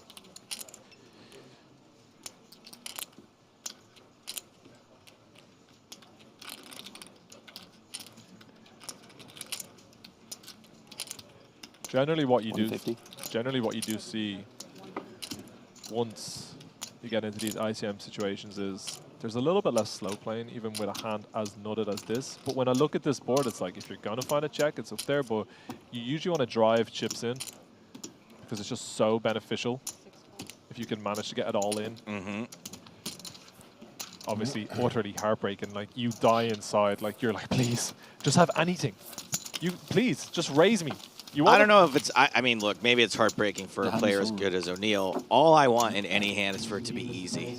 Really? Yeah, I'm just like, oh, thank God, an easy one. So, like, one. it comes out ace, ace, deuce, you got aces, and you're just like, please fold. No, I mean, I'm That's not easy. That's easy. I'm saying it's easy to play it. Like, I don't have to, I'll never be in a spot in that hand. That's what I mean. Like, I'm not rooting for easy folds. I'm rooting for, like, to not have to make a decision. Okay. If he flops quads, he can't mess I it just up. want to slam dunk value bet all the time. I love that, honestly. I wish I thought like that. I'd probably be so much richer if I just tried to value bet more and didn't bluff. When I have king, queen suited, and it comes a king and 2 of my suit, and I'm just like, oh, thank you. Oh, thanks. I can't make a mistake here. I just can't do anything wrong. If I go broke here, I'm supposed to go broke. Those are the spots I'm looking for. Action's folded around to Cheng Zhao. This fella, by the way, was real fun to watch once he gets going. He's been relatively quiet today. I'm not sure how much feature table time he's had, but I've not got to see him. They flashed over to the secondary table a few times, and he was having a couple of bluffs here and there. Yeah, he's tough. He is really tough. And he has gotten nothing but folds up until Matal in the big blind with king 7 off. It's a really, really annoying spot. Yeah. I think as significant short stacks, I probably would call, but not be happy about it. It's awkward. Story checks out so far. That was a call, and he doesn't look that happy about it. Yeah, Natal having just the 6 big blinds behind now, already 440K in the middle, almost pot behind. No pairs for nobody. Advantage Zhao, despite having a slightly worse hand.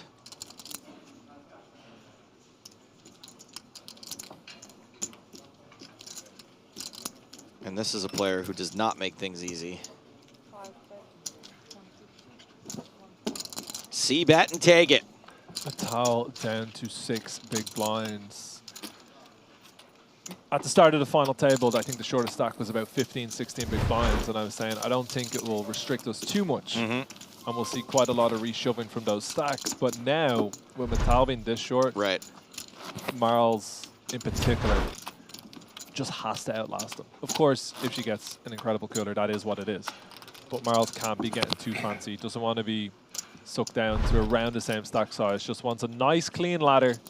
And then the shackles will be released somewhat and start taking some shoves versus the large stack. So this is where it can be a little bit tight. I see a lot of raise folding from players that are in Marley's position at final tables like this, especially once the chip leader is like, oh, wait, I can just re-raise you here. And I just wonder why so many people still attempt those opens instead of just, is it because it looks bad on stream? No. To fold King Jack suited? No. So the thing is, if you're going to want to raise, with your good hands, which of course you do, say you've got aces, kings, you don't want to just shove 18 big blinds, right? You do have to have hands that offset that, or else you become too easy to play against. Okay, all right. And on top of that, it's not so easy for people to go after you. Like, they can put you in tough spots, but like, not everyone who plays an EPT is going to be looking to put the person in a tough spot with 18 big blinds. This one's a little bit annoying for Marls because Kaite is opening more than anybody.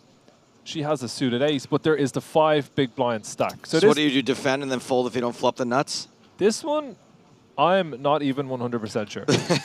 This is the toughest spot that I've seen Marls have so far because it's very, very tempting to just shove here. And honestly, if Marls shoved here, I would not in any way criticize her because Kaite is going to have a lot of raised folds, going to do reasonably well. This is a tough spot. This is okay. Marls outside the call, given, but this is say Natal has 14 big blinds. Marley shoves this every single time. Oh boy. Marls honestly would have nearly preferred just be dealt a tree off. She's like, I don't want to deal with this. That's what I mean. I just want to lock to be up my 37K more. Exactly. Anyway, Marley flops the nut flush draw and gets a free card, does not spike an ace or a diamond.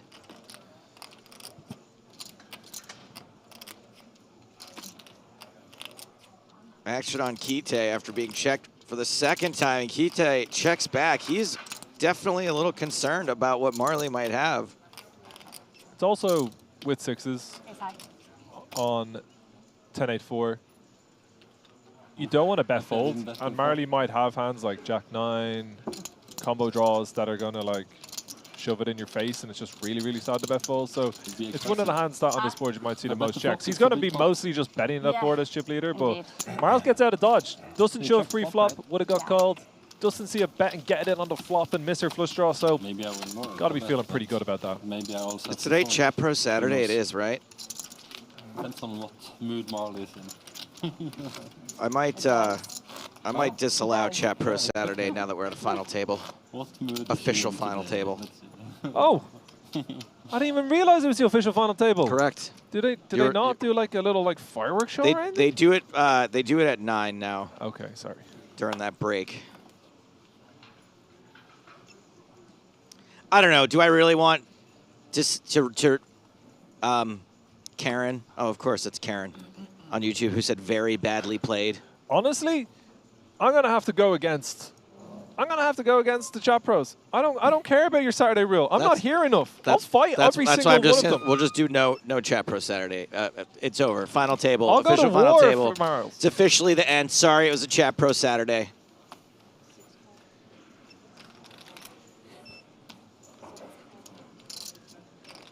And this time, Kite facing pocket sixes.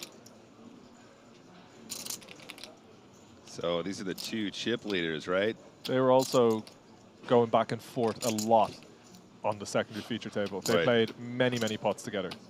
Yeah, this should be fun. Putting in the 3-bets, 520K. Has a big squeak. Yeah, that was a top 5 probably. Yeah. Yeah.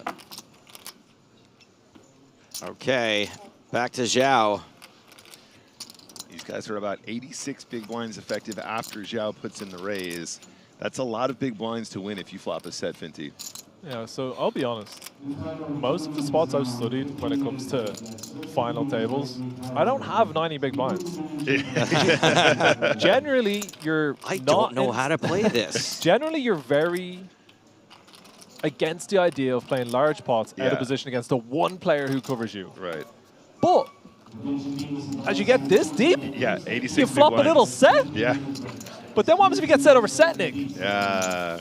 No, I'm with you. And I bring up the question because, honestly, it is really interesting how much things changed on the final. But regardless, John Kite, 149 big blinds, 11.9 million at chips. Yeah, final table play. Just on that point, though, Finty, obviously, when you start out in poker, you start a little bit pre-flop, then you go a little bit post-flop, then you realize things change for ICM. What's your method for studying, more ICM-oriented spots and also sort of stuff that, that's sort of more final table-oriented? Do you look at like chip EV and then you go from that and you check what the ICM might say? You try and find spots that are close, or? No, if I'm studying final table spots, the way I would generally look to do it is, say, the Titans that's on every Sunday. Yep. They'll have that as a replay, and I will just watch it and see what the top guys are up to. Sure. And if they do something that, A, deviates very far from what I think would have been done, is I'll just look it up and I'll see, like, are these guys just, maybe playing differently? Because, like, there's all sorts of arguments from some of the top guys about the ICM model, blah, blah, blah. I don't need to go too technical into that stuff. But if they do something that I'd never do, I'm like, look it up. And if they do it, I'm like, I try and work out why. And then if I can't work it out on my own, I'll just ask, like, Parker. I'll ask Connor, potentially, or someone along those lines. Sure. But you just run some of the more interesting hands that go on at those stakes, or you mark your own hands. But yeah, I wouldn't really consider like chips at this point. Yeah, right. At all. No, that's really interesting. That's actually a really, really top tip out there, guys. Don't forget there's a lot of information available in those replays. And as you say, if you're going, yeah, that's what I would do. He did it. Yeah, top pro does this. Yeah, that's what I would do. Matchy match. If not, go and give it a look. It's a really good one. Blind on blind, headed to the flop here. We tried to get Rodin's other card, maybe broken. They only reach one time. Guess how much this like? Shout out, ask, what's the requirements for becoming a chat pro? You just did it. You're in. Congratulations. Can you chat? You're a pro now. 120 euro. Rodin has bet 80,000. I should leave it all the time? Okay, because previously they told us like 2-3 seconds. Connected. Sometimes it does. 2-3 seconds and you can do it. He's saying, get off my back, I did it. No, that was fine. Zhao makes the call with the gut shot. Reverse it, yeah. Possibly It's only two when live the pairs. reader doesn't pick it up. Yeah, but sometimes you have to do it again. Yeah.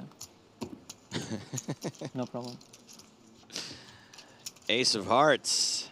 Is it another heart under there? I would love to know what the other card is. Joe, can you run down and check? We just ask him. Do you think I have the ability to go back in time? Honestly, I would believe in you. You were wearing this blue jumper all along. I was. I didn't go back in time and change it. 275. It's a pretty fun hand. Zhao has a deuce that will give him a straight. Has a 6 that will give him a straight. Thank you, the double getter now. This time it looks like the deck have trouble by reading the cards. They're going to soft the deck. I've also never seen glasses the shape that he's wearing, and I like them. In the shape of diamonds. Yeah.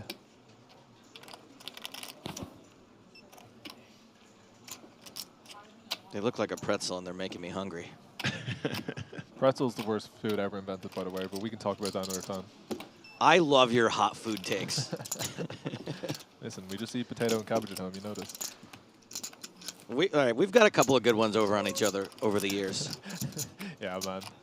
What was dust? Not the dust till dawn. What was it? When the dust When settles. The dust settles.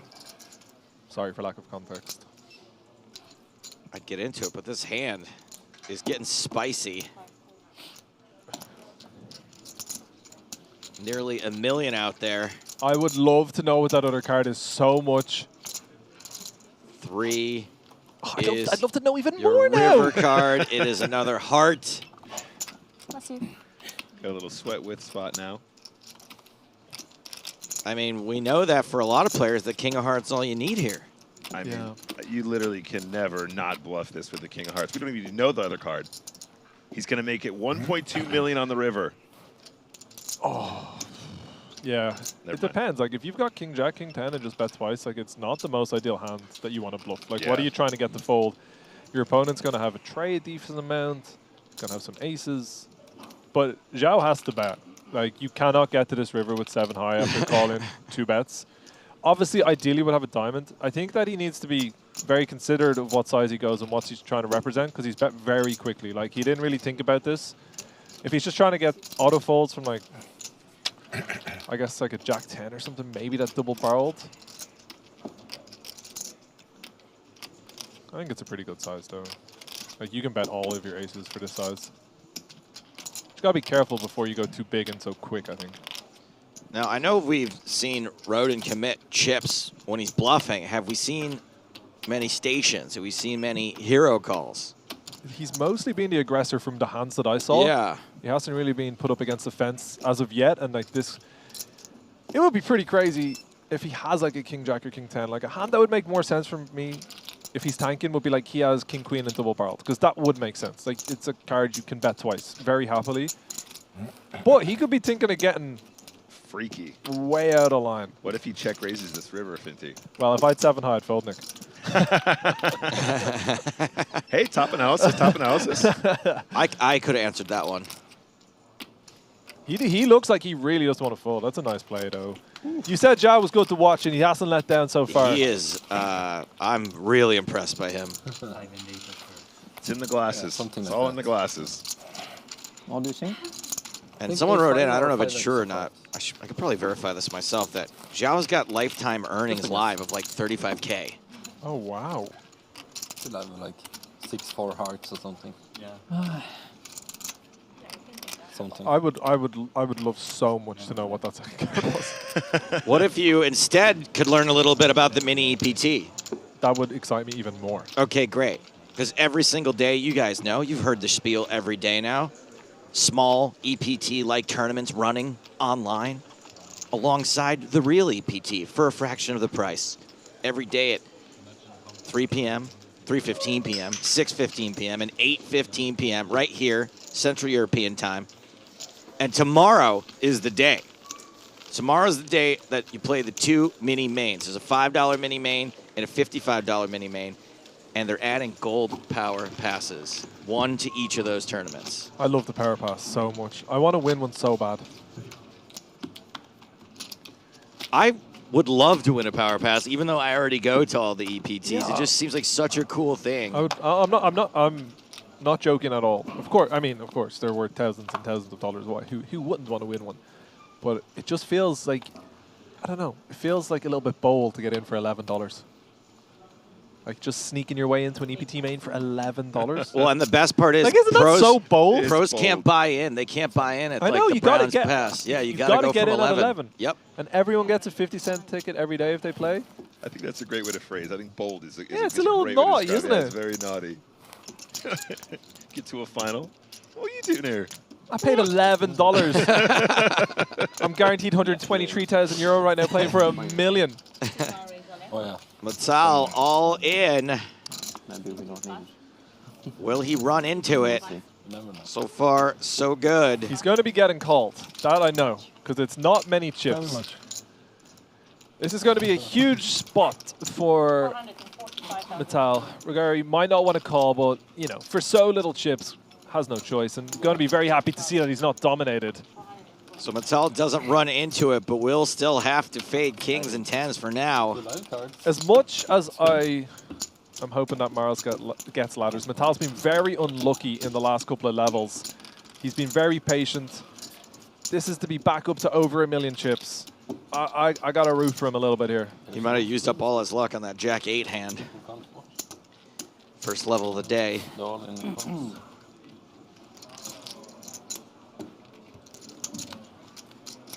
For Matal's tournament life. King in the window, 3 diamonds. That's a pretty good start from Matal. An 88% favorite to get the double up. Top pair as well. You hate your life, and then you get A7 of diamond behind. Gonna be tough for Ruggieri to run him down. Couple of extra outs. Ruggieri can hit a queen or a king to knock out Matal. River card. 5 of diamond, that's gonna be a flush. Go vert or go home. I said it was extra outs on the turn, but did they actually just swap outs? I think so. I am a professional. It happens, it's okay. It's not a big deal. I missed like a chop out one time, and the chop came in, and I just started banning people for pointing it out left and right. I was so embarrassed and mad at people for pointing it out. I was like, "You're banned, you're banned." And I was doing quietly too. Like I was not making. It wasn't a joke. It was just like. Correct. Yes. Ruggieri tried to destroy the metal, but the metal was far too strong. And then I went back and unbanned everyone and told the mods that if anyone complained that I was sorry. I've had a couple of moments like that over the years. Just a little tilt banning session, and then you're like, oh my god. What do I become? All right, I saw the Grafton get folded. Probably preps. As we all know, that's an official lifetime ban. Insta-ban. The YouTube bans were very hard to reverse, Joe. Whoops, sorry, Tom. Yeah, if you fold the Grafton at any point, at any PokerStars event, online or live, insta-ban. Who folded it? It was Matal. Oh, okay, that makes sense. That makes sense. He's on the shorter side, to be fair. So Sprague folded ace-5. Roden getting the opportunity to raise ace-7. And Wagner in another pretty uncomfortable spot.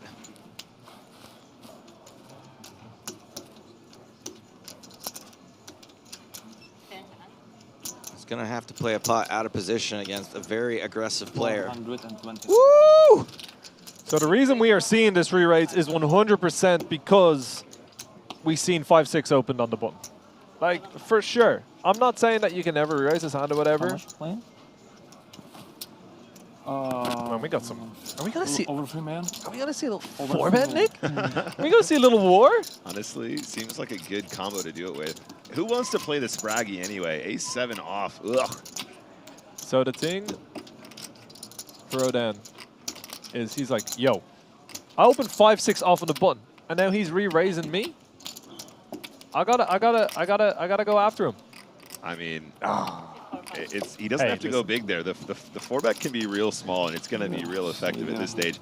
Wagner right in the middle of the field, feeling the pressure. The ICM heavily on the guy with 44 big blinds with 13 and 16 at the bottom. Well, that worked out nicely. It did work out, though. Very nice. Matal still the shortest stack, but not in the hyper danger zone. Does have 13 big blinds, and Marley is not far above that with 16. Hyper danger zone. Roden with 43 big blinds, so a significant gap between Sprague Metal and the rest of the field. I don't have the bottle to attempt the high-pitched danger zone. I've tried it once, and my voice just like went like I was going through puberty. And James Hardigan looked at me like he was so disappointed, and I was like, never again. Hyper danger zone. Hi, guys.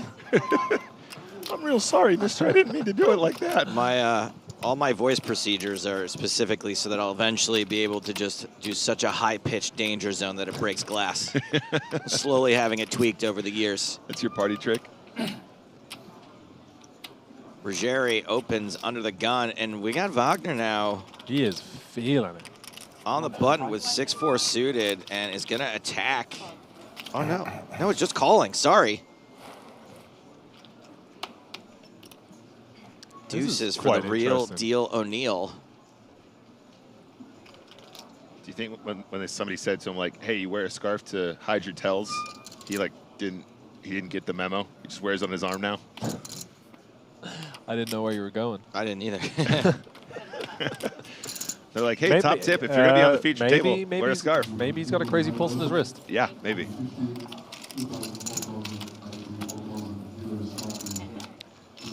Okie, silly illy dokey to the flop. Oh 5 my trade God. deuce, O'Neill 2 folded hearts. pocket deuces and would have been flopped close to dead. Oh my goodness. Wagner flops the straight. O'Neill's like, oh my God, I wish I could have called. And now look at it, Joe. Did the 5 of hearts get folded? Because we got some street flash potential. And Ruggieri has the ace of hearts. This would have been such a train wreck. Oh my days. Oh man, I mean, 2 overcards, ace of hearts, and the gut shot. Oh yeah, they're making the gut shot here too. Oof. Lots of ways this can go sideways for either player. Man, a 4 on the turn is going to be real spicy. Oh my God, Ruggieri's going to raise. Oh, I love this final table so much. It's pretty cool. This is amazing. I hope Wagner calls. Like, if you think about how his hands look, yes, he can have 5s, strays, and deuces, but like I don't really think he should be raising this flop too much. Maybe he's like, oh, what happens if he has jacks? I want to make sure I get it all in. But I'm not fully convinced that you want to. I don't know, man. This hand, by the way, is going to cause so many people to torch so many big blinds unnecessarily because you go, hey, I could flop a straight. I'll call it 6-4 suited in position. Like, I could flop a straight. You know what? Now that I think about it, 6-4 suited is a pretty good hand. Exactly. I never thought about it like this. I think the other factor is just that he's not going to struggle to get stacks in on later streets if he flats, right? It's not. Yeah, exactly. If he calls 7-2-5 here, he's not going to struggle to get it all in Did turn. he say all in? Wait, I heard words. No, I think call. Call and all in are apparently very similar terms. Especially when call in. He's calling. 2 million in the middle and. Oh my God! What a turn card! Goodness. What is going on? It's the 10 of hearts. We've got a flush now for Wagner. Top pair, top kicker with a better flush draw for Ruggieri. Checks to Wagner. They check back? Check, check. River's a jack. Oh my God. This is unbelievable. Can we redo the river?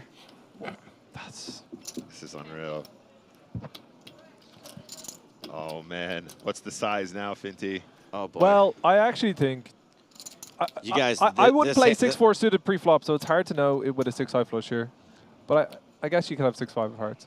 I think you just need to bet the turn and get it in on the river because it's kind of awkward now. Because if he has, say he did check raise kings or queens, and you've let him get away with just putting in one bet, especially if he has like ace-10 with the ace of hearts is.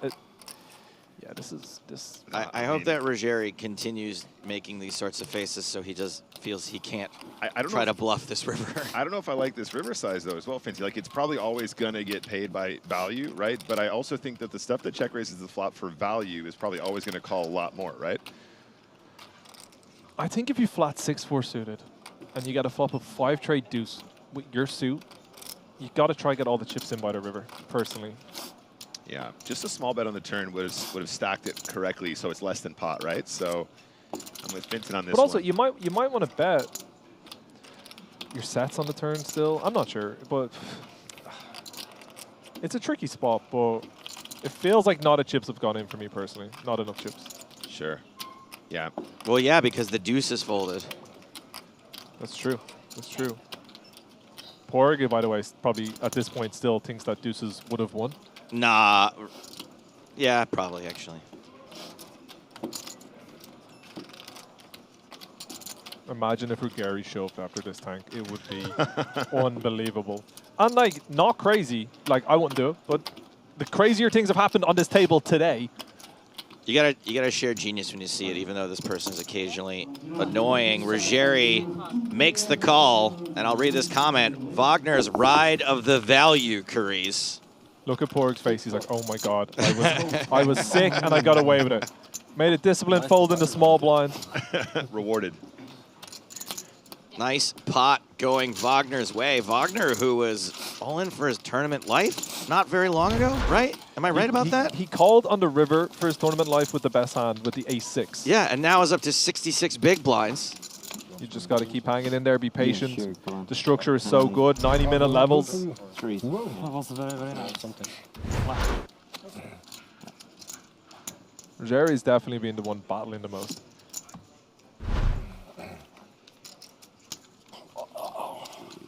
Nuts wood.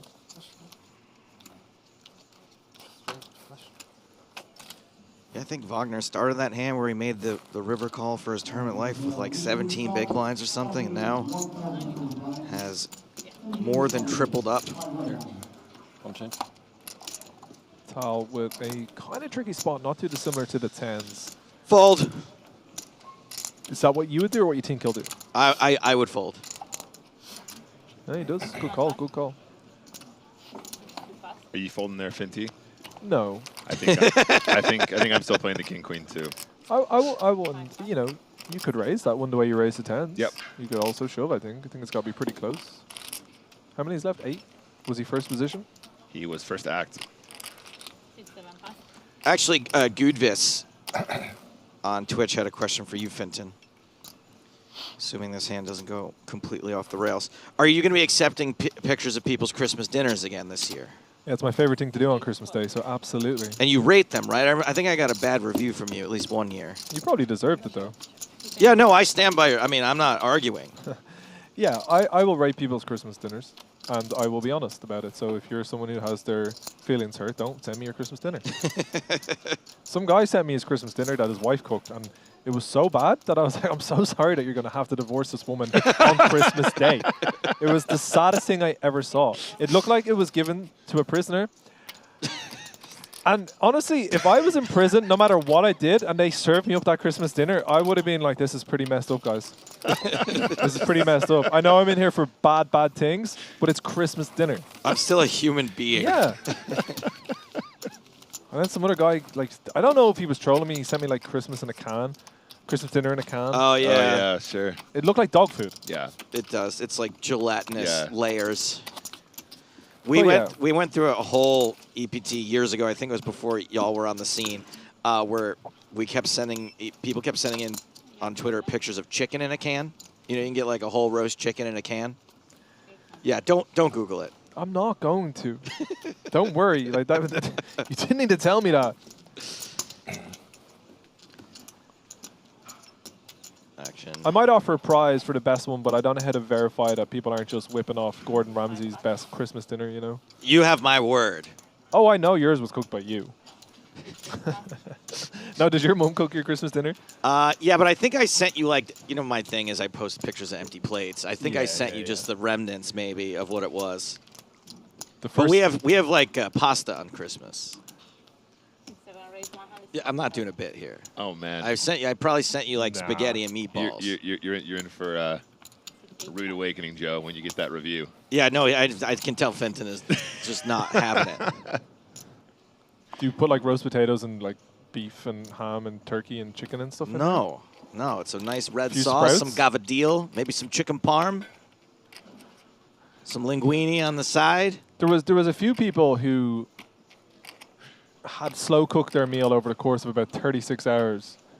And I just thought that was going a little too far. And when I told them that, they were not impressed. Like the most tender meat you've ever seen. And I was like, you're trying a little too hard, man. Wow, so you could actually overshoot. Yeah. Wow, okay. All right, we're going to the flop here. O'Neill Not folding this time, hitting top pair at least. Metal does have a gut shot to the nut straight. Be shocked if we don't see O'Neill win this pot. On a board, given the stack that Metal flatted off, we're going to see check very often. Pair, no good. Looks like you have aces. O'Neill continues and gets a fold. Maybe a smaller pair. The same of the aces in this situation. Like tens or... I have ace of hearts. You Oh, go you all could in. have had a fun shove. Yeah. If I shove, ooh. He's folding. You for sure. fold. What's your favorite Christmas drink, Vinty? Hold on one second. Wagner agreeing that he would have folded. Yeah, I'd be telling people I'd fold a flush too. I think. Oh, you just say that even though. Dude. Yeah. I believe him. You think? I'm not sure. Not clicking. You call with 6-4 suited. Well, like, he was quite cautious after he made his flush. Maybe. I guess 25 seconds. My favorite is Christmas also drink. enough for Are we me to allowed to mention decide alcohol on if this I show? want to I think so. Baileys. Raise or not. Not particularly close either. Baileys and Baileys. Yeah. Huh?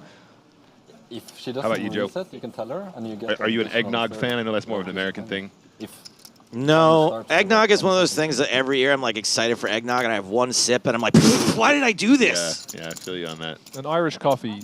My wife H makes a Irish coffee every Christmas. Just morning. Baileys or Baileys and Kahlua or Baileys and Jameson? Baileys and Jameson. Oh yeah, that's the stuff. Does she like float the cream on the top as well with the Absolutely. spoon? Oh, buddy, that's serious business. I have Irish coffee all year round, so I don't really consider it a Christmas. It is a Christmas drink, don't get me wrong. Like 3-4 times. Our shortest stack is all in with my favorite hand. The Snowmen's. Num num. And that's going to get through Marley. Look, it's kind of simple, but I really enjoy, usually if we can get out of here on the last night of Prague, going down to the Christmas markets and having a hot wine. I was about to say, I think mulled wine is my go-to. Yeah. Do you know what? If anyone served me a mulled wine in like March, I'd throw it at them. Yeah. But like Yeah, when you I'm have with it you in on the that. Christmas markets, there is something special about it. Yeah. Yeah.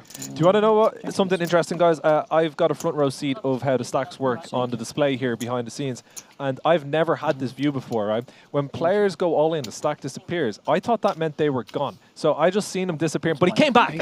So I was like, "Oh my God, he's out!" And I was like, "I better not spoil this. It's the first time I've ever noticed this." But they come back on. Yes, and that's real time. You can't spoil anything. It's just showing No, you no, what's no. But happening. like when someone shoves here, Yes. their name disappears. Yes. So I was like, "Oh my God, he's out. We've got a big hand coming, and we're talking about mulled wine." All right, action folds around to Kite, 10-8 suited. A fun hand for a fun stack. Marl's unfortunately not picking up many hands that she could put much of a fight up now. And Rodin has a defendable king 4 suited, but he is, okay, just confirming 165. Yeah, you need. Yeah. Okay.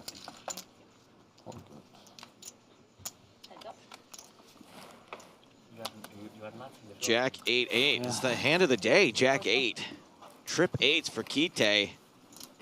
1 diamond for Rodin. This guy just doesn't miss. Man, it's so much fun when you're playing poker and you're just making big, strong hands. All the time. Like, you don't need the bluff. Better than no hearts. Of course, in this situation, you're not going to get much action. And you check Like just back having protection. queens when the short stack's all in, flopping trips. Statistically, I will experience that sometime. Yeah, but you also, like, statistically, potentially won't. You just wanted a straight. I flush, agree. just not- Yeah. Yeah, That's there's why- nothing that says I have to. Nothing at all. You could just forever never experience that. And let me tell you right now, it's one of the best feelings that you'll ever have. Feels great. I took a long break from Flashing poker everywhere. because I was genuinely freaking out every time I missed a draw. I was like getting mad at the universe. I was like, it's time to. I think the universe might have it in for you, so I would have words. The thing is, I run insanely lucky at life. Like, I've just so do I. achieved way more than I ever should have. So I try Absolutely to think agree. it just balances out. Like, they I say bet evens myself, out. not you. Yeah, exactly, yes. 90. Dead.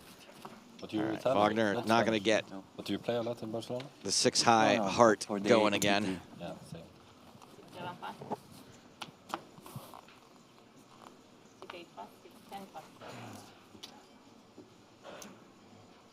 This one's close.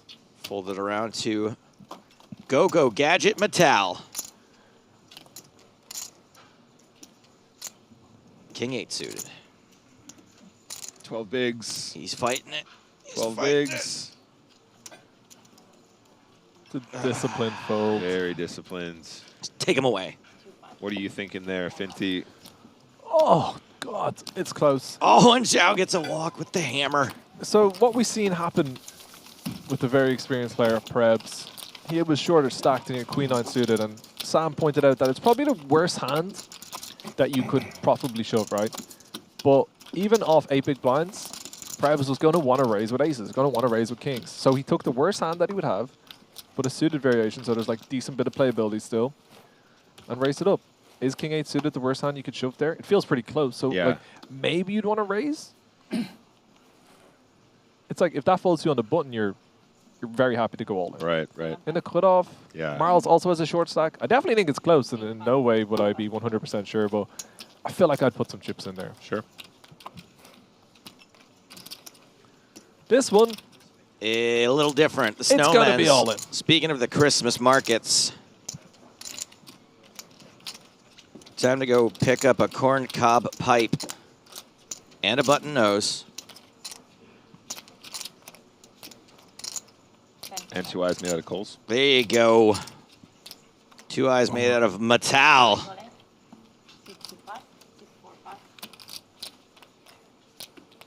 Will this get through? Yes, indeed. And with those last couple of hands, Govert Metal leapfrogs Marley Sprague slightly by a nose. Yeah, super close down there. But Marley is technically the shortest stack now.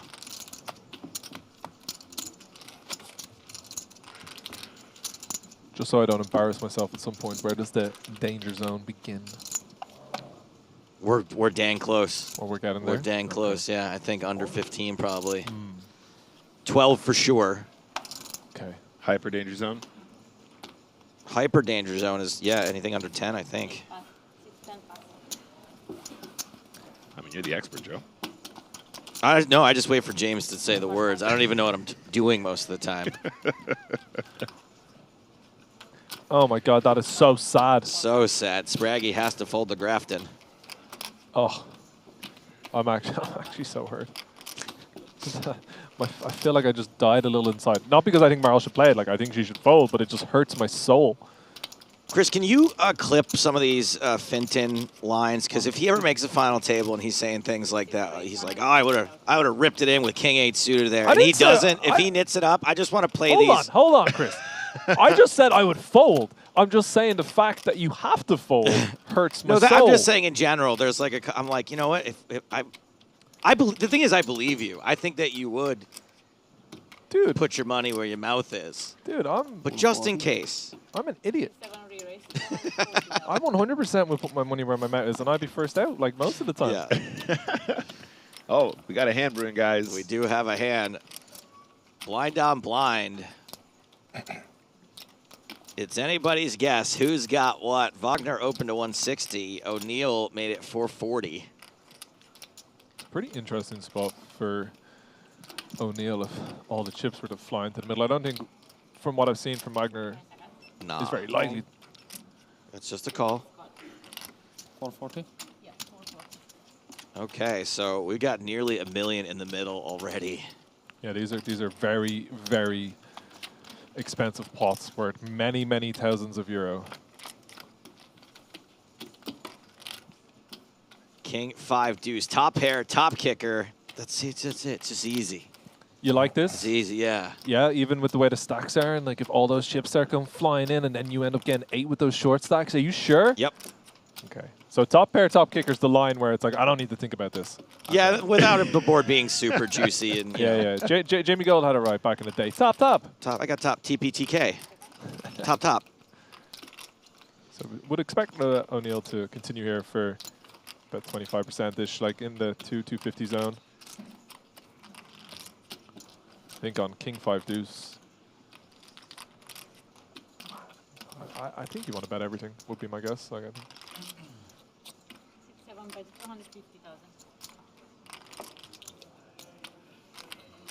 Wagner, of course, has the backdoor straight draw, has the backdoor flush draw, could have some bad intentions.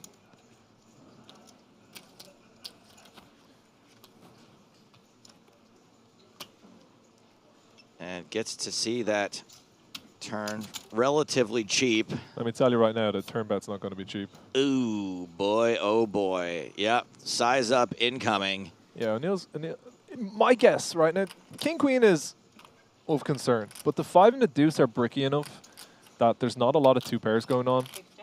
Occasionally, you will run into 5s and deuces, but I'm quite confident that O'Neil is going to want to barrel a queen very frequently and start to size up substantially.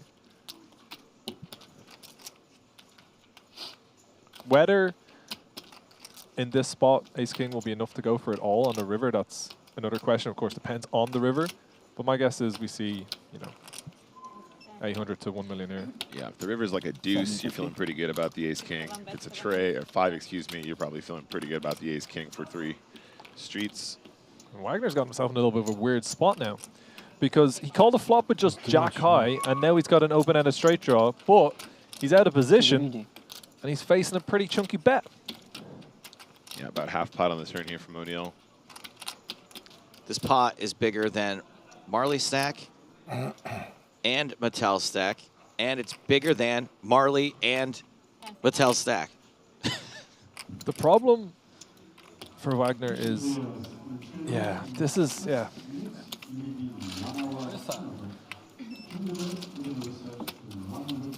It's a pretty frustrating spot. But you can't just go check shoving. Check calling feels pretty disgusting. But poor O'Neil picks up a really nice spot. Goes up to 4.74 million, which is good for third place. Are you in a Brazilian stable? What? What is like? Do you play with Brazilians? No? Or like, is your coach a Brazilian or something? What's prompting him to ask this question? Just wondering. Just because of the way he's playing, I think. Oh, I see. He play like a Brazilian. Okay. I think he's half Czech. That's a massive compliment, by the way. All I ever want to be called is Brazilian when I'm playing poker. I just want them to look at my abs and say, ask if I'm Brazilian. The Brazilians all ripped, you know? I don't know. Yeah, the ones I know in pretty good they're shape. pretty handsome Yeah. guys, to be fair. Natal picks up the second best hand in the game with 15 big blinds. And is going to go for the same raise size we saw with the 10s. Go, go, Gadget, pocket kings.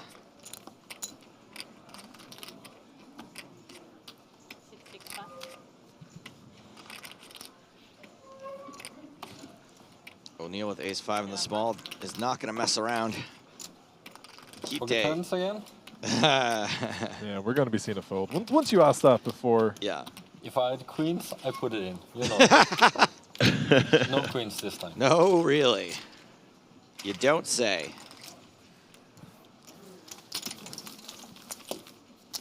Smallest of gaps opening between Mattel and Sprague after that hand. Tang says, no, stop getting hands, Mattel. We need Marley to ladder. Hey, instead of rooting against Mattel, just root for Jonathan Kite. Or he's the one Marley could just win 5 hands in a row and be the chip leader.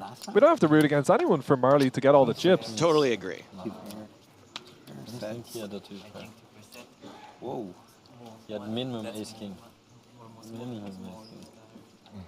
Things sound like they're starting to get a little loose out there. A little chatter happening. Miles looks like she might have a hand this time. Solid reads. He's got numbers type there. Maybe compared to yourself. I like how Marley folds so quickly that we don't have a chance to see the cards a lot of the time, and that way the chat pros don't have to get on her for how tight she's playing. Too tough. You just play one hand on I reckon that Marley has won more in this EPT tournament than everybody in that Twitch chat combined in their life. Sorry to be disrespectful to some people, but if you're going to come at Marls, you're going to get a little back. They haven't been too bad. Okay. 260. Kite in the small blind. Studio 54. And is dominated by Ruggieri.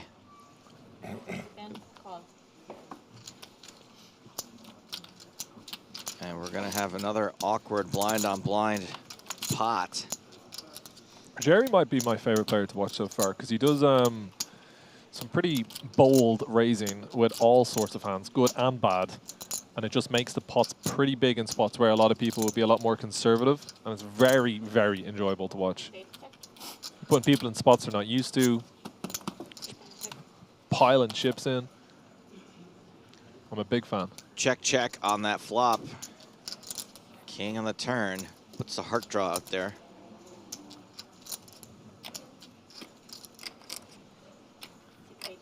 Seems like both players will be pretty happy to show it down here. Oh. Poker is so much fun when you just hit 2-pair. When you hit top pair, you hit trips, you get queens.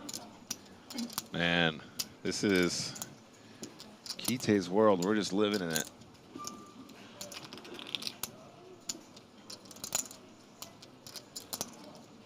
I think you can go pretty big here. What's the size, Mr. Kite? 440K. Yeah. 70–75% after kind of checking down to the river. It's hard for you to have too many super nutted hands. Yeah, but also hard for your opponent, right? So yeah, a little bit of column A, a little column B. Yeah, definitely 10 seems pretty reasonable to call some of the time. Jack for sure is probably something he's targeting here. Given the action, you know, maybe won't have as much of that, but yeah, I dig it. Man, I think he's gonna call. That's the face of a man who has got the suspicious hippo eyes. Do you ever look at a hippo? They look at you like they're so suspicious. Did you ever look at a hippo's eyes and like? No, I've never looked into a hippo's eyes. Joe, next time if you go to the zoo, look at the hippo and like you'd be like, oh my god, they're so suspicious. Well, I guess they have to give you side eye. No, but they're always giving you side eye. It's like the Mona Lisa. No matter which way you look the at them, eyes are on the side of their head. You, bro. Oh, he told you. Suspicious hippo eyes. Suspicious hippo eyes confirmed. That's a new tell. Put that in the book. And these players just can't resist giving chips to Jonathan Kite.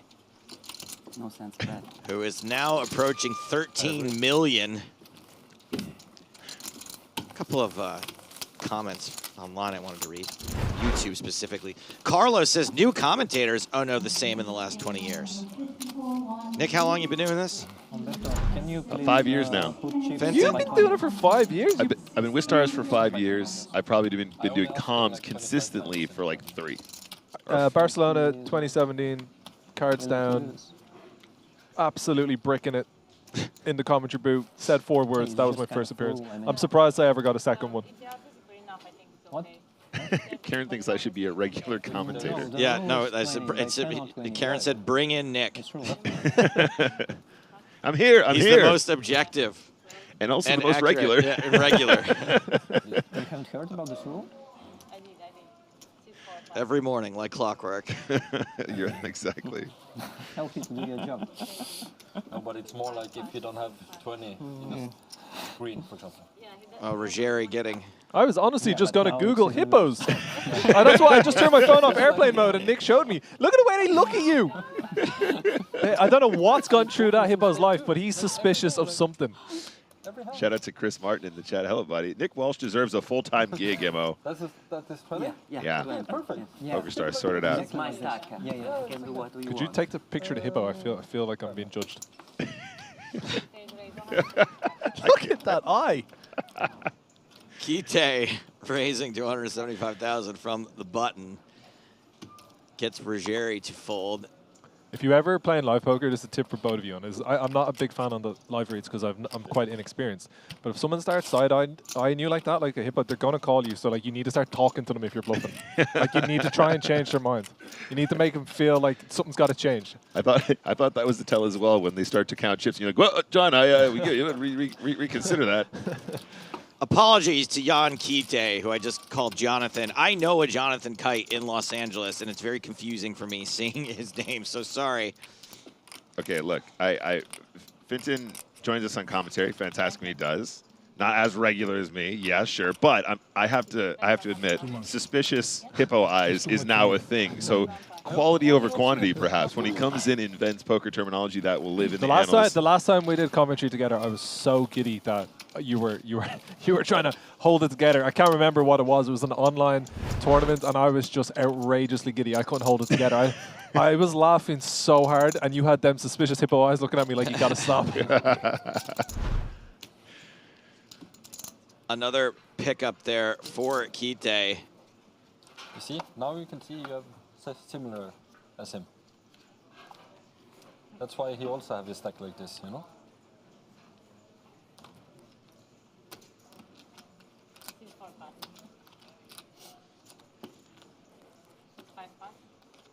Fold, fold. Queen 8 suited for Wagner. Given what we've seen of Wagner, I wouldn't expect his hand to be folded, but he's gonna muck. Smidge, way too solid to be playing that one. Sorry, Pork. Smidge is online now. Good to know. King, queen for Kite. It's a pretty strong hand, given how wide Kite is going to be getting involved here.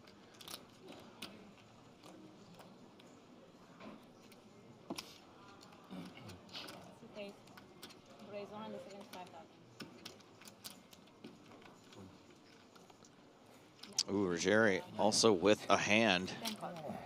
Calls on the button. Matal out. Sprague. Ace-4 suited. Also a hand.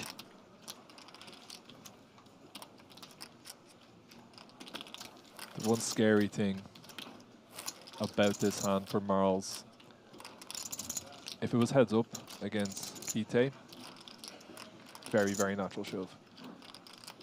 The problem, if we shove, which I wouldn't criticize it for, is that the button has to flat some pretty strong hands against the chip leader. Can't really go re-raising.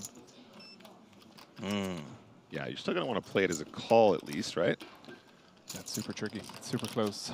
You have a fantastic price to see a flop, but yeah, I'm with you, Finty. I feel like the desire to shove is strong in these situations, but like you said, lots of strong hands flatting buttons still that might have you dominated. Also might not, right? Like there's going to be hands like Jack 10 suited, Queen 10 suited, you know, with these hands, of course. Are you flatting the button with a hand like 9-10 suited here, Finty? Marley does pull the trigger. This is a serious gut check moment. 1,055,000. 1,055,000. Kite has not folded yet. Kite probably saw Marls shoving with the king-queen, and in this spot, you know, he is going to dominate some of the hands she shoves. I don't think Marls is going to get this through against both players. This is going to be tough. I mean, the best case scenario here for Marls is that Kite calls. Right. And he very well might. Oh, that's wow, that's Kite reshoves. It's going to get the dominating hand to fold.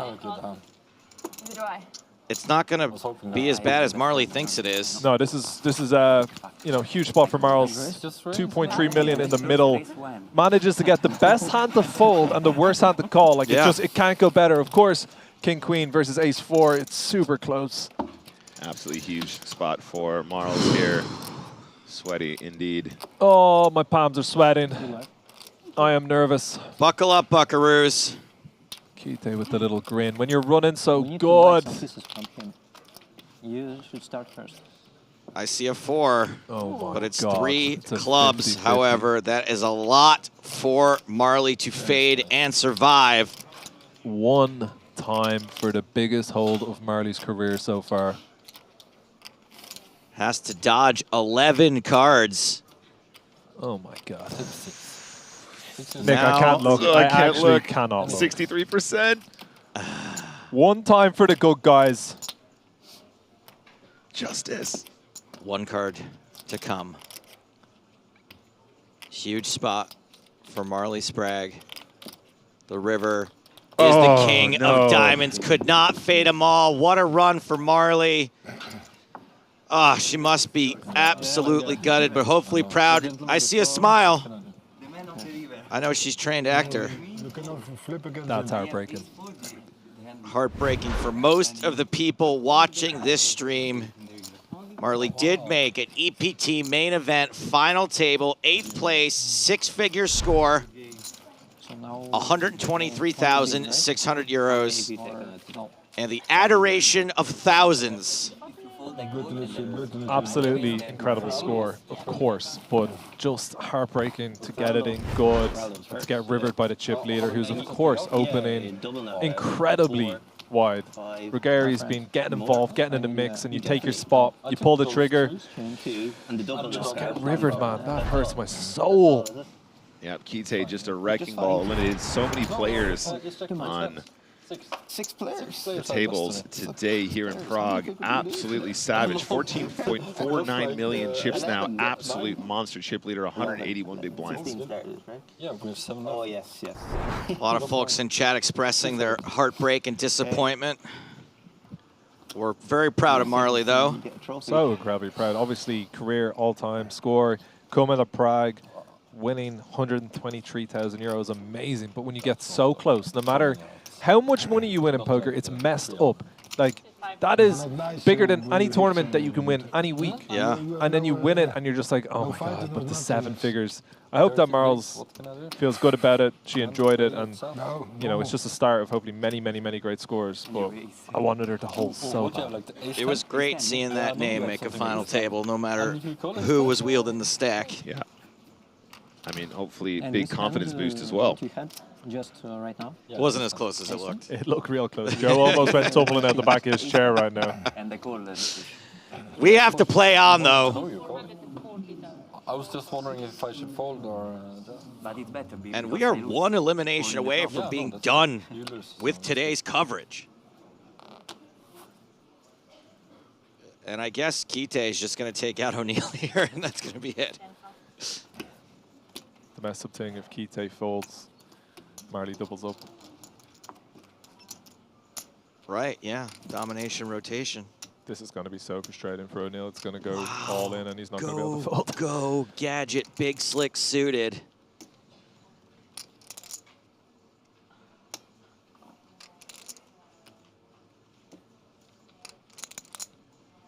All in. 13 big blinds all in. That heart-wrenching feeling when you've got the ace-queen. And Is it heart-wrenching when it's a stack this small? Please. Yeah, look, yeah. Answer is yes. It is, but it's... You shouldn't say and I probably am, but don't say anything. I just want to count to confirm. Yeah, it's very fair from O'Neill here. He's going to call. Probably in bad shape anyway. What does he not want Mattel to say? Probably it was someone else that's not involved in the 15,000. Oh, like only... Yeah. Oh, yeah, I call. I see 600. Good shit. There's the call. Domination situation. Both players suited. If O'Neill does manage to win this hand, we are going to be down to the official final 6 and done for the day? Yeah, that's correct. I give you 100 and I give you a green chip. 100. And you give me this. Huge pot for both players. 2.5 million in the middle. And some discrepancy about the pot at the moment. I think Rodin didn't get his change. 320 in the middle.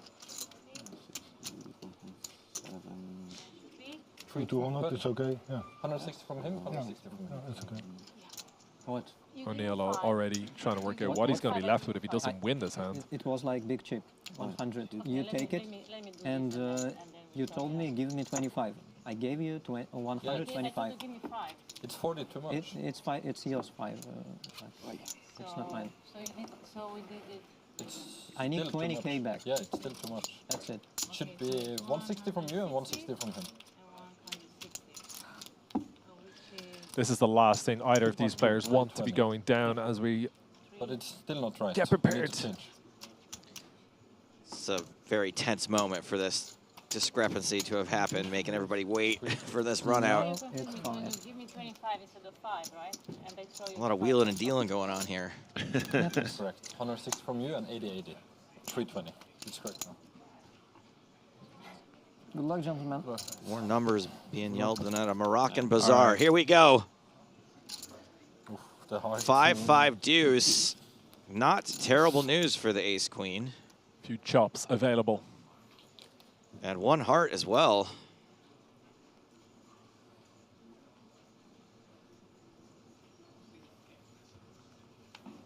Turn is the 4 of spades, so more chops now.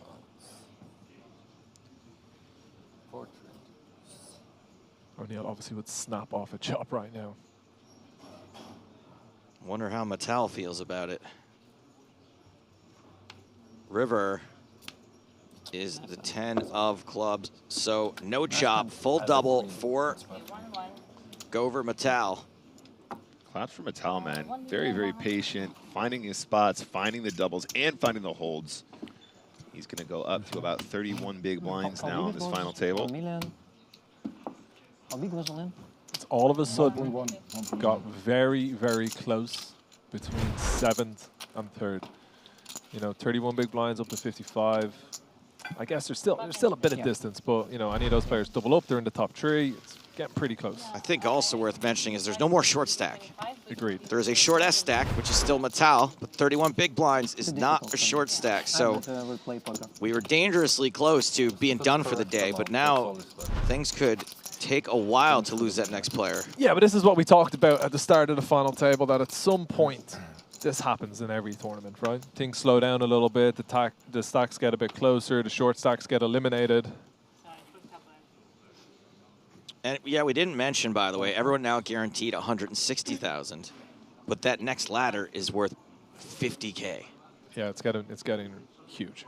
We'll call it 48, I guess, but I'd allow a 50 there. Okay. I'm a big fan of the rounding up. I like a round up too. Yeah, I'm not. Yeah. You think I'm going to say 47, 400 or something? I'm not doing that, man. It's too complicated. Yeah, we're just guessing most of the time. Ace tray of clubs for the real Dio O'Neill. 3-leaf clovers for the Irishman. You see some players potentially, after a slight setback, throwing this in the muck, taking a little breather, but O'Neill very solid, very confident. Ooh, and another suited ace for Rodin.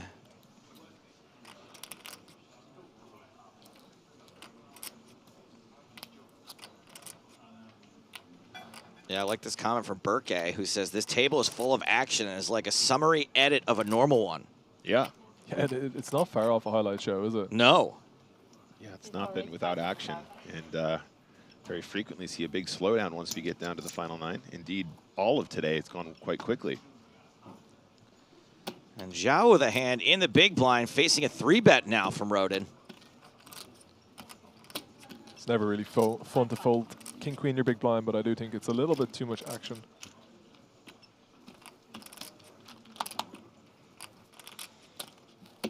And O'Neill lays down the dominated ace. Nice little pickup there for Rodin. We're approaching another break. Probably just 1 or 2 more hands.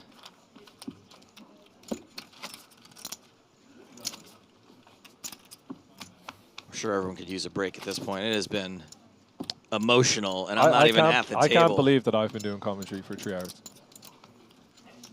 It feels like I've been in here for 20 minutes. I mean, there's been very few dull moments. Yeah. You were right, by the way. Exciting final table? Yeah. I mean, it has not been a grind. It has not been. Oh, my God. O'Neill gets... It's kind of funny. Like, he loses the big pot, and then he gets 2 hands that he wants to raise. And, of course, that's fine. You want to get hands you want to play.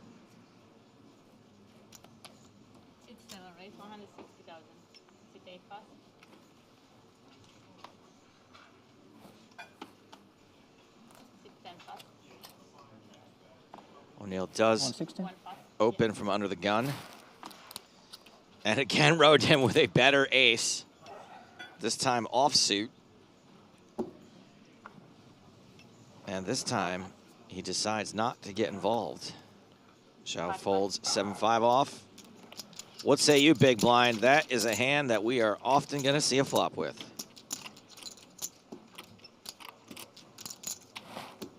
Call. It's an interesting reluctance to put the chips in with such a pretty hand. He does look like that all the time. Yeah, king 9 suited, the big one, dreamy. Ace, queen, deuce, diamond, diamond, diamond. Pretty definitive for having king 9 of clubs. I honestly don't think O'Neill will be upset in the slightest to just bet 1.5 big blinds and see a pot come his way after a few getting shipped the other way. Yeah, I think you can keep it real small on this board. Just bet range, basically. Take him back.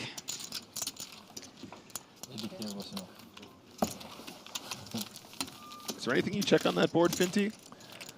My guess is that when you're covered by a big blind on a monotone board, yeah, having raised from first position and an ace and a queen, there's every chance that you probably need to check sometimes because you're going to be stripped of the vast majority of your flushes. Yeah.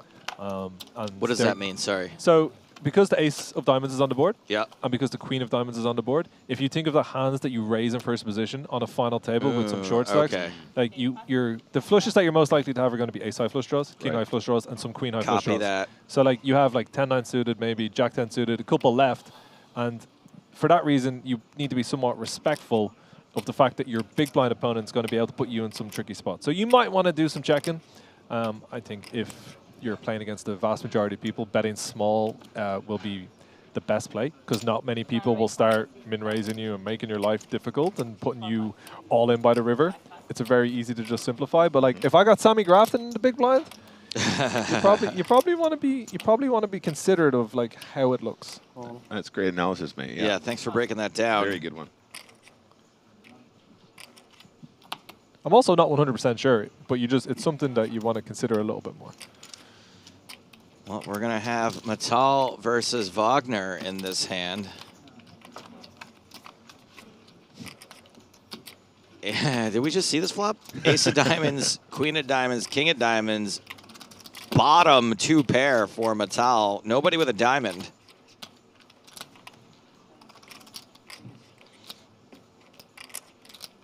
So you're going to be stripped of most of your flushes here?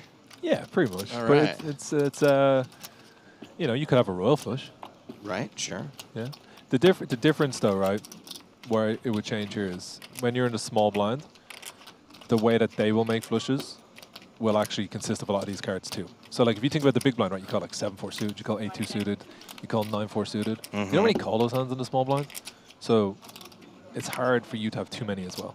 Heart check. It's kind of interesting for Wagner. Like, how many offsuit hands does he call in the small blind to have like the jack of diamonds or the 10 of diamonds? He could have some, right? He could have like ace 10 off, ace jack off. It's certainly not impossible. Very cute. Yeah, bets it anyway.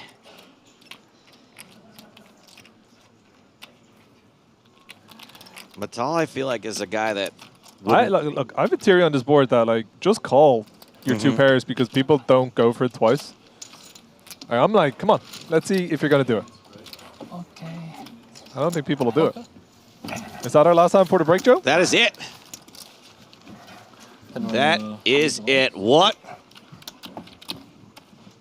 action we've had over the first 3 levels of the day today. We are ending things overall when we get to the final 6. But that has yet to happen. These are the chip stacks of the top 7 players, this last 7 players in this record-breaking field. Matal the shortest and approaching the danger zone again, but still doing just fine with 23 big blinds. All bunched up from there on out till we get to the top 2. 69 bigs for Zhao, 144 big blinds for John Duthie. These players are headed to a 19-minute break. We're going to do the same. Check out some of the sights and sounds of Prague. More from the record-breaking EPT Prague when we return. You're watching PokerStars TV.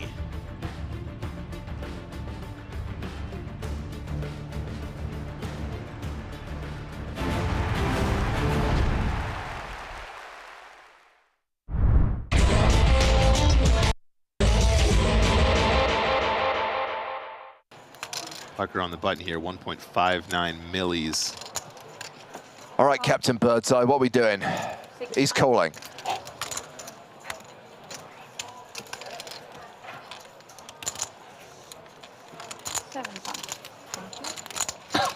And we are going heads up to the flop. Oh, I don't care. Oh, that's yours. That's yours there. King 8-5, top pair for Tonka. A little bit of fighting talk there from Dale Mieda. Parker tries to kindly inform him of his starting stack. He just goes, you know what, I don't care. I really don't care. Bet 65. Bet of 65,000 into a pot of 100,000. Oh man, I really like this bet size from Parker. I think he knows exactly what he's targeting, and I think pocket nines is definitely part of that range.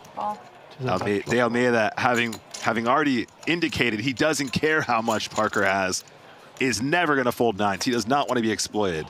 He doesn't care how much he got. He's playing this pot. He's going to play it aggressively. Check.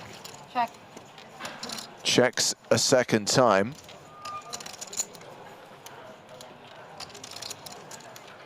$230K in the middle. What's the size, Parker?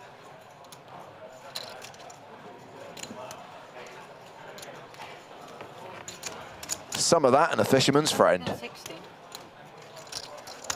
160K, she says. Yep, 160 bags.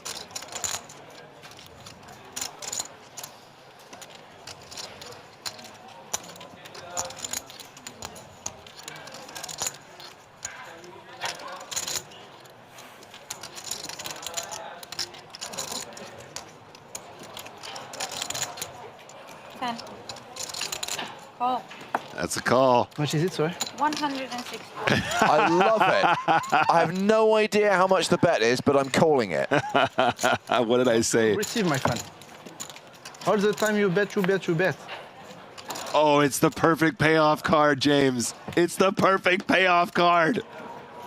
I mean, if the guy has no idea how much the bet is, you might as well just move all in. I honestly don't know about that speech play either. I feel like Dale Mieda is kind of indicating exactly what he has. He's like, you're too aggressive, my friend.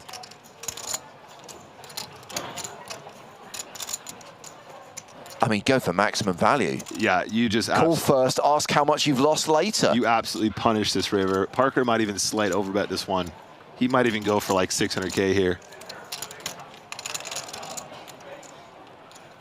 Yeah, overbet. Not good. 10. Definite overbet time. 275. Bet. All right, he goes closer to half pot, 275K. Of course, there is the prospect that De Almeida does something other than call, and maybe De Almeida blasts off here. Wow.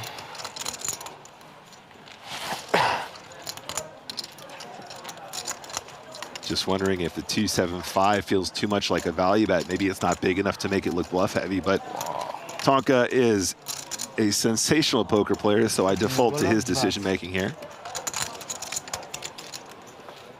Call. Makes the call. Shows him the good news. How can you be lucky on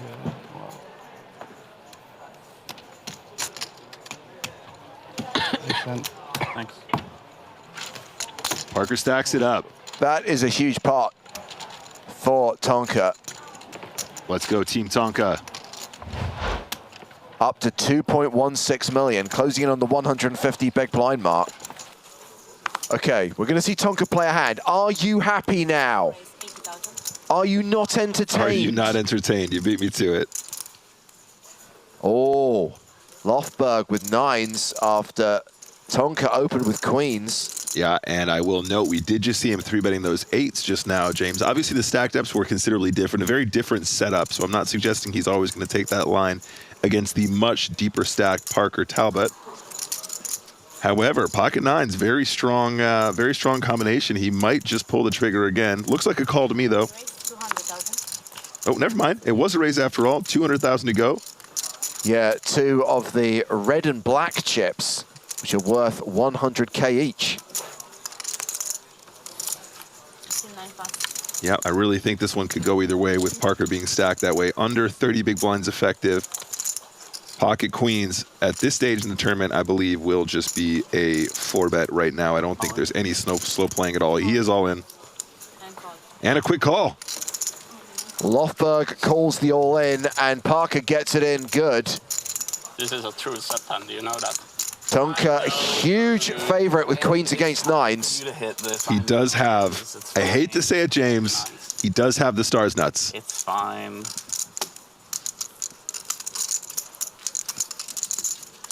Send me into oblivion. Get your holds in the chat now for our boy Parker Talbot, Team Pro extraordinaire. I don't even think I have Huge spot to remain in this tournament. 88% equity. Meanwhile, you'll just see we've dropped down to 17 players. Tim Adams is out. Tim shoved Queen 10 into Javier Gomez's jacks and did not improve. So Tim Adams has just busted in 17th place. That means if something goes wrong here for Parker, if he gets unlucky and queens get cracked, we will be down to 16. We will be down to 2 tables. But there is a queen on the flop, and it's looking good for a Tonka double up. Actually, Stars Pro versus Stars Nuts. If you need some outs, The ultimate showdown. Jack. Or a knight. Sure. Parker, 97% on the flop. Could be 100% on the turn. 1 million exactly. Absolutely. So that is a big double up for Parker Talbot. So 1 Canadian gets there on the feature table. On one of the outer tables, we lost another Canadian favorite. Tim Adams is gone in 18th place. We are at 17 right now, 1 away from the redraw for the final 2 tables. Parker's got 3.1 million now. Let's go. I want to see him on the final. I want to see him take this one down. That would be an absolutely sensational moment. Thank you. And I want to be part of that winner's photo, too. You know how Parker somehow finaled the only EPT that we haven't live streamed in recent memory? Right. How about if he makes the final table, we don't stream it? I mean, it is the World Cup final day after all. Why not? Oh, you know what, guys? Just take the day off. It's all right. Wow, this is a huge cooler for Parker Talbot.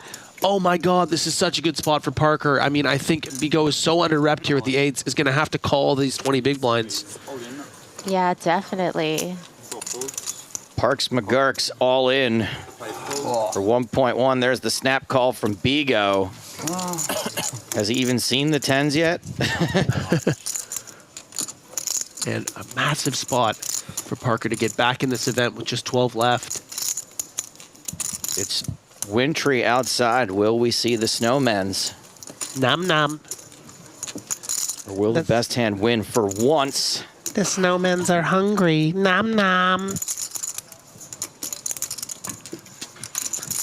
Dinner after this? The wheels really come off when the James isn't here. You should. I wish everyone of those at home was able to see James' just head slowly turn towards me as I did that. Here's your flop, Jack. King trade. Looking real good for 10s. 2 cards to fade. No backdoors that I can immediately see. No backdoors. Turn card is an ace. 1 card to come. Oh, Parker's eyes just went big. 1 more card, man. 2 outs to fade. Otherwise, it's going to be a double up for Parker Talbot. Tonka does indeed double up. That's what I was thinking. Double up. Double up. DJ double up. 3 in a row. 50 big blinds. Push smart. How to get to 50? That's amazing. Had 6 to start the level.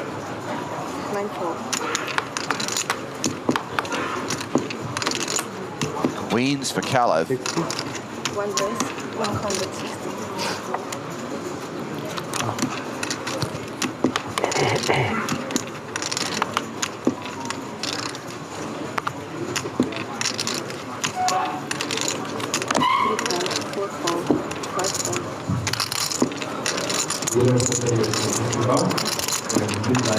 Kings for Oh, Tonka. here we go. What a spot. And the chat goes wild.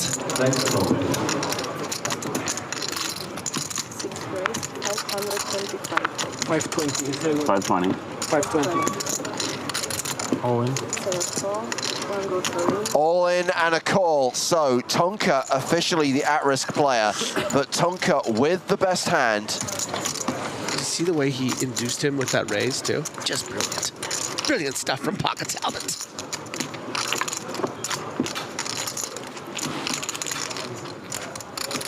Any kings about? Tonka better than a 4-1 favorite here to double up through Kalev.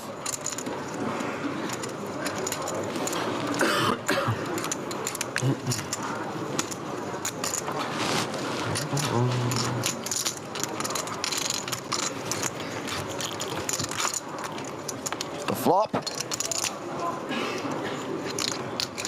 is ace high, but crucially no queen. Doesn't have to worry about clubs. Nope. He has the king of clubs.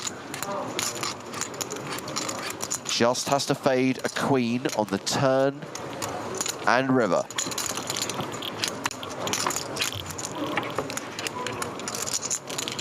Two outs for Kalev, 2 cards for Tonka to avoid.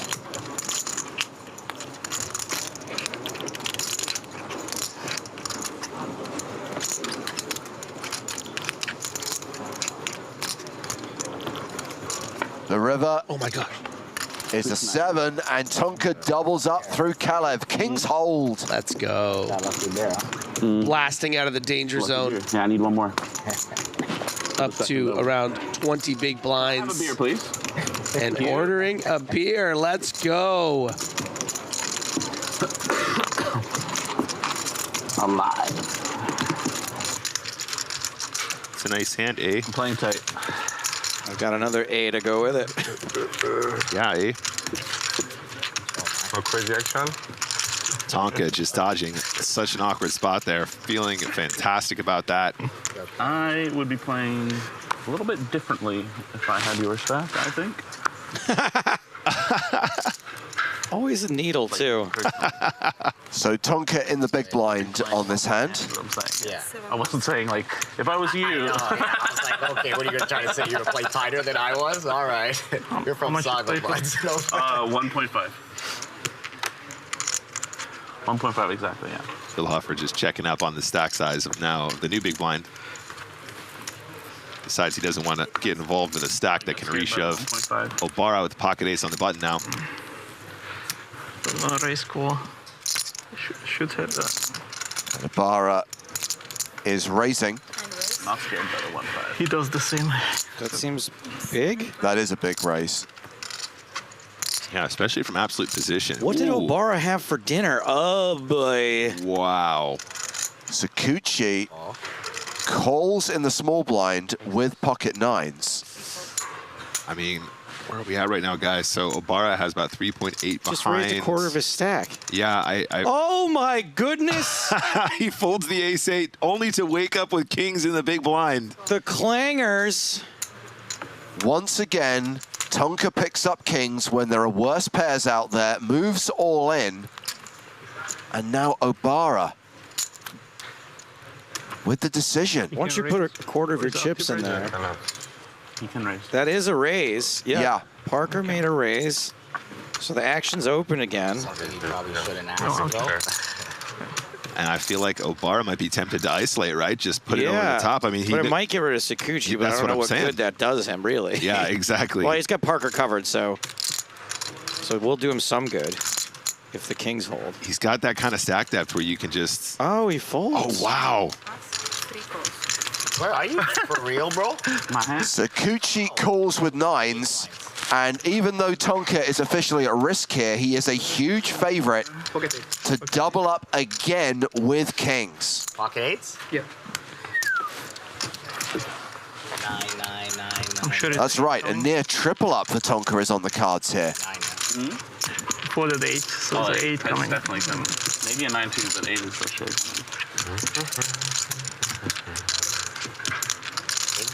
How many double ups have we seen today from Parker Talbot? 3. Second. Well, you guys didn't see one small. A lot. They always seem to be when he has kings. I think once he just won a huge pot and didn't double up. Upside down. 9 high flop. No. Sakuchi with the set. And now Tonka drawing to 1 out. A king folded pre. Never lucky. Never lucky. Come on, the king ball.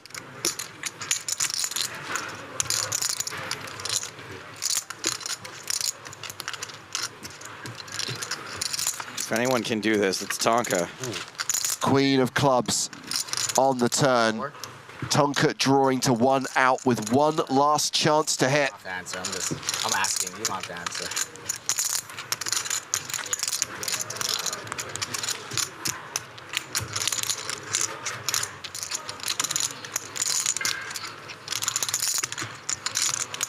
Trying to will it. 1 time, question mark? No. Good game, boys. Tonka is a goner. Parker Talbot scores his best ever result on the EPT. Playing with you guys. He came 6th in this tournament in 2018. And you're cool with your street. Fast forward 4 years, it's a 5th place finish for more than €250,000, 278,450. Maybe. Good luck tomorrow, boys. Thank you. Thank you. And that's going to take us down to the final 4. Let's play 3 more hands. GG, Parker. Yeah, I know. And that should end play for the day. We will come back tomorrow and play down from the final 4 to a champion.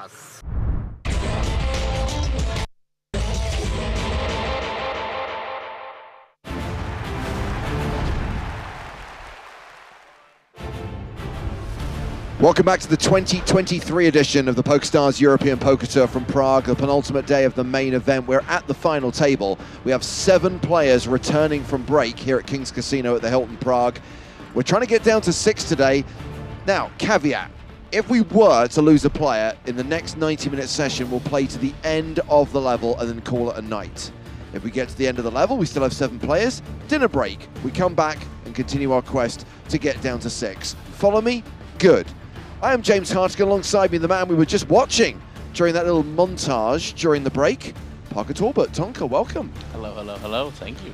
And we were just clarifying that the final table of this event, you've made it twice in the last 5 years. Yeah. 2018 and then last year. Yeah, my only 2 EPT final tables, I'm quite certain.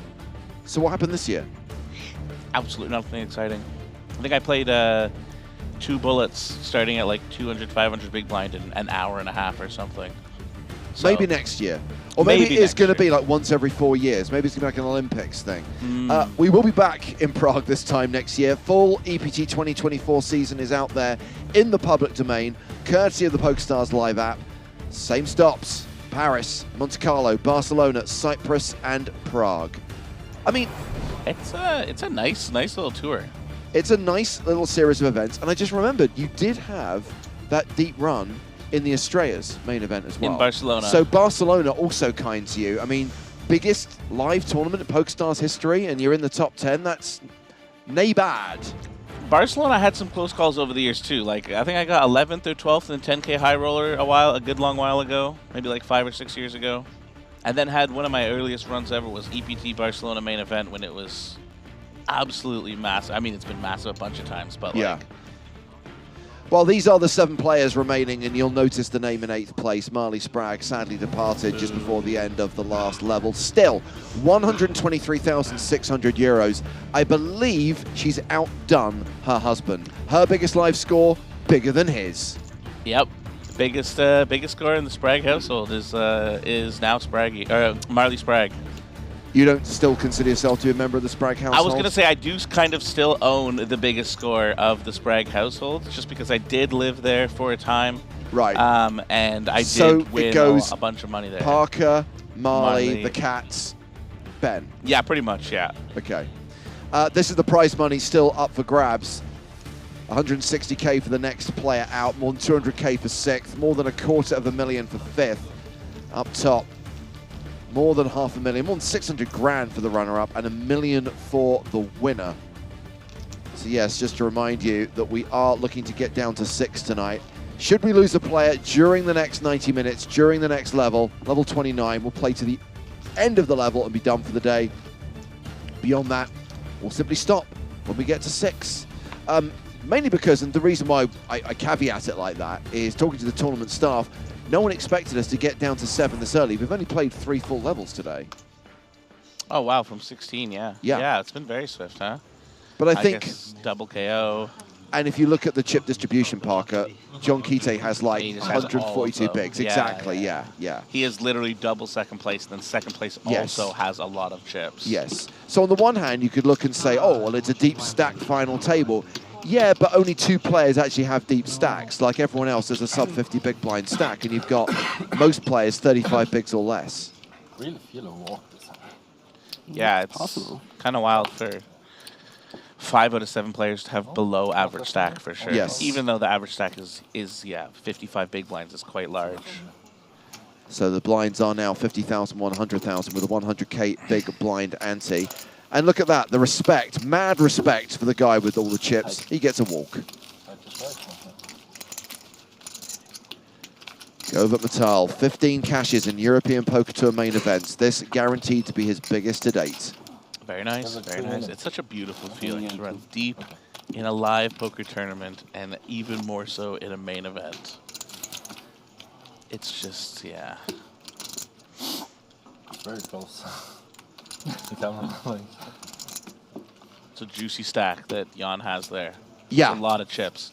These days, the way we, coloring up and normal, natural progression these days is much less the massive stacks that we once had in deep runs. But that right there, that's a big juicy stack. He could build a cool tower if he wanted with that guy. When you go back and watch like the World Series of Poker TV shows, yeah, from like the mid-2000s, and it's like, I don't think at any point they colored up any chips. Any chips. They just literally had seas and seas of chips. Like, So heads up, they have to sit the players at either side of the table because they're using the rest of the table for their chip stacks. I don't even know how if they paused the clock when there was like a double up or something, because it must have taken them, I swear to God, like 3+ minutes to move the chips to the other end.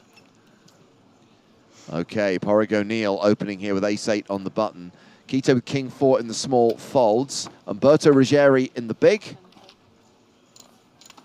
is calling with 7-4 of clubs. I was watching a decent amount before, but seems to be quite an action final table and just like final few tables there. Yes. That fellow who was calling the 3-bets out of position with Jack-Deuce suited before, and Yeah, what you mean the guy who busted in 13th place because he Is was that- calling 3-bets out of position with Jack-Deuce suited, Yeah. Jack-3 suited. And I'm not sure if it was the same guy, but somebody cold 4-bet Marley with 10-deuce or something. Yeah. And just some crazy stuff going on. That was huh? Ruggieri, who is in the hand here and has flopped best Oh, with a okay. pair of 7s. So he won't be going anywhere, you're saying? Facing a continuation bet of 175,000.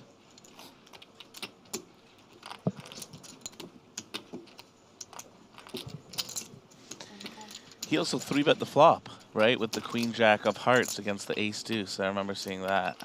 Okay, well, O'Neill with the advantage now, pairing his ace on the turn. Almost a 9-1 favourite. I have to say, we've been watching Porrig O'Neill for the last 2 days. He's been on the feature table a lot. Been very impressed with how he's handled himself. Just playing very solid, or what? Absolutely. And Finton tells us he is one of the nicest people on the Irish poker scene and has been on that scene for many years. Yeah, I recognize his face. I don't know if I've ever, like, chatted to him for too much more than a few sentences, but if Finton gives him a nod, then I trust. Assume we'll be seeing some kind of half-potish wager here.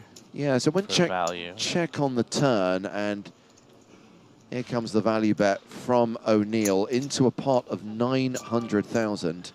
That is a bet of 500,000. That's 5 black discs. Just over half pot. I mean, this would be kind of a crazy hand to make a move with, so I would assume he's just going to hero him or fold. But this is the man who called forward the 10-deuce, right? Correct. So yeah, the world is his oyster.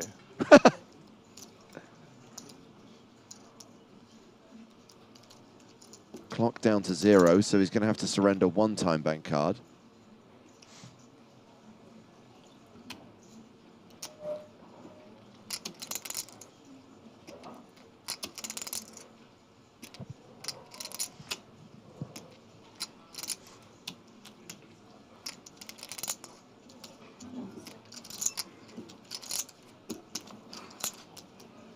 Five, 4, 3, 2, 1. He's now going to have to surrender another time bank card. Folds. Good bluff. And 2 time banks used there by Ruggieri, who I don't think had that many to start with. Origo Neal chips up to 4 million. He's got 40 bigs. Oh. And Ruggieri used 2 time banks there and now has none remaining. Oh, wow. He used his last one just for that 4-second fold, huh? Jeez. Now, obviously, when we get to tomorrow, everyone will get 6 additional time bank cards. But for tonight, if he faces any more big decisions, Parker, he's got 30 seconds per decision, max. 14 black. 13. That is honestly sometimes the ultimate time to apply pressure. Because generally guys who like burn through all their time banks like need the time more, right? Just like naturally. Yeah. So like they're going to be put into the blender and put under the pressure just way more by not having any time banks. Oh, go for it, really. Ace deuce for Rodin. Folds. Chow is out. Adam Wagner has 9 deuce. No. Jack 7 for O'Neill. Here's the chip leader on the button with the Spraggy, ace 7 offsuit.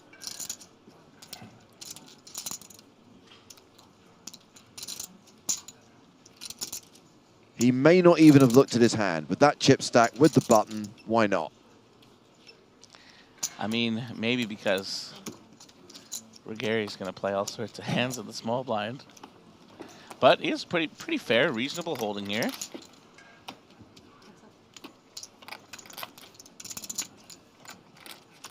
King 7 tray. Pretty nice flop for Kite.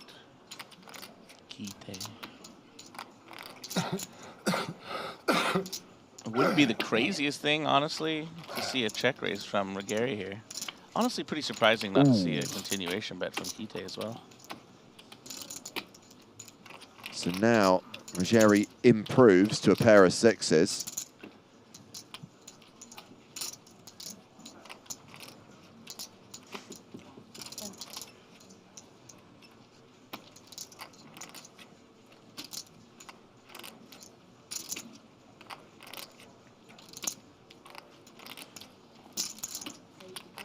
Delayed C-bet from Kite.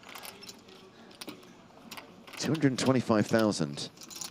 Pretty nice now because unless the river, if the river just comes like even like a jack of diamonds or something like that, he's probably going to be able to go for another value bet, presumably. Because if Ruggieri has like 8s or 9s, he's probably going to take the betting lead himself on the turn. That's pretty bad river though, because he could have 5s or 4s. Even 6-5 suited potentially, ace-5 suited. Not a great one for Kite. Probably just goes check and Kite is quite happy. But if the board pairs or some kind of offsuit 10-jack queen comes, he might almost certainly go for more value. Check, check. Ace on the river would be fun. That's also true. Kite chipping up over 15 million now, more than 150 big blinds, more than double the stack of the player who sits in second place on the leaderboard. It's a big bet. Yeah, and the fall off from the 15 million to 7 million down to 4.5, 4 million, it's quite drastic. Yeah. Down from the 15 to 7 million. Such an incredibly fun situation to be in Kite's spot. And not only have we reached the point of the tournament where the prize money is significant, 6-figure scores, but also we reached the point where there is a pay jump with every single elimination. So Kite can really leverage those chips. For sure.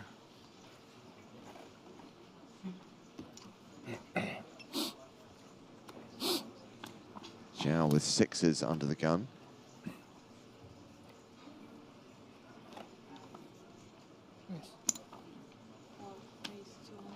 Raises to 200,000. King 10 suited for Borrego Neal. Interested to see what he comes with here. You could tell me that he would do any of the options, and I would say, I'm interested. I could honestly see folding with the being like the very middle stack with 3 people having less than you, 3-betting because, you know, Zhao might not be raising 6s. Yeah. And it's a nice hand to fold when fold out when we 3-bet. And calling doesn't seem nuts either because you have King 10 suited, facing a min raise. Ace 9 suited for Metal. And boy, do I wish I could go back in time to get him a glass of water.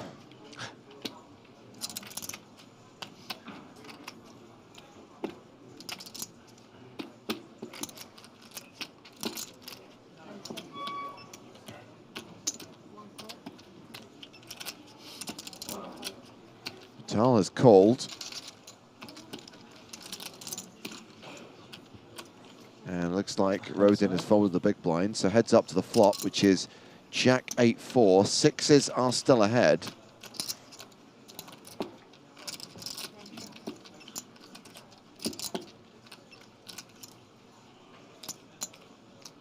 Action has been checked to Zhao, and he's continuing.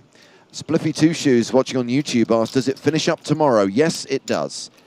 Final table stream starts at 1 p.m. local time. That's 1 o'clock Central European time. Should be 6 players returning for the final day, playing down to a winner.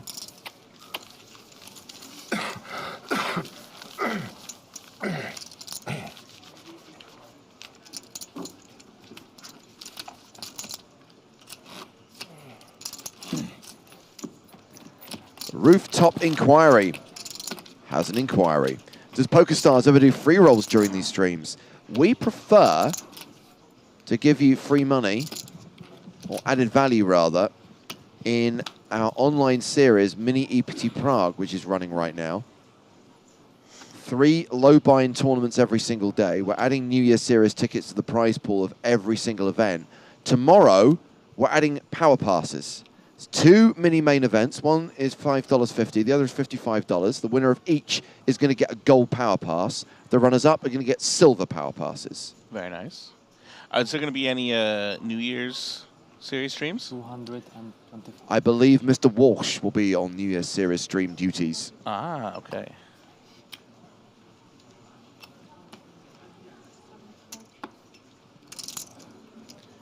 Fours for Wagner. He's opened under the gun. Ace-4 of diamonds for Kite.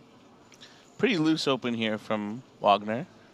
I think generally we want to, you know, use aces and kings to make our looser opens. Kite should 3-bet him here, you would assume, with his big juicy stack. What a 4 minute. Open. 580.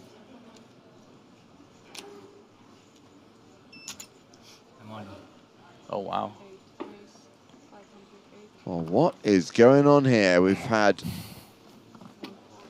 a huge shove from Ruggieri because he's got ace-king. Okay, so Kite's 3-bet. Ruggieri is shoved with the ace-king.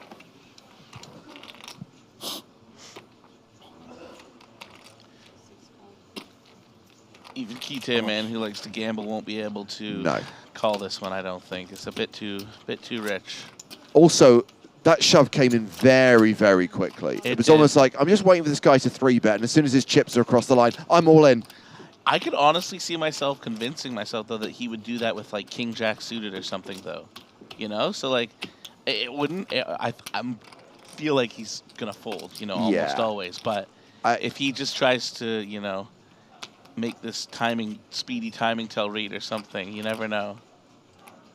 I mean, the speedy timing till read is surely ace-king more than anything else.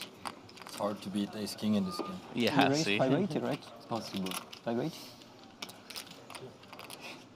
I can see, like, darker chips. Yeah. It's hard from big table. My position. Call! I will call you. Yeah, call him. I think I beat you. Oh, very so. Go, but really? Good time for the hand. I'm very, very sad to not see Marley still in right now. I was rooting for her. I think you would raise my hand as well. Solid result, though. Make the FT. 8th out of 1,285 entries. 6-figure score. Mm-hmm. It's all gravy. It is truly all gravy. It's really nice. It stings now. It does, but But it feels better later. You'll have retrospect tomorrow and you realize, Even tonight. Yeah, yeah.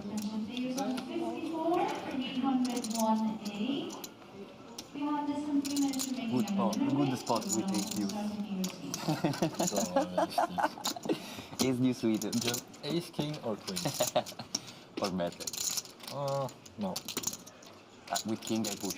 Yeah, but I don't think we have concerns. 7s for Govert Metal. Jacks, queens, ace. And that is a raise.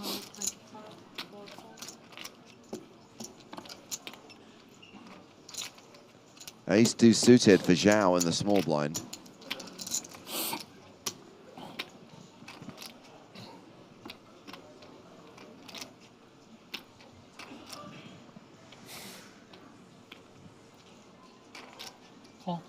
Wow, call. Interesting.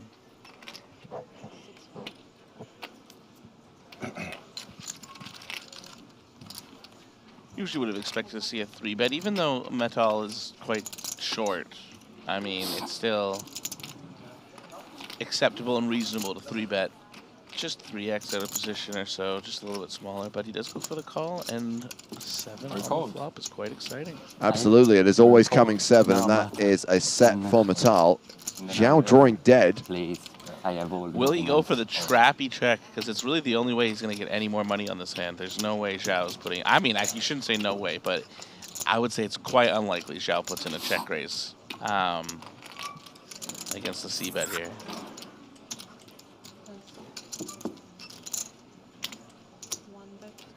Especially a big bet like that.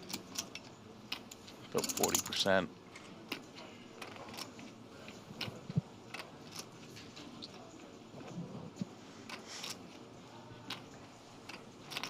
Attention dealers on 54-1A. If you have turn 1A at the table, please begin your shuffle. We're beginning in the sun. Now, I've been doing this job long enough to know that you have to take anything the audience says with a pinch of salt. However, I'd like to think that people wouldn't joke about this stuff, so I am going to take it at face value. Kerning K says, I don't know if it's been said, but Govert's lungs got destroyed by COVID. It's a miracle he's still with us. Dark Skez says he was in a coma for 15 weeks and lived, and now taking in his biggest live win ever. It's either some coordinated trolling between those two fellows there, or that sounds like a true story, honestly. It sounds like a true story. I'm going to put my faith in humanity and say that it is true. Because I'd like to think that people wouldn't joke about that type of stuff. A real hand for Kita here, under the gun.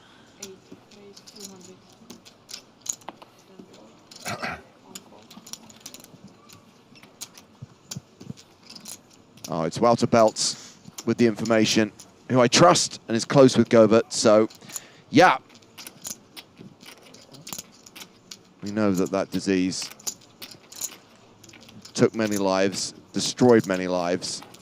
So credit to Govert for bouncing back, being on the live poker circuit once again. And yeah, we referenced the fact that he's cashed 15 EPT main events and is guaranteed his biggest score to date in this tournament.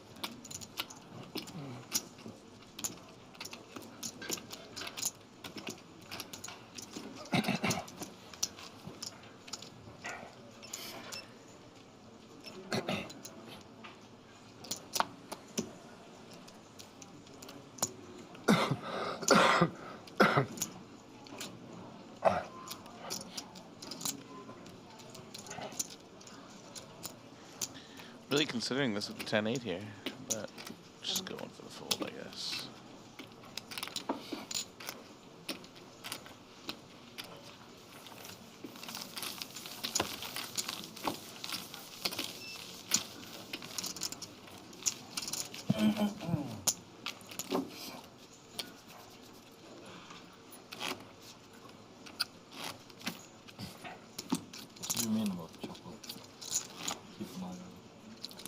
Just a fat you put me all in, which has happened yet. I need to know how much I have. You just need to ask for a count or whatever. Like, I can't get my own step counted. Just a pause. You know what I mean? You can't get your own stack. No, no. If you didn't know your stack, yeah, you'd be confused. Like, yeah. So I can get your account stack. Yes, exactly.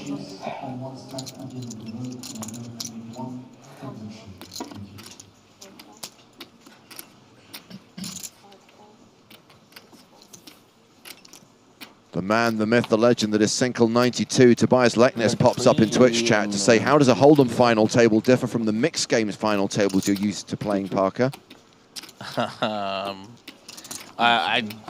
Not that I really know what I'm doing in Hold'em, but I know a little bit what I'm doing. In the 8-game ones, I really don't know what I'm doing. It's a lot of guesswork. But I did manage to make 2 final tables this trip, and both were in 8 games. Nice. The 1K 8 game and the 5K 8 game. 3rd place and 4th place. I mean, a total of 78 runners, I think, in both tournaments. So not the biggest achievement ever, but we'll take it. But they're actually very fun, those mixed game tournaments. Everybody's having a good time. Lots of folks having a beer. They're a great time.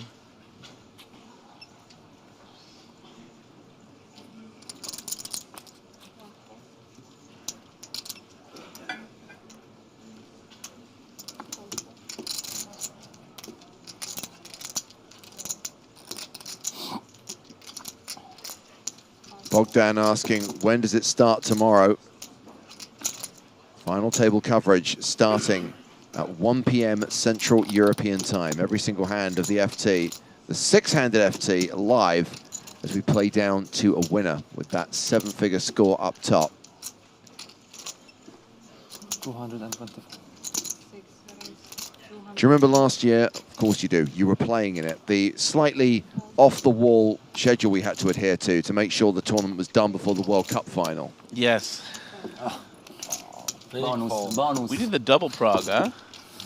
We did. Last year. The 2021 event was delayed by a few months to March, and then the official 2022 event took place Was in December. In December, yeah.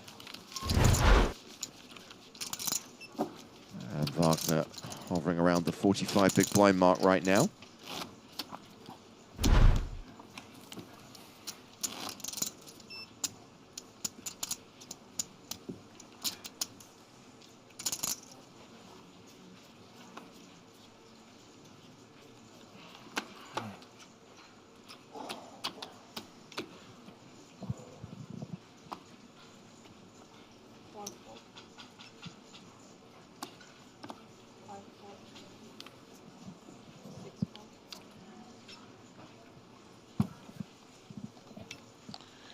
So he looks at his cards. Will he raise them no matter what?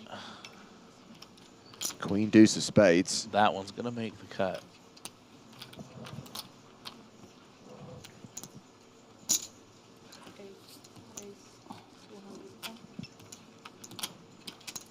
King 3 for Ruggieri.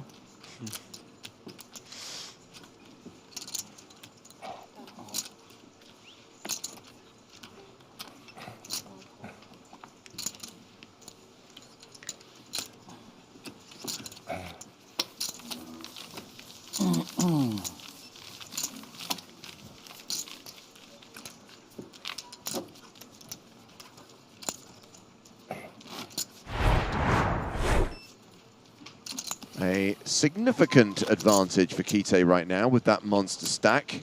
Govert Metal remains the shortest stack at the final table, but is still playing more than 20 bigs right now.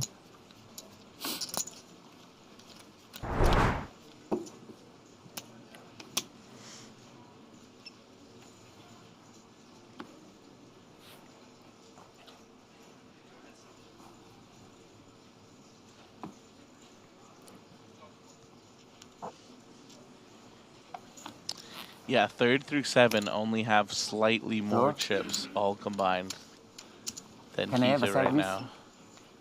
It's ridiculous. Raising under the gun with a 4 here from Zhao. Now remember, it is Chat Pro Saturday, Parker, so whatever they say goes. So when Michael Glantz writes, Kite should put on more pressure. That's my opinion. That opinion is 100% valid, and we have to respect it. No doubt. I'm also, I was going to say kind of with him, but I don't know. I haven't seen, since I've been in here, it doesn't seem like he's passed up anything. He just 3-bet folded the ace-4 suit a second ago. Looks like he's about to get in the mix in the cutoff right now with king-jack offsuit. He raised queen-deuce on the button a second ago, which is nothing crazy, but, you know, by no means would I say that he's been passing up opportunities.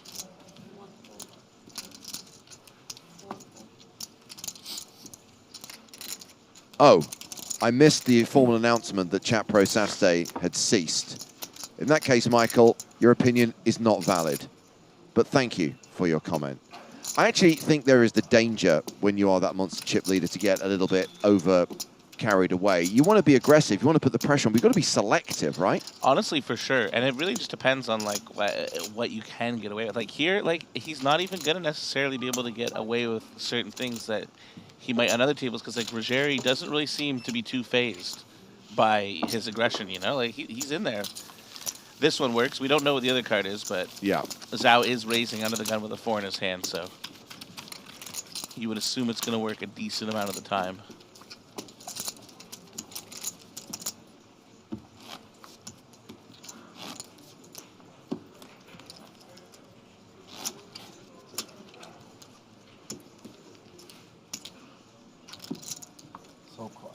So still 7-handed at the final table of the EPT Prague main event. We lost the YouTuber. We did. Everyone's quiet. John Duthie referencing the fact that Marley Sprague departed in 8th place. We came back from the last break with 7 players. No eliminations in the first half hour of this session. As we see Adam Wagner with ace-4 under the gun, folding. King-6 for Porrig O'Neill. Very reasonable fold, very reasonable open as well. But, I mean, if you think Jan is going to 3-bet you a whole bunch like he's been doing the last few hands, I think it's super reasonable to fold. Yeah. And it probably, he might have called this one just because ace-queen is like a nice value hand, you know? But he would have been playing anyways, regardless. Oh. This could be interesting.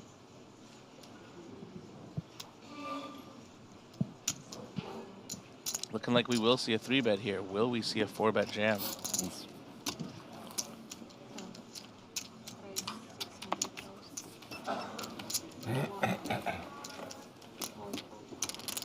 Sherry has re-raised to 600,000.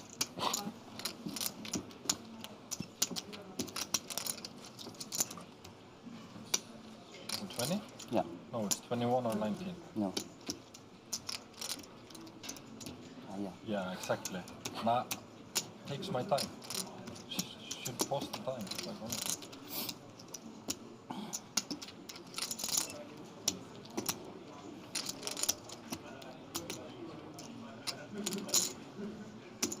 Looks like he's going to go for the call here, so defending. Could be a really nice call if we get some kind of cooler flop, ace high or something like that.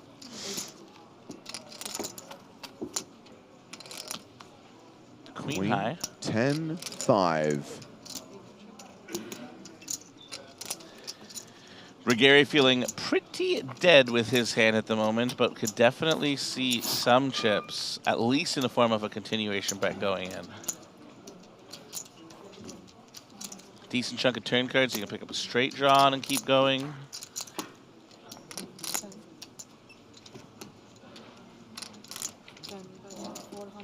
Well, this is not going to work. 425,000. Kite far too strong. Top pair, top kicker. Wouldn't be the craziest thing ever for Kite to put in some kind of raise here on the flop, but I think especially when you're playing against Rogeri, who like obviously literally right now has ace-9 offsuit. Yes. You know? Probably not the greatest idea to do it against. You probably just want to let him, give him a little bit of rope. You're not really scared of too much. Does go for the call. I was going to say the only really bad card is a king, of course.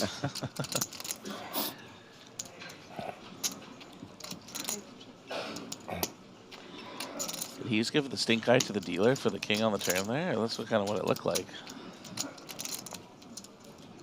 Question is whether the king also slows down Rogeri. It does. Wow. And the river card is a deuce.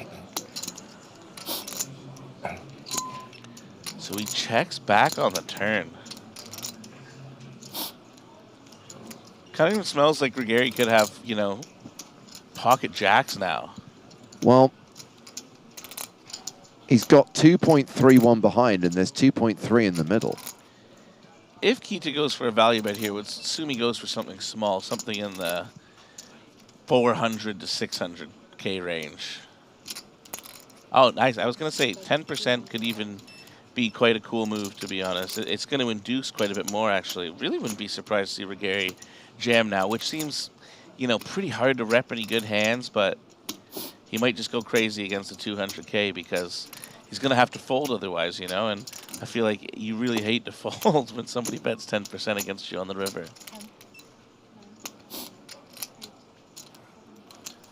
And he does fold. Reminder, Ruggieri doesn't have any time bank cards left, so that 30 seconds that was counting down was all he had to think. That's right. I'd forgotten. Kita now playing 16.5 million, 165 big blinds. Just to put things in perspective, that's 100 more big blinds than the guy in second. It's a really, really, really crazy stack for sure. And Ruggieri's dropped down to 23 bigs. Oh, more hands. Do you have orange But if you juice? want, like, you can like straddle With ice? Yeah. And a sparkling water. Time for straddle. Yeah, he officially has more chips than 3rd place to 7th place One combined. blank in the turn, I win the pot.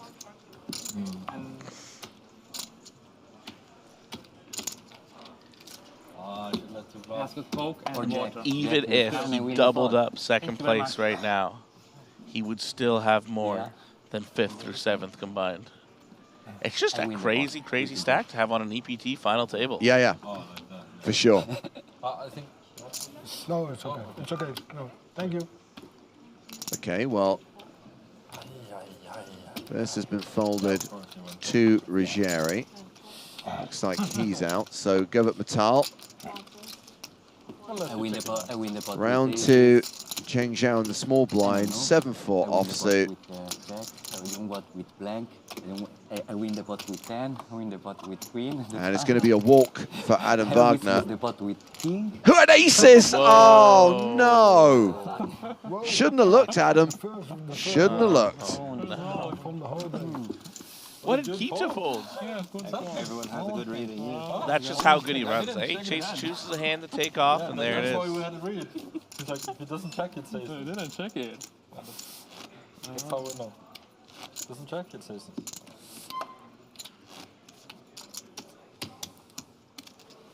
Then what you had here? So unlucky Italian, huh? No, I mean like with this hand. No problem, no problem. No, when you had aces. All the tournament. This All the hand, tournament. previous hand. Yeah, I know. You've been the most.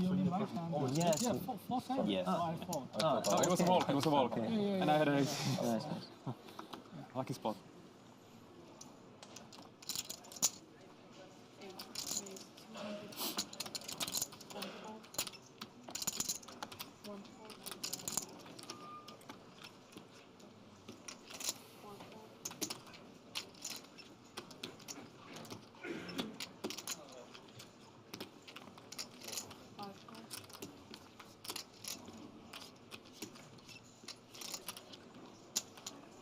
Call.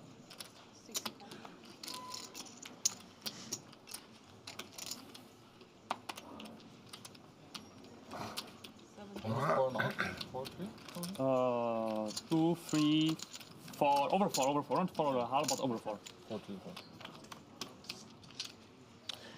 So Kita coming in with the under the gun open and Wagner just calling the small blind. Yeah. Might see a bet. Probably see a C-bet from Kita here, and then on Wagner if he will continue. Could go either way. Could go anyway, really. Check raise, call, or fold again. It's funny how these situations come up on final table. It looks like he's bet big, though, so we'll just get a quick fold. Kita helps Wagner make his decision for him with the half-pot bet. So 55 minutes on the level, 55 minutes until we get to the dinner break as Kite continues to chip up, closing in on the 17 million mark right now.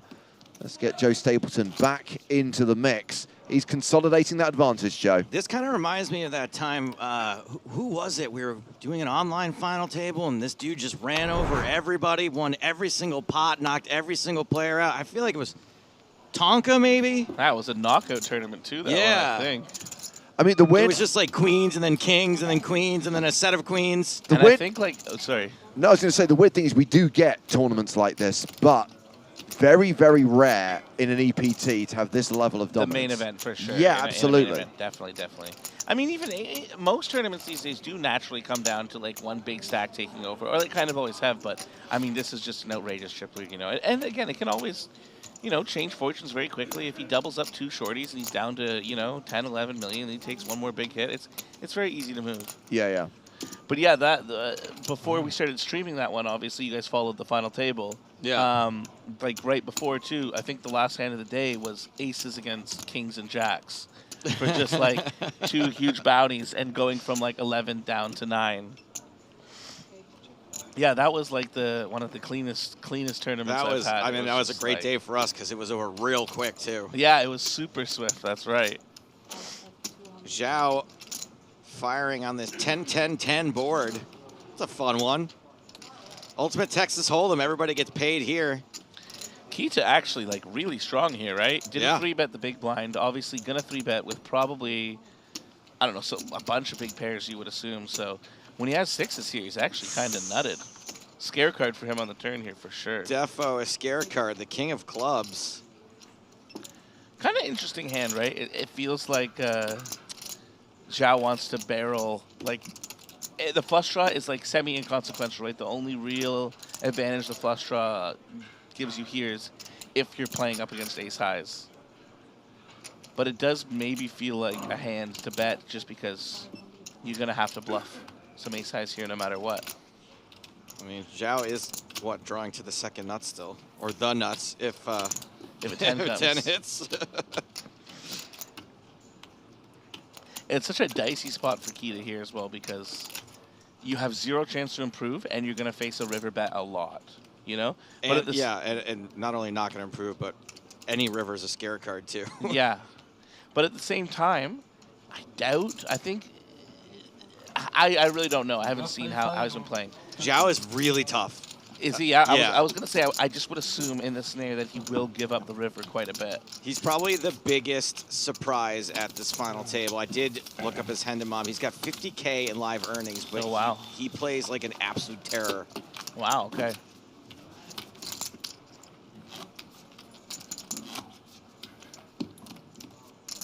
And then you've got chat pros who say things like Zhao Clown Show. Come on, bro. This dude has been very impressive. Even Tonka would be impressed. I believe it.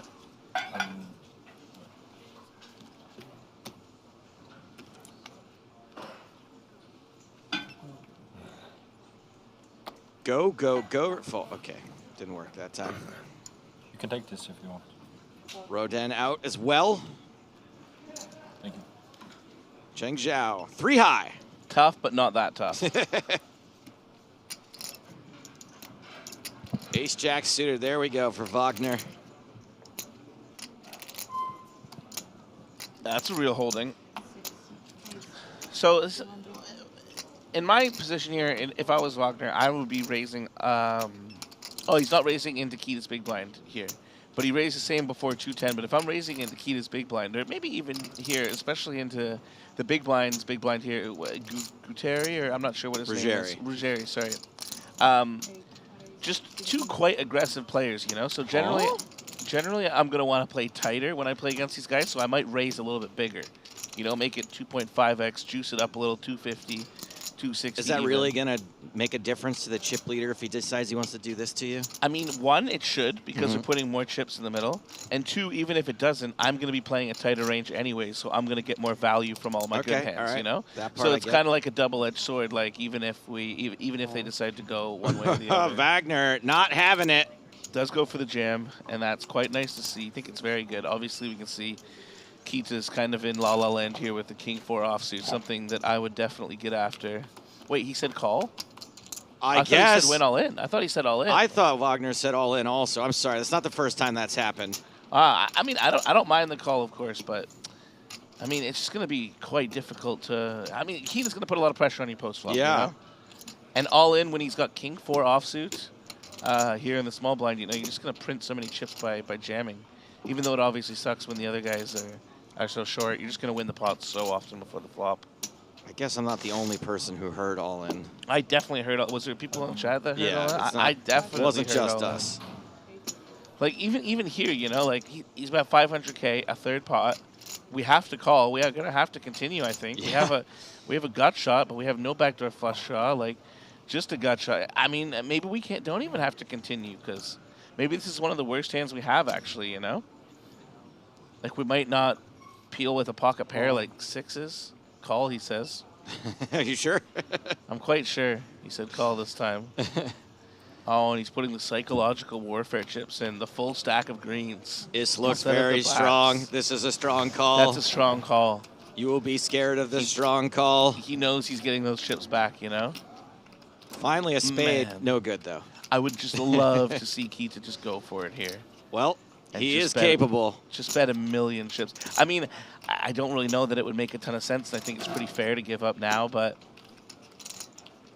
yeah, I think it's super fair to give up now, especially when Wagner might even be peeling with like 10s and 9s and 7s before the flop. And in Keita's shoes, he might not be 3-betting those because can he really 3-bet call pocket 9s here for 40 big blinds? 1.2 million. Oh my God, he's done it. 1.2. I mean, unless Wagner just has some crazy, crazy heart and read, I mean, he's going to have to fold. And also doesn't care about ICM. I mean, we kind of already know he we don't know because ace jack suited could just be like a very reasonable hand to call with pre-flop. But I think like calling is kind of either like a little bit on the scared side or like not caring about ICM, and you kind of want to like trap him because like it's probably the worst of both of those things.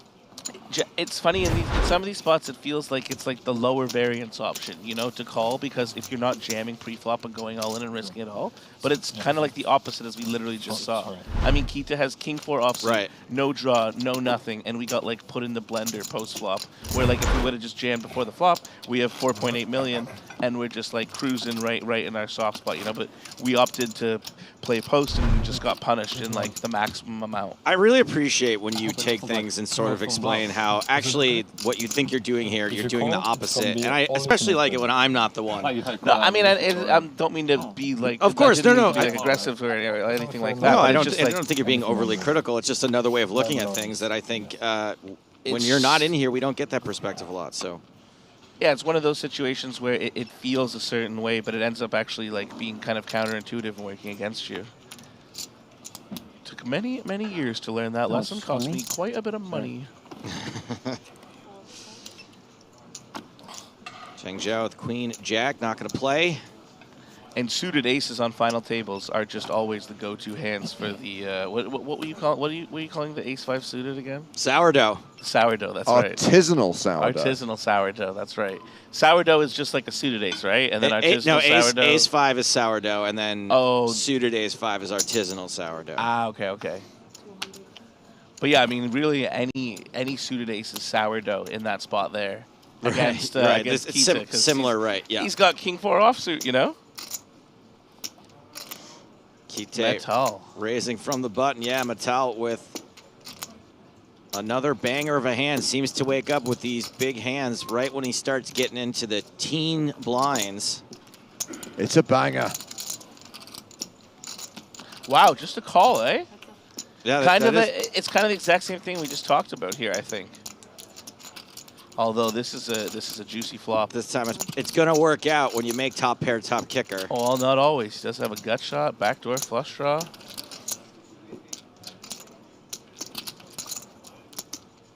Most of the equity belonging to Matal, but Parker's right. Lots of ways this can go sideways still. Matal checks to Keita, hoping for a bet.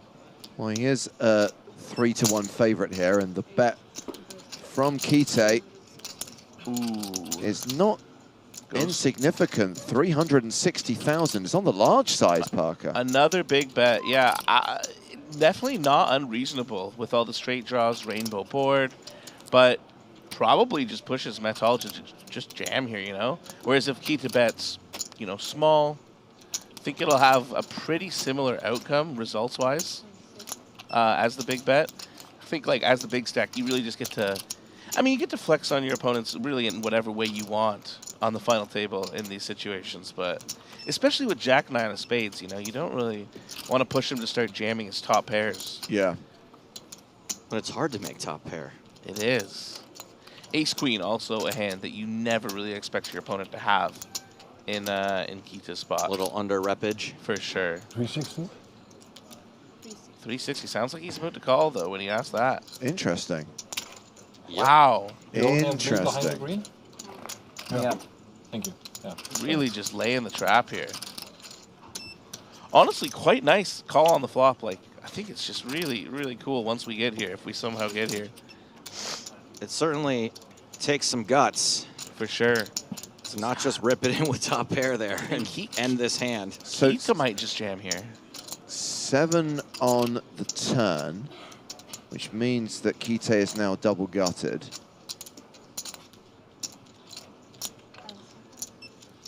And must be aware that there's already 1.3 in the middle, and Metal's only got 1.5 behind. He does? Oh, wow, shoves on Metal.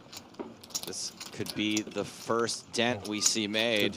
Quick call by Govert Metal. John Kite says good call, and Govert Metal is better than a 4-1 favorite to double up here through the chip leader. Just has to fade a 10 or a 6 on the river. I've seen what Kita's been doing to people so far this poker tournament.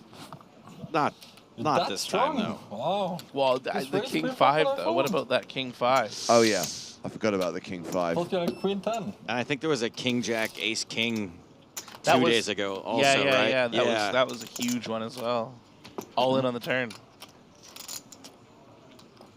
7 outs for Kite. 7 cards that Govert Metal has to fade. The river is a 10! No! That's the straight! And that's the end of Govert Metal's run. Kita cannot be stopped. He cannot be stopped.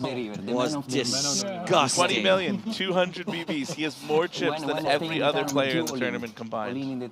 With 6 players left, by the way. Yeah. That is ridiculous.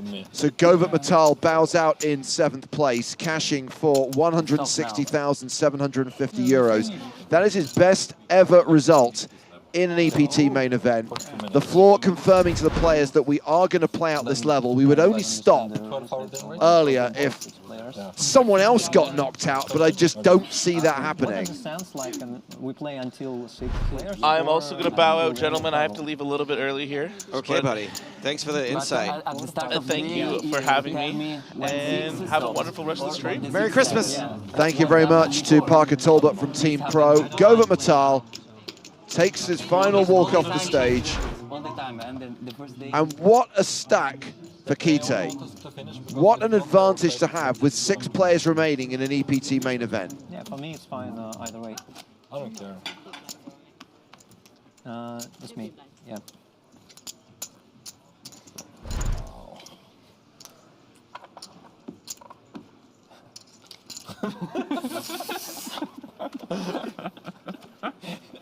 I mean, you can't do anything but laugh. You have to laugh. You have to laugh. It is literally ridiculous. Most people don't run this good in their dreams. Yeah, he knows. He trapped you pretty good with the queen, didn't he? Yeah, well, no, it looks like he had, I knew he had a queen, but it looks like he had a legit decision. Like queen 10, queen 9 or something. He played it really well, didn't he? Yeah. He's the best actor in Amsterdam. A raise from O'Neill, who's got ace-king. Kite with Jack-3. Folds. I say put it to the test and play Jack-3. Oh, Ruggieri all in. Oh.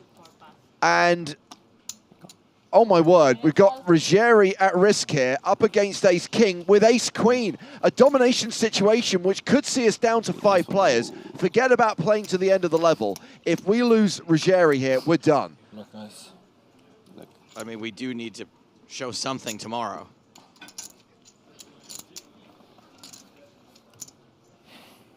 I mean, we just had the brutal suck out. Is the best hand going to hold here? Are we going to be done? I mean, at least the chips aren't going to go to Kite.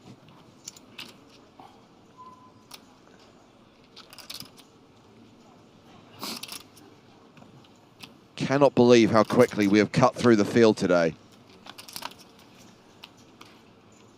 The flop is Jack 4-4. Just chop outs. Every time you had like ace king ace queen. Spades as well. Kite's right. Sometimes was chop outs.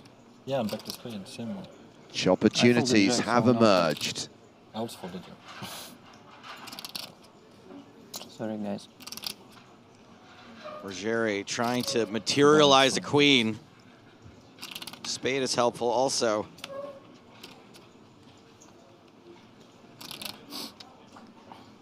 %10 chance of a chop, only an 8% chance that Ruggieri doubles up here. 82% chance we lose him. River card is a queen! Come on! Heck yeah! Binks the 3-outer, gets the double up through O'Neill, and we are still at 6 players. Sorry, man. Sorry, yeah, exactly. I wasn't rooting against O'Neill either, but I got swept up in the moment. One time, one time. So, one time, one river, one time. For those of you questioning why we are playing on, we have got down to 6 players in a ludicrously quick amount of time. Now, I appreciate that most of the chips sit with John Kite, but the average stack is very high. The tournament staff want to play on. They want to get through the end of this level so that we don't have an extraordinarily long day tomorrow. 20 big blind. But understandably, if we were to lose another player, to echo your point, Joe, we need something to stream tomorrow, so we'll stop at 5. Thank you very much. What a ridiculous day. So many rivers. And by the way, that leaves Porrig O'Neill with just 14 bigs.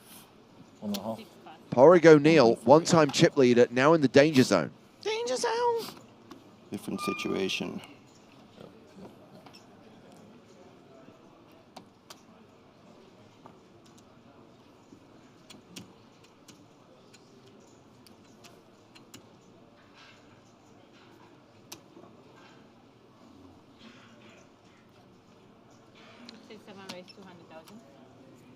O'Neill. How much you play? Back in the mix. 4 and a bit of change. Ace 4 of clubs and Ruggieri with pocket 8s. How much? Snowmen's. 1.4. Nom to the nom. Yeah. Thank you. 1.4 and change.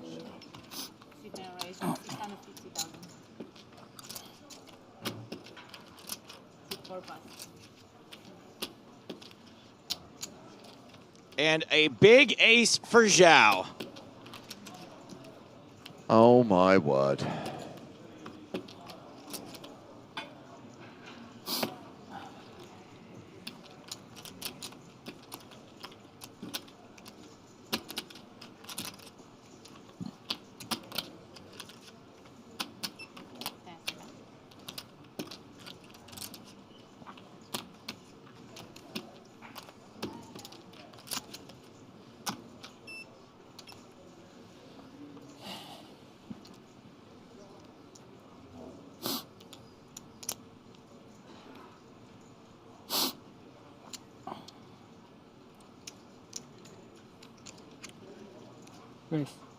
Zhao announces raise. It's going to be a 4-bet from the big blind.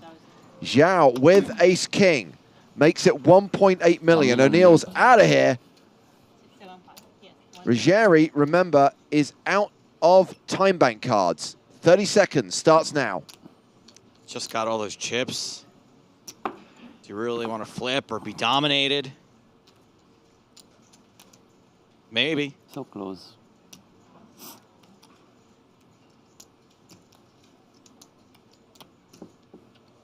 So close. I think Rogeri's going to get folded. Cold. Man, it sounded like he said cold, which is a weird one.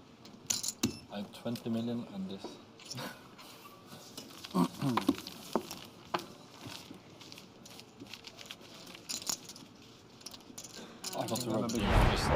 more. That's good news. That's good for you. Yeah, very good. Very good for you. Confirmation that this is a final table where there is a have and a lot of have-nots. 125. 1,250,000. Yeah.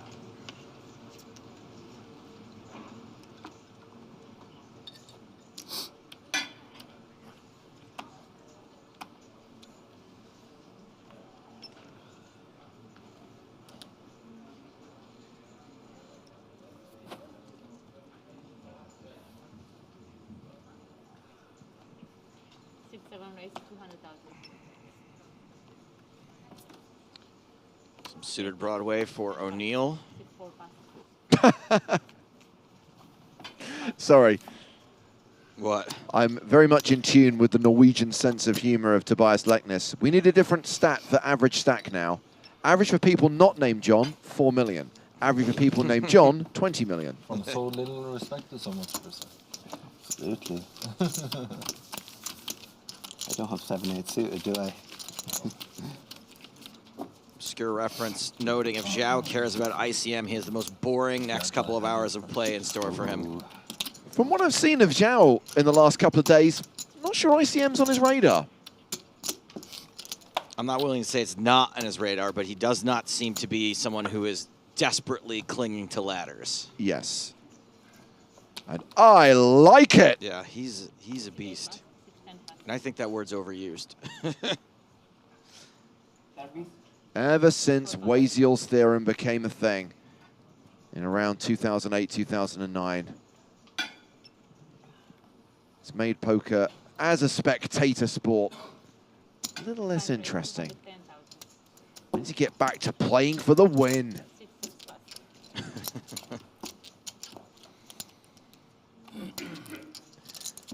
I was actually channeling Emil from RoboCop, Dragon Master Alex.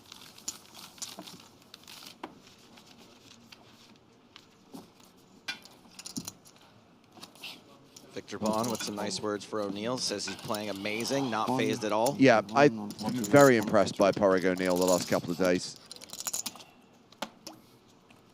I've an open jammed in this tournament, so that'll be fun.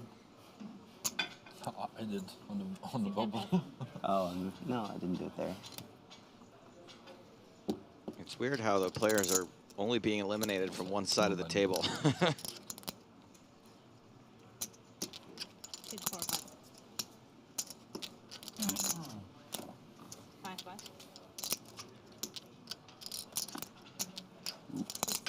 You, buddy.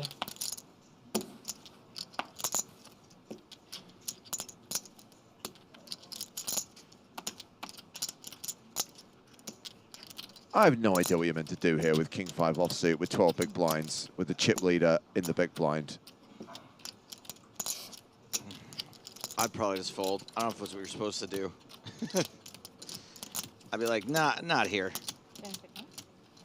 This is not the hill I want to die on. You've just passed the blinds. Again, I'm not saying this is right. Yeah. I'm just saying a rationale. I promise you that whatever he does is what you're supposed to do. Which I think probably plenty of people are just going to ship it here. King high, you have decent fold equity. Yep. The problem is that Kite... Yeah, wow, he folded. Okay. Oh. A very smart decision by Porrig O'Neill. You can't. It's gonna limp for something. Another gin tonic. Hey. Roman writes, O'Neill kind of looks like Elon Musk, doesn't he? No, he doesn't. There are bad lookalikes, and then there are just random comments, and you, my friend, have definitely fallen into the second category. Two white people? Is that what we're... Is that the bar now? That's okay. I don't need a bar. all the situation is for you. I played ace-4 one hand on the table and I lost it. So, no more.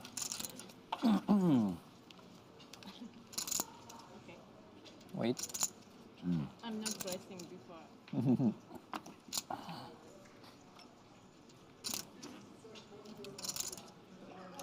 Can you put it in 20 so I can see how much you have? Difficult fold. So, importante. Importante in Italiano. Yeah, something. I don't know. Xiao with the suited king 10 Don't now. know a word. That's 20. Again, Thank you. when we talk about ICM considerations, Porrig O'Neill has 12 big blinds. The rest of the table are going to be conscious of that. They are going to be mindful of that.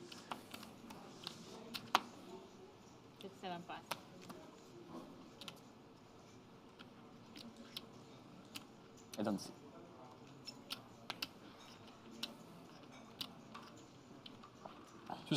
Sorry, Wagner. Yeah. Just. Oh, sorry, it's Ruggieri. Sorry, Yeah. Ruggieri. No shot. You get let off easy here. Bullaccio, bullaccio. What does it mean? Bully? Yeah, you are prepotent. What? You are prepotent. So, bull. Bully. Bully. Yeah, all right. Bulacho. Like it. Yeah.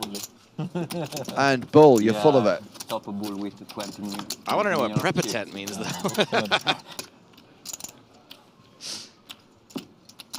I respect. I do.